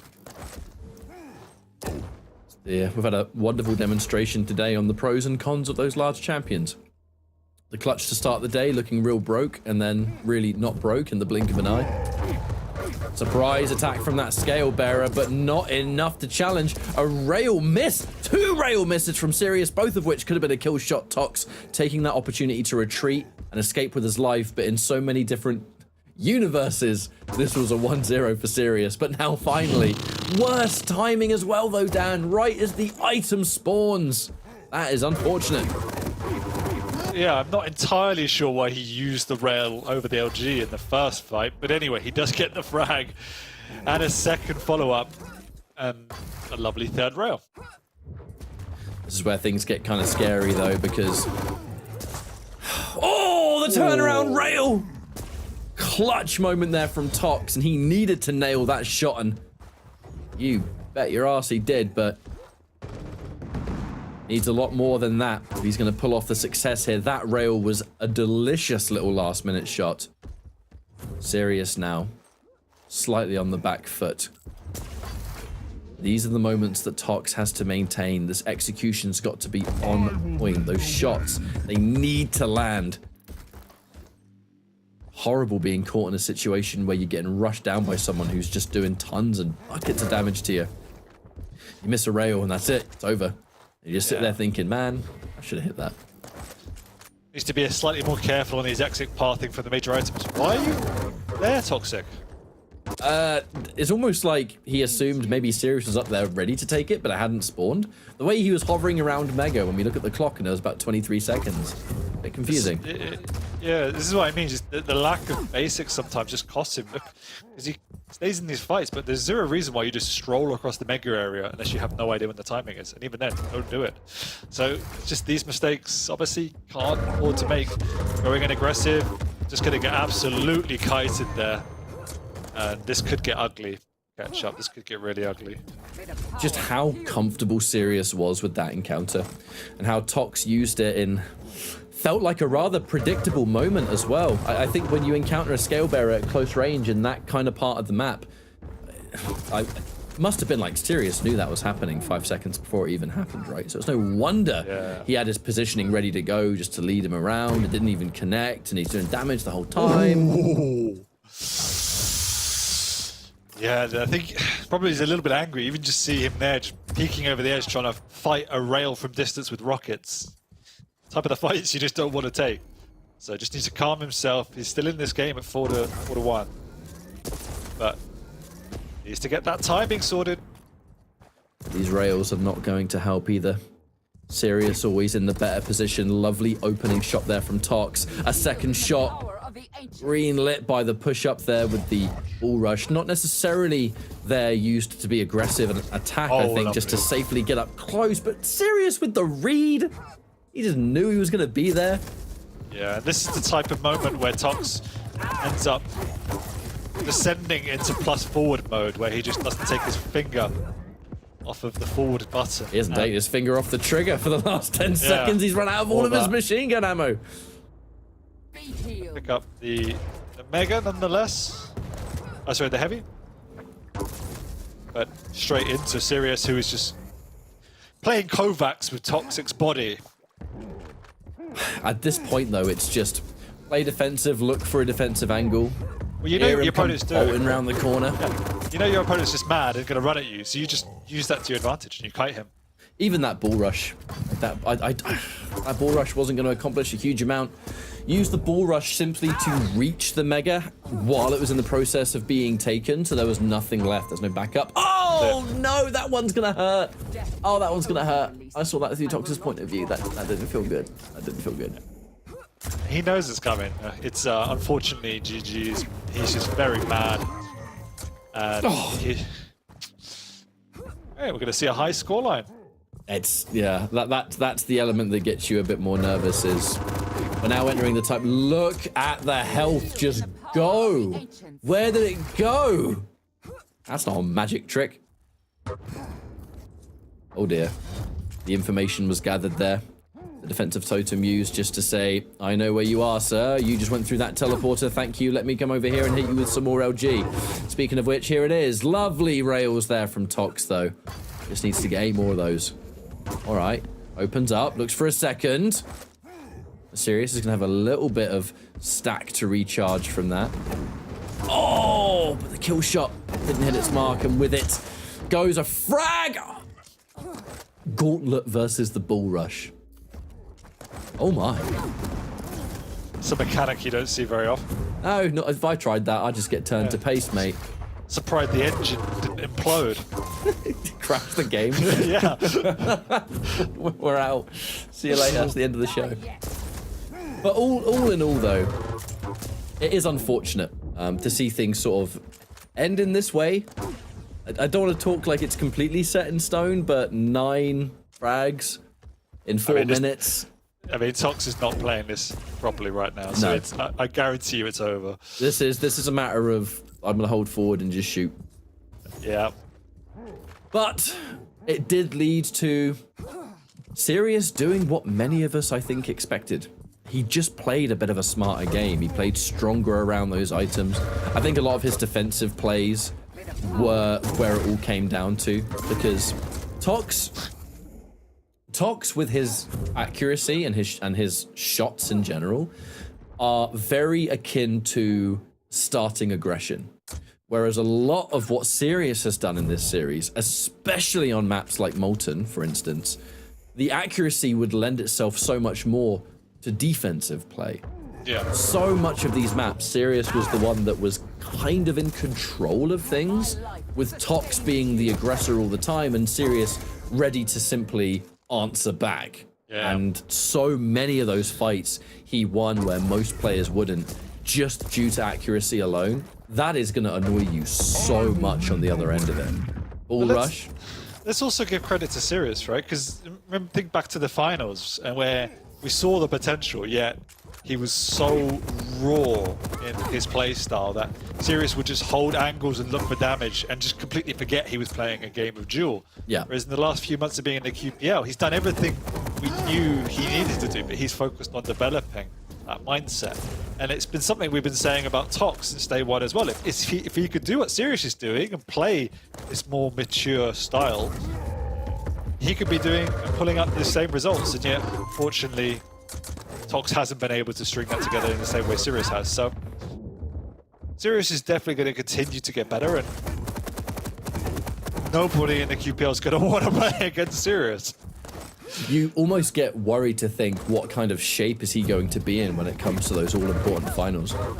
Because it's only been a few months. Like, realistically, it's been a few months of competition. Sirius has had a fair few matches to get through, yes, but does seem to just shape up to be better and better week by week. And that's going to be due to, just taking it incredibly seriously, making the most of this opportunity too. Very few players are able to compete at this level. So next, sorry, I was going to say the next 4 weeks or so are going to be really pivotal to Sirius's progression, because he's had an incredible start to the season, all things considered, but he's now going into a period of matchups where he will be playing pretty much the top 5 of the league back to back to back. Razy, Wenger, Kilson, etc., etc. So I think he might have played Kilson, but the rest. So this will really be a line in the sand of how much Sirius has grown up, if you will, in regards to duel. And it will be an interesting few weeks to finally see. GG's all round. I mean, you know, I make it very, very clear that I'm a massive Tox fan. You know, I've enjoyed watching him for a really long time. And when I first got into competitive Quake Champions back when the game first launched, you know, Tox was one of those players that I was instantly glued to, because you just love to see someone with so yes. You like to see people that have just that element of pure execution.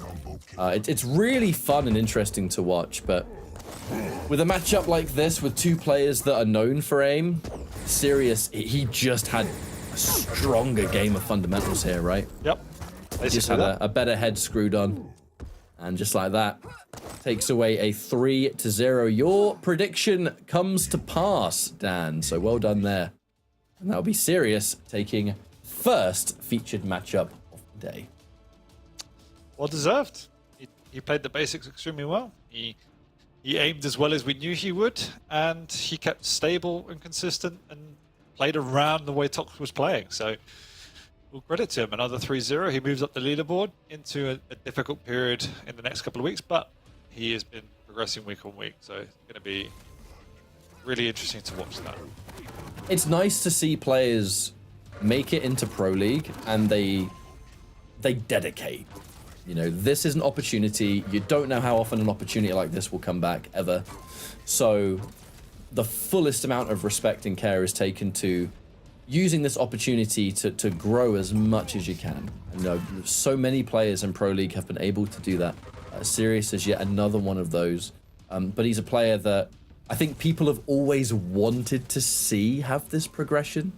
Because even before making it into Pro League, Sirius was already a fan favorite. People loved to watch him. The standout sort of, I guess, debut performance we saw from Sirius, even before the days of Pro League, he was a fan favorite even then. And now we're starting to see it be made.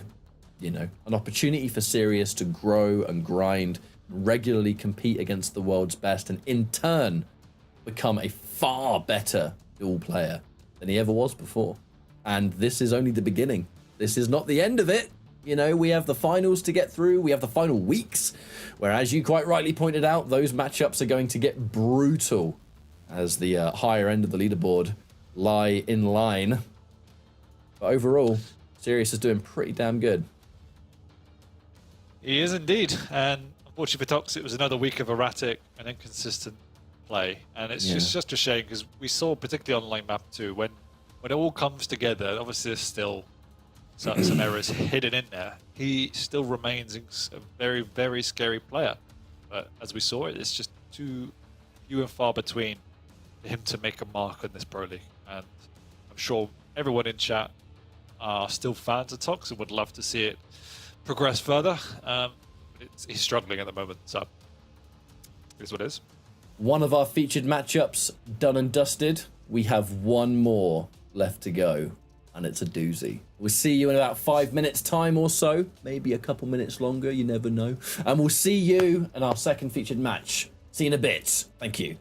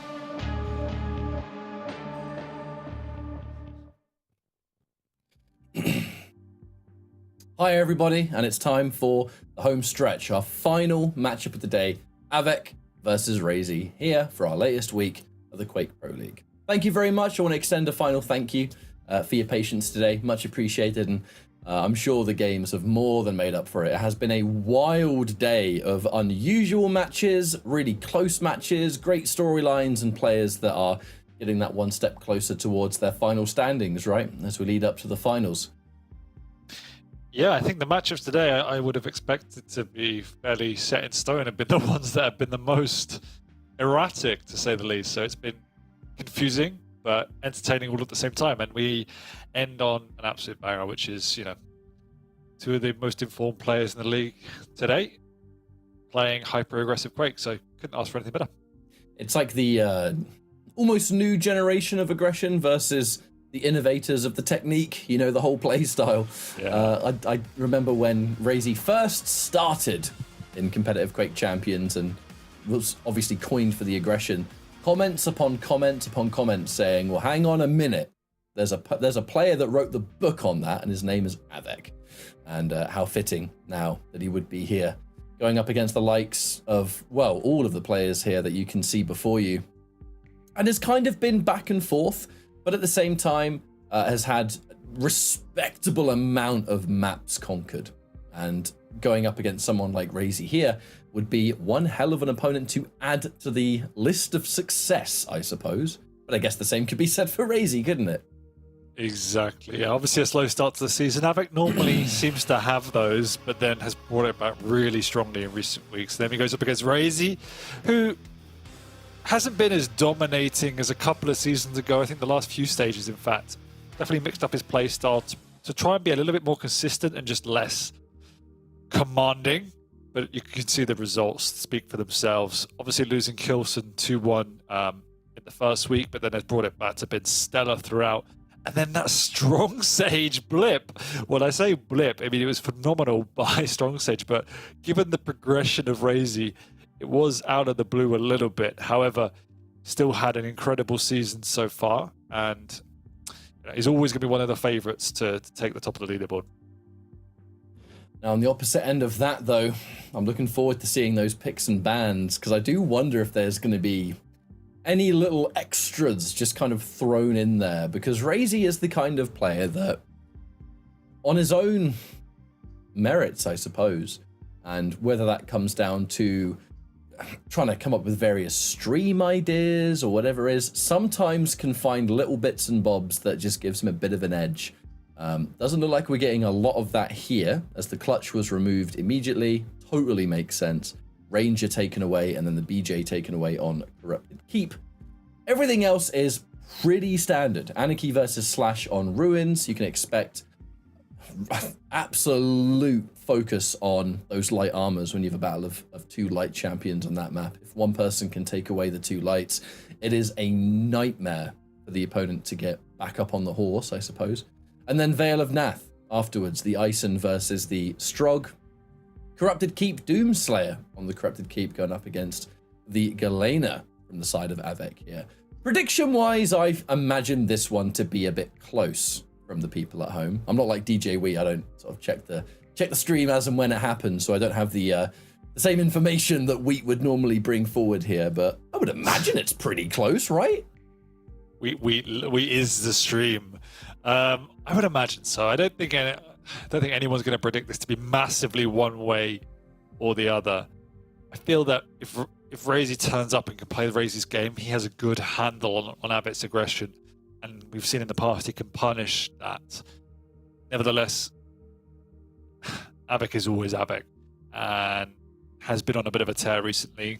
I don't think from the draft alone, I don't think there's any one way or the other. The biggest map to watch out is definitely obviously Ruins. We have the light versus light. That could always be a little bit funky. If Slash can get that dominating control and punish the Anarchy in and around that inject, it can be quite painful, but at the same time, Anarchy is just slightly easier to execute overall on Ruins. So I don't think anything from the draft is going to be particularly telling. It really is going to come down to just who can play better. And that, with the likes of these two players, is often on a day-by-day basis. When players tend to be on that upper echelon, it makes their encounters so exciting because you can have players and they'll encounter each other in a tournament the day before, and then they'll play the very next day, and it could be a totally different result. It makes the whole thing so much more unpredictable. And two players that are incredibly good in the, as I've said before, the mental game, where you can kind of disengage anything that would have happened in previous events, previous tournaments, even in the set, as and when it's taking place, to just go, this is a map by map basis. And that is a strength that is only impressive, because to be able to take a game as demanding and competitively stressful as Quake Champions, to disregard something that happened merely 10 minutes ago, maybe even less, depending on how a map ends, and go, right, refresh, deep breath, let's go again, and be totally unfazed by that. That is where the highest caliber of Quake becomes absolutely ridiculous, because I don't know how they do it. I get tilted so easy, right? I think a lot of people do, especially in a, you're working your ass off for 10 minutes, something goes wrong right at the end or whatever the case may be, and then, right, straight into a match, it's like nothing ever happened, and you're playing at that absolute high level again. It's kind of ridiculous, but it's really impressive. Yeah, Quake in itself is such a momentum-based game as well. You can't let that get the best of you, because if it begins to spin out of control, then sometimes there's no pulling it back. And that's the fun thing about Quake. It is incredibly mental, and in those moments you have almost instant gratification to get to correct it as well. You could do something right, so it's finding that balance. Because if you end up forcing it and running into brick walls, you could just throw the game away. So it is very much mental, particularly if at top level. But neither one of these players really has an issue with that. They're two of the most stone cold killers in the QPL. But if we're going to be looking at these predictions, then catch up, from my side anyway, I think I have to favor Razy. I'm going to say 3-0. I think it'll be close throughout the board, but I think Razy has that 3-0 in him. There's a certain level of fluidity, I think, that Razy can sometimes bring to a map. And that is just when all the pieces are working perfectly and Razy is just in the zone. You can tell when Razy's in the zone. It can happen halfway through a map. It can happen right near the end.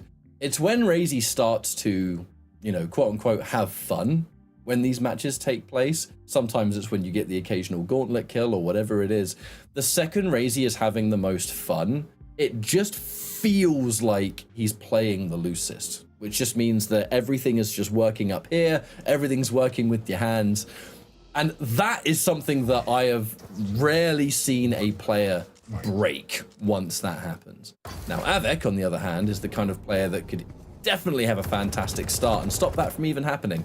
The Battle of the Two Light Champions, as we mentioned earlier, this is Ruins of Sarnath, right? This is a map notoriously hard for light champions to come back from, especially if the opponent is taking away these light armors. The one that Avec just picked up here. If that's not there, then you're... What? How did that do 100 damage? Racy's not even taking the heavy. Just walking into the rockets, it seems. Oh, Razy, he's not incredibly healthy off the back of that because of it, but he does live to fight. Another good rocket. Avec has had some fantastic rockets, and we're not even a minute in so far. We can keep that up. Couple that with some delicious rails. I think Razy's going to have to be a little bit careful in these sort of mid-range engagements so far. We haven't even had a chance to see LG come out to play yet. No, and Avec in all the chaos has also delayed that Mega significantly, so doing to Razy what Razy did to Avec. Razy doesn't know the exact timing, but he's done enough pressure with the earlier rail to delay Avic's advances and pick that up himself. He now might feel a little bit confident to pressure onto this heavy. The air control, obviously, is going to drop straight onto Avec. Big rocket coming out to under second. Avic's LG is phenomenal, though, and he will pick up that first frag. A very, very scary first fight that results in a frag, because Avec was clearly ready for that. These players have gone head-to-head so many times. They are so in tune with each other's gameplay that you were saying that taking that Mega, it was likely that Razy was going to be confident enough now to drop down, and just LG? Okay. LG out of nowhere. But this is where the set gets so exciting. They know each other so well that these moments of just explosive aggression, they both know it's a strong possibility and they're so prepared for it. Razy now getting a second frag here, 2-1. Not interested in pushing out here towards the Mega, and actually springs a trap and takes him by surprise. Just Razy things. I was almost surprised that Avec didn't look round that corner. You know, from that instance, you're used to people pushing forward because they're in position for Mega. Well, exactly. Normal old school Quake players in that situation defend the choke point, whereas Razy, being Razy, allows you through the choke point. So it is a bit disconcerting, and yeah, big frag coming out and a conversion as well. Razy's been consistently surviving here with just the tiniest amount of stack. Another aggressive push punished by 2 consecutive rockets. How has Razy not died in any one of these engagements? He's been so low every time, and the Avec strategy of throwing your body at the wall normally would work, but I have no idea how it didn't this time. And this is a winning score now. Like, 6-0 on the Ruins is a winning score. Another aggressive push. Good positioning from Avec, though, allowed Razy to get nothing from that, forced to disengage and retreat. Razy is going to be in a good position now for this heavy. The inject.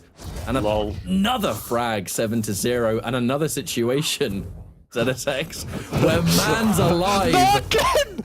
A full rocket through the TP. Oh, dear, this is... Oh, no. This is when Razy is at his scariest, though. When he's doing stuff like this that makes people lose their minds, and he's just stone-faced. Not a thought, only victory. And this comes back to what I was talking about. Oh my lord, that LG just continuing to be good. He's done over 200 damage in that! Avec, just let him limp away. Yeah, let him limp away on his skates. Who cares? Oh my lord, Ketchup. Where do we go from here? It really depends on whether soon Avec is able to break this cycle. Do you remember what I said right at the start, where Razy is at his most dangerous, where it looks like he's just having the time of his life? You know, he wants to push you, so he just does it. He hits this ridiculous amount of shots now, gets damage that you just don't expect. Spring in traps. This is the Razy that everyone's familiar with, right? And it's unlikely and uncommon, I think is more accurate, that players can break into that. But you have to now if you want to mount a comeback. We're 5 minutes in already. Razy, 9-0. Avec yet to get a single frag on the board here. And Razy hanging back with this rail. There's the inject. Now knowing full well my opponent is low. And the crazy thing about this whole circumstance is that we're 9-0. It doesn't feel that Avec has made a particularly wrong choice. No. All of these pushes were justified. And it was just insane mechanically that Razy was able to survive, coupled with potentially a little bit of luck in circumstance, but ultimately Razy just executed phenomenally. Simple as that. This fight didn't exactly favor Razy at the very beginning, though. Out of range for the LG, but no worries. He's going to wait out the inject and just back off instead. No need to make every fight happen. There's an element of maturity from Razy over the years is not being so bloodthirsty. I think it's the word to use. He is happy sometimes to disengage and just leave his opponent weak, knowing that that in itself can be just as much of a victory. The time it takes for them to bring themselves back, that's a very different story, sometimes an even worse situation. Especially on a map like this. Remember, as we said, oh, God. Good Lord. Inside out by a shotgun. In the blink of an eye. This game doesn't have jump scares, but that certainly counted as one.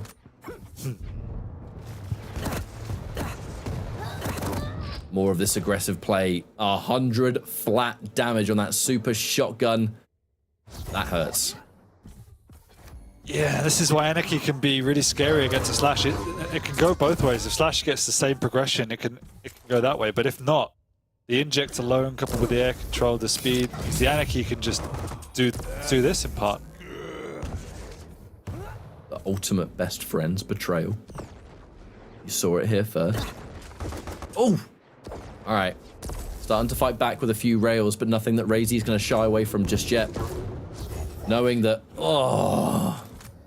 Having a rocket placed that well because you heard the plasma trail and you knew to fire earlier, that is experience right there. And it just continues to snowball.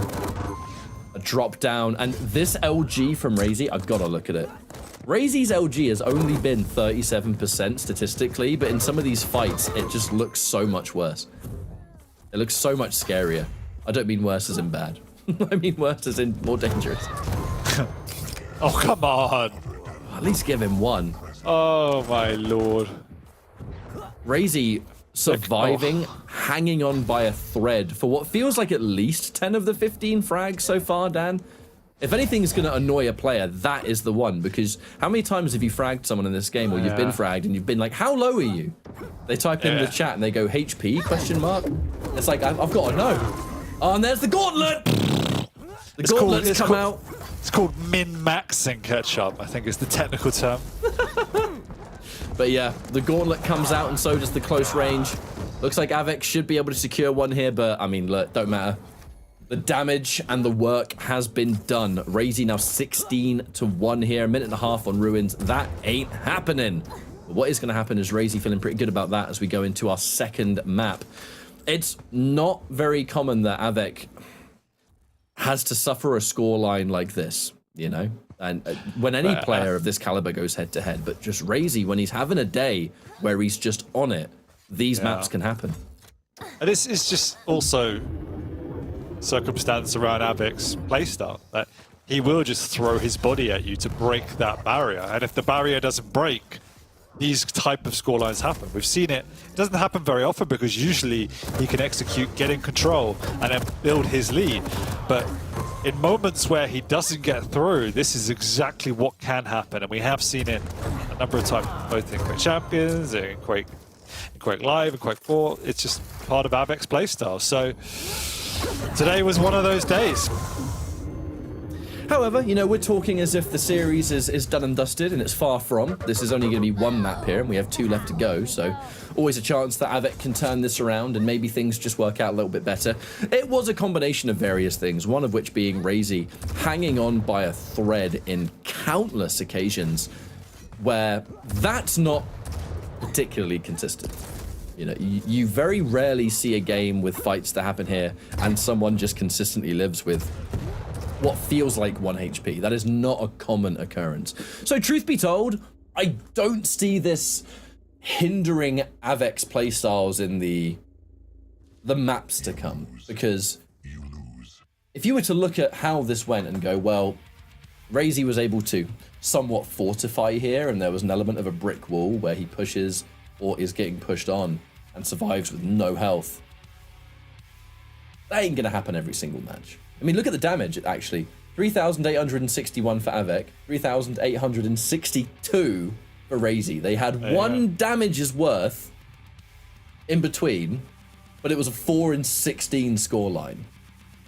If that doesn't go to show those really weird occurrences in most fights when they had identical damage, I don't know what does. Almost forgot that Avec took the lead as well, and then this was the clawback, and then from there on out, it was just carnage. This was nice, though, to be fair.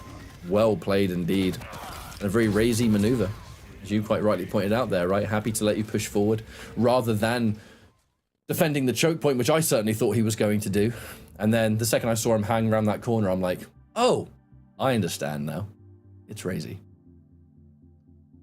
But it was, yeah, it's one of those games. It wasn't Avec tilting at all. That was just the way Avec plays, and that's what happens if it doesn't go your way sometimes. The amount of times, as you mentioned it, Razy got away so little health with the frag, was able to restack and get on with the game, was insurmountable for Avec. But he went toe-to-toe throughout, as you said. The damage was bang on even, so he couldn't have done anything better, really. I think he played a good game. He just got a little bit unlucky in some of those engagements, and Razy just executed better.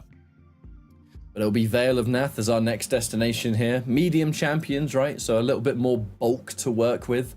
The difference of movement from Avec, and then, as we've seen many, many times, the utility that Ison brings to the table on this map, whether it's a bit of denial, whether it's extra information, whether it's just an extra annoyance factor on a choke point that someone really wants to hold, you know, the top of the teleporter or something similar.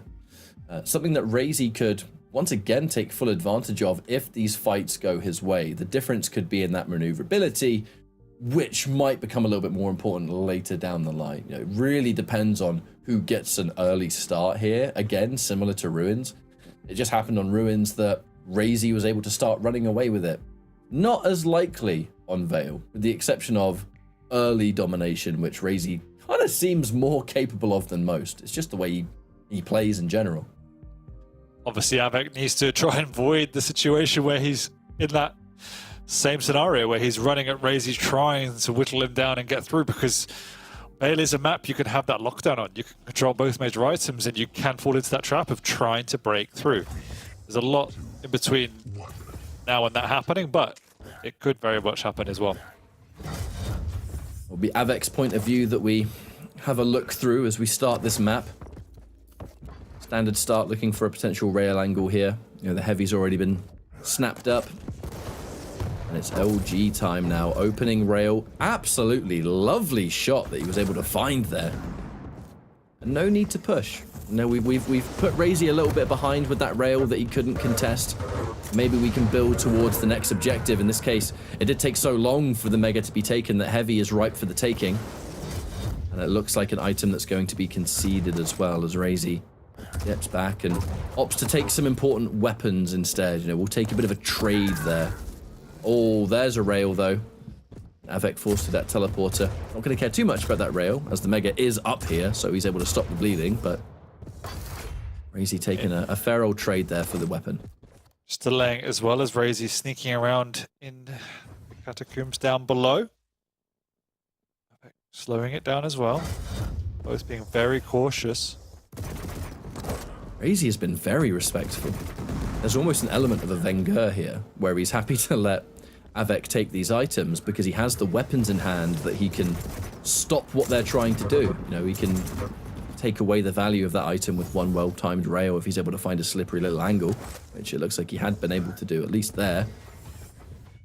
And Avec in a position now where he's kind of just looking for his opponent. This next item's going to be important, but he can't be too aggressive. Timing. Well done there from Razy. Takes out the Pika at the same time. And Razy's built himself up a bunch of armor in that sequence. And it looks like now is the time to push himself forward. A lovely, lovely rail there from Avec that just stops that advance dead in its tracks. And it has been a bit of a stalemate so far. Same again, just creeping around down below. Like, yeah. Oh, nice by Avec though, the flicker rail through the TP. And Razy needs to evacuate the area. This time the shenanigans aren't going to pay dividends as Avec is ready for them. He's got full control of this map. That turret's going to stop the advance by a few seconds, but it's not going to do anything to stop the fact that Avec is in better position for this next item. And there is a rail. That rail paired with this Mega pickup has just put Razy in a rather unfortunate position. And Avic's making chase. The time is now to maybe take the lead here. He's arguably been in the lead in terms of control since this map started, but as long as Razy's been healthy... Oh, Pika chased him all around the map, got a full blast, but he's going to push on into a turret, in fact, and lose out on position of that Mega. So all the hard work of Avec being undone a little bit there by Greedy. Nice preventative play by Razy to defend the entryway. He's got himself back in stack control. That was gorgeous defensive play from Razy for all 3 minutes, knowing that his opponent controls the stronger positions of the map, but playing such a strong defensive game, and that turret has absolutely been one of the reasons he could do that. To now forcing Avec, the one time Avec decided, right, I'm going to push out, I'm going to try and get something happening here, was the moment Razy punished him for it.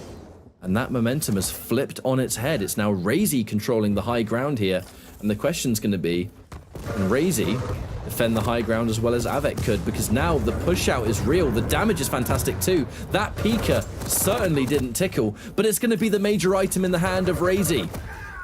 And Avec is not very healthy at all. And with Mega being 12 seconds away, that is more than enough time now for Razy to put himself back up there. And we have just had a complete swap of momentum. So much has happened in 4 minutes, even without a frag landing. It's all about controlling this map. Who controls where? For the most part, Razy's getting the upper hand in terms of strategy. Avex had great control, but just been unable to do anything. And then Razy drops down from above and gets the first frag. And that changes the dynamic. Fresh off the spawn. Yep, the rail's in play, and looks to me like Avec opted not to take the LG.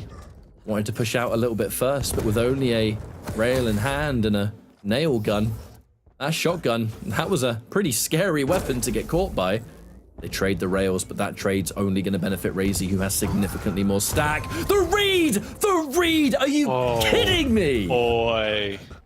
Yeah, Avec is clutching at straws. We're trying to find Razy a lot of this time. He's going to very early here, no stack. He's done so much damage though. He's so early on the Mega. Right. There was 9 seconds left on that Mega, those NSX. It was desperation. He had so much damage, but it was still desperation, as you say. Razy had all the timing information in the world to play around that aggression. He's just completely managed Avec start to finish so far. Still a long way to go on this map. No, levitated, but he does pick up the heavy armor for now. He's taken a lot of damage once again. Yeah, sadly, that armor didn't do much for Avec right now.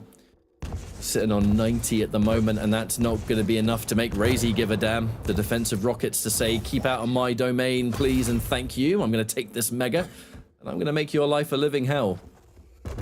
Yeah, that predictive rocket right round near light that got the ring out was one of the rockets of the entire show tonight. What an absolutely ridiculous prediction there from Razy. And he was bang on the money. The moment that happened, Avec came flying around that corner.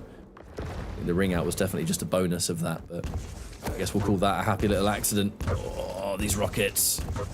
Avec stuck in a horrible, horrible position right there. Had to concede a bit of damage just to escape with his life.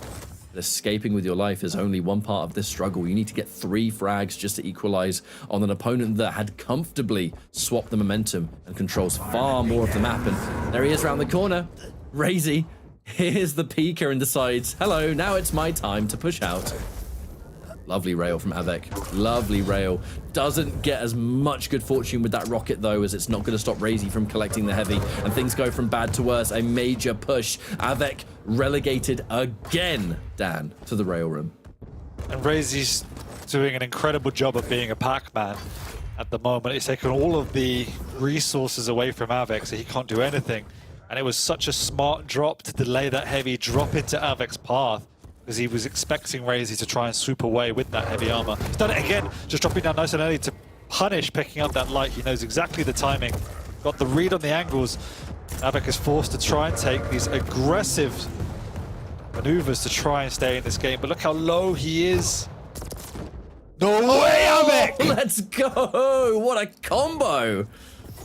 Even with Razy trying to be as careful as possible, you'll notice that when the Pika came out down there, Razy opted to go for the LG to take out rather than the rail. Rail would have opened him up a split second for some free damage, and in that push, he didn't want to take any risks. Did not stop him from getting fragged, though, as Avec hit the godlike combo there, finishing the job. And oh, the surprise with the SSG! Oh. What? Yeah, that's a smile, Avec. Not entirely sure how Razy walks away with that one, but it is just before the Mega though, so Avec will pick that up. And a frag as well. This game is still on catch-up. Oh, it's wide open, mate. Plenty of opportunity. LG from Razy hurts an absolute ton though. And, ooh, a little bit of bonus damage there by Avec using the Pika and actually put himself into the acid.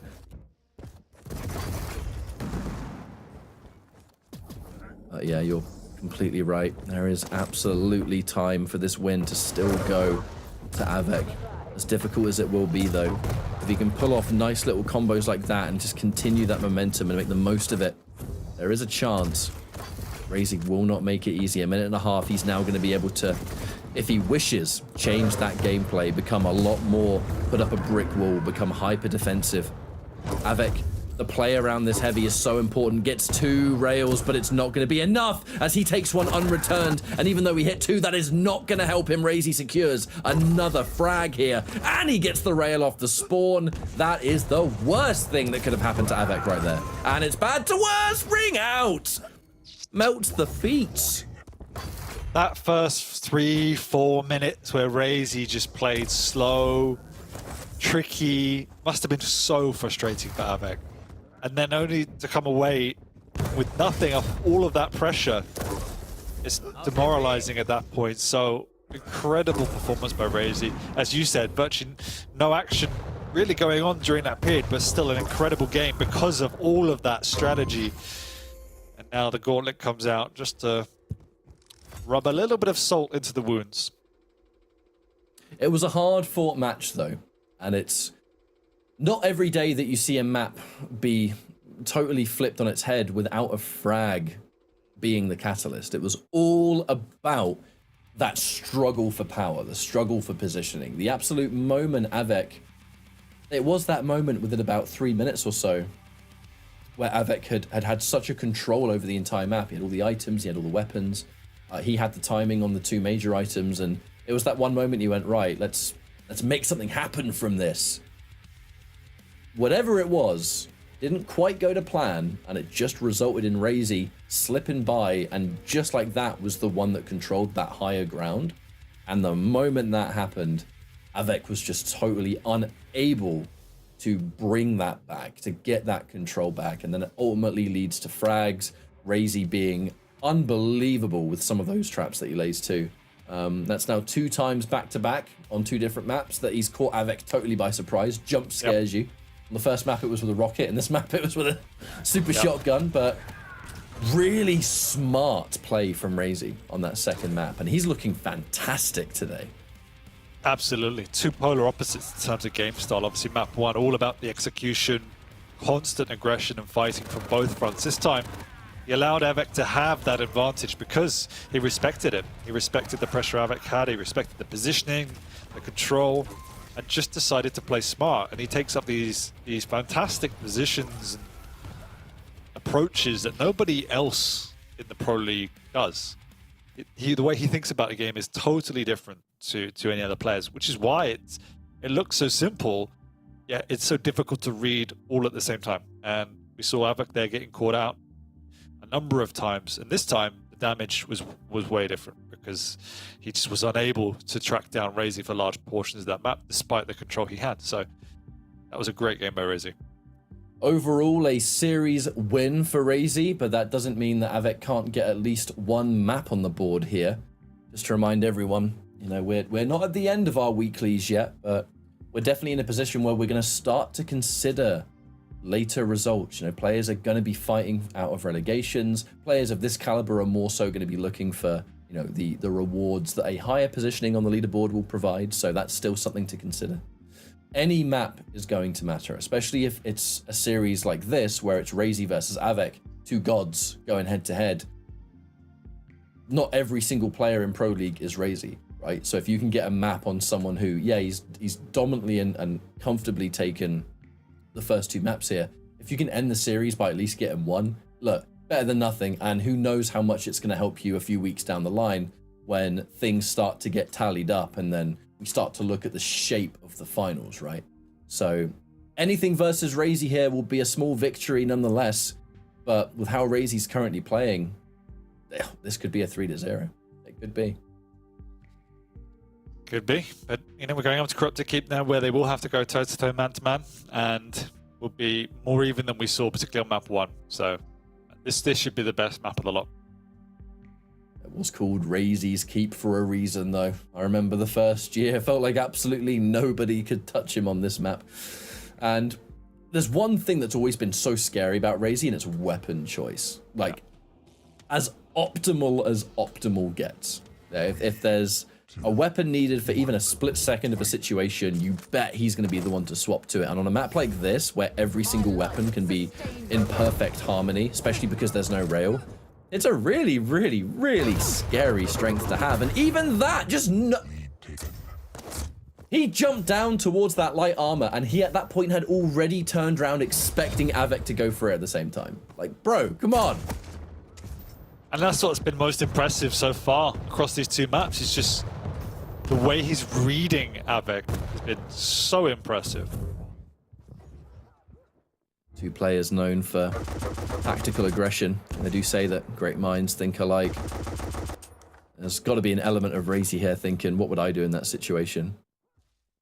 However, either way, there is a significant divide instantly between these major items, and that does make me a little bit fearful for Avec, because even that, look at how much damage, and Razy is going to just fly through that doorway. Avec preemptively setting up a totem though, and not only healing 100 for himself, but dealing 100 to Razy with that rocket. Another one in an overstack. Man refuses to die. So healthy, but that's not going to stop Razy.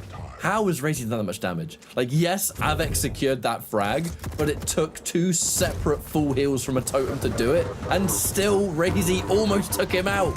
But now here comes Avec, the turn of momentum begins. Here we go.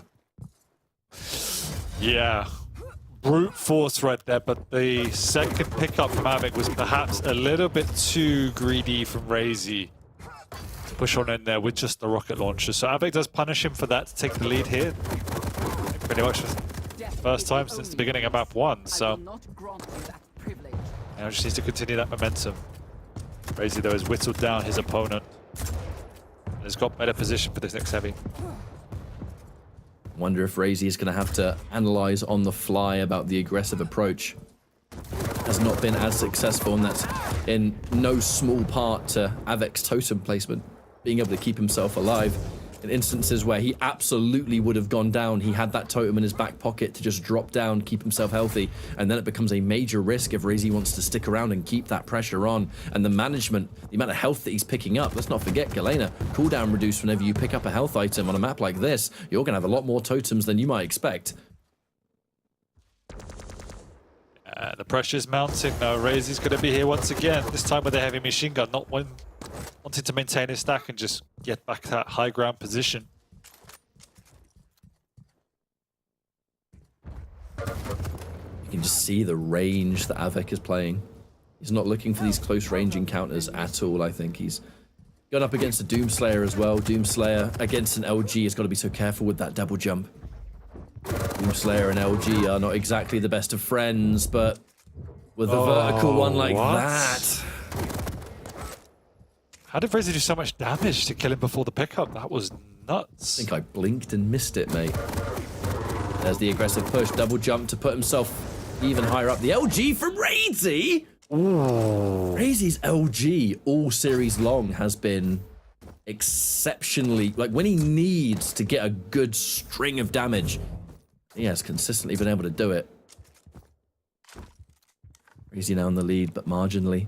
Only one. Both items in play, and actually looks like both players, excuse me, more interested in delaying the two, to the point where there was almost no delay between them. Love it when that happens.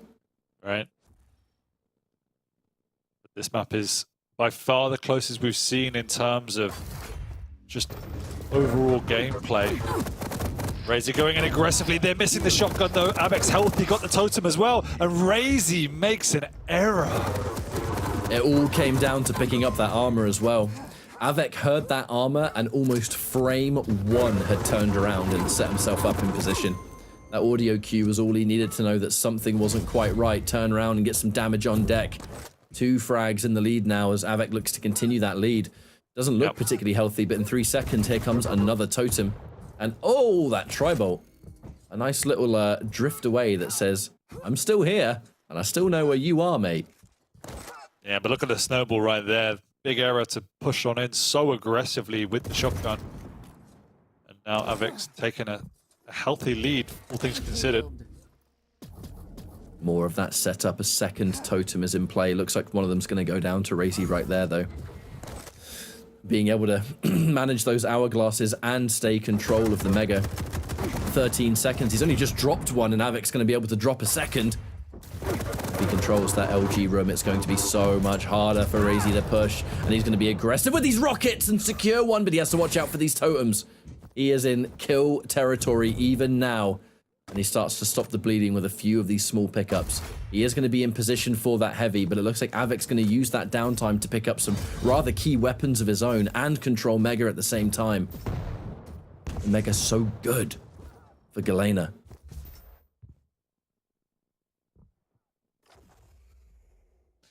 The tempo's really slowed down now, seeing much more about this mid-range, trying to catch your opponent. Just a little bit more efficiency than them.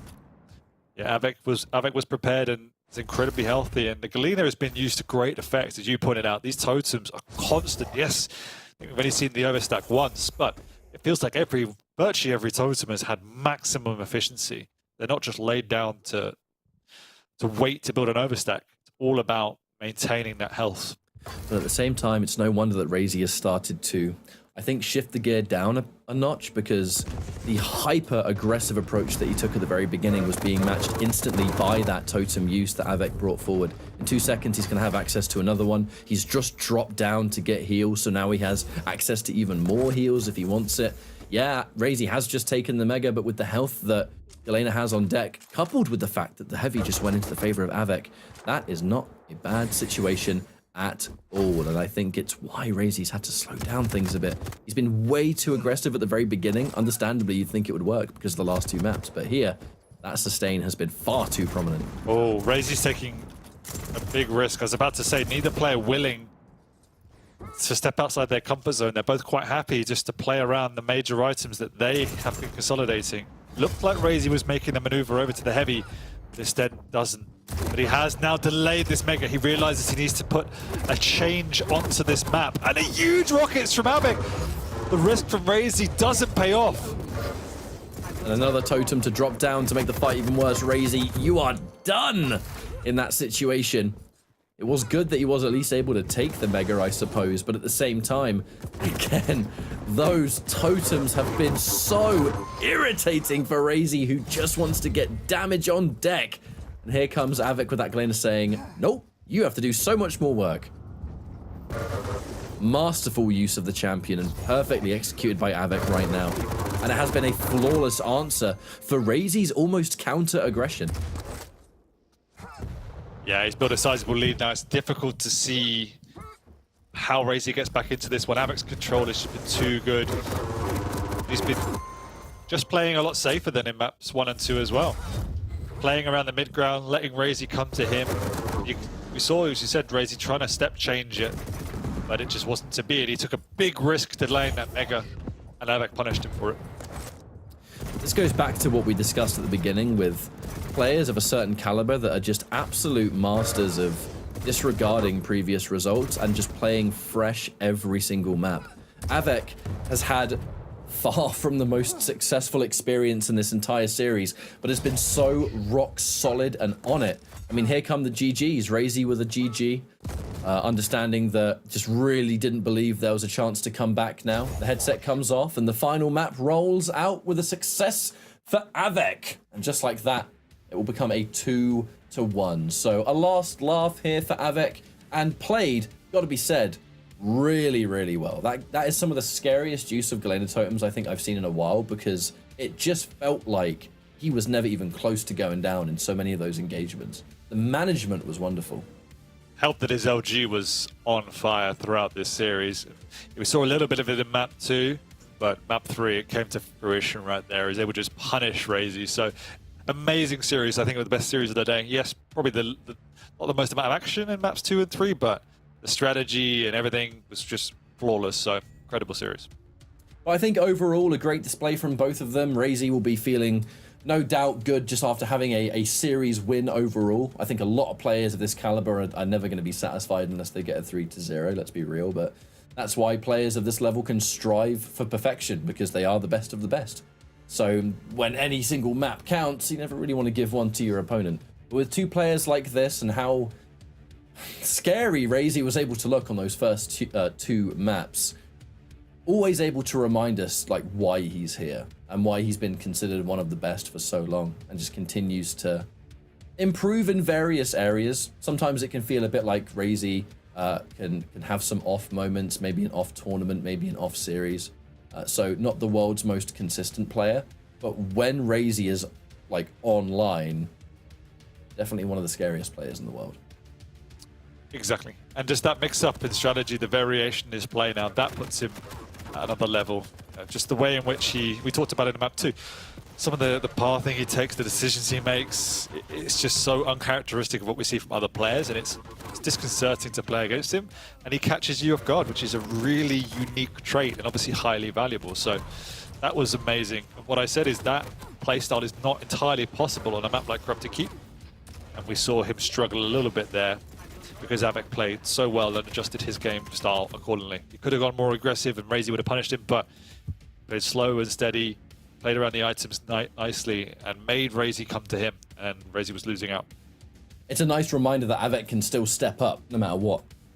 And it's why Avec is held in such high esteem, because Avec is able to look at a series like that where, yeah, the series win did not go his way, but that final map that would have naturally forced Razy to have a different approach, Avec was able to dominate on. And it just came down to his own wits, his fantastic LG, and as we start to see, you know, as this game evolves and this game develops, just a masterful use of a well-picked champion. So, looking at the majority of that map through Avic's point of view, it just felt like he always had a totem ready to go. He was always at 100 health, and he was always at 100 health before he had the chance to drop another one. And then you just look at it and think, you've got to be a special kind of player to be able to break into that brick wall. Because Razy tried. He tried at the start of it, and just for the life of him, could not do it. And from that point on, Avec was very comfortable. Exactly. Avec put him under pressure where Razy had to take risks to make something happen. The push with the shotgun when he messed up, and then the laying of that Mega to try and break the cycle and disrupt the map cadence. Neither one worked, and Avec punished him. So, yep, amazing game by Avec. Showed why he's so resilient, why he's a former champion in himself. But Razy does obviously take that series 2-1, which I'm sure he will feel good about. But all in all, a fantastic day of Quake. Remember that if you like what you see, just get involved in social media, follow Quake on Twitter. You always have new information about like upcoming schedules and the upcoming weeklies. All of the information around QuakeCon, right? I mean, the official announcement was made. QuakeCon's coming back. And I think so many of us are unbelievably excited because it has been too long, I will say, since a lot of us were back there and we all got to hang out. You know, it has been a really, really, really long time. And I really enjoyed the QuakeCon at home activity, although obviously we were working during those with the competitive Quake that was going on. But being the chance for everyone to just be back at QuakeCon again is something that I think is going to warm a lot of our hearts, right? Because it's been a long time since everyone was back together. Yeah, we had a taster of it in Romania, but it's not QuakeCon really, is it? So nearly there, guys. We're nearly there. Almost. However, that is all we have time for today. Thank you all so much for joining us. Thank you for sticking with us. Like I said, get involved in social media, find out about future weeks and all the stuff that's up and coming, exciting stuff for all the players, and just see where the progression leads for so many of the Pro League competitors. You know, we're seeing storylines continue and develop on a week by week, and that's what we love to see, and that's what it's all about. So thanks to you for watching. Thanks to everyone behind the scenes for making it work. Cheers, Dan, for joining me. Always a pleasure. And with all that said and done, this is Quake. Thanks for tuning in. See you next time. Peace out, much love, and take care.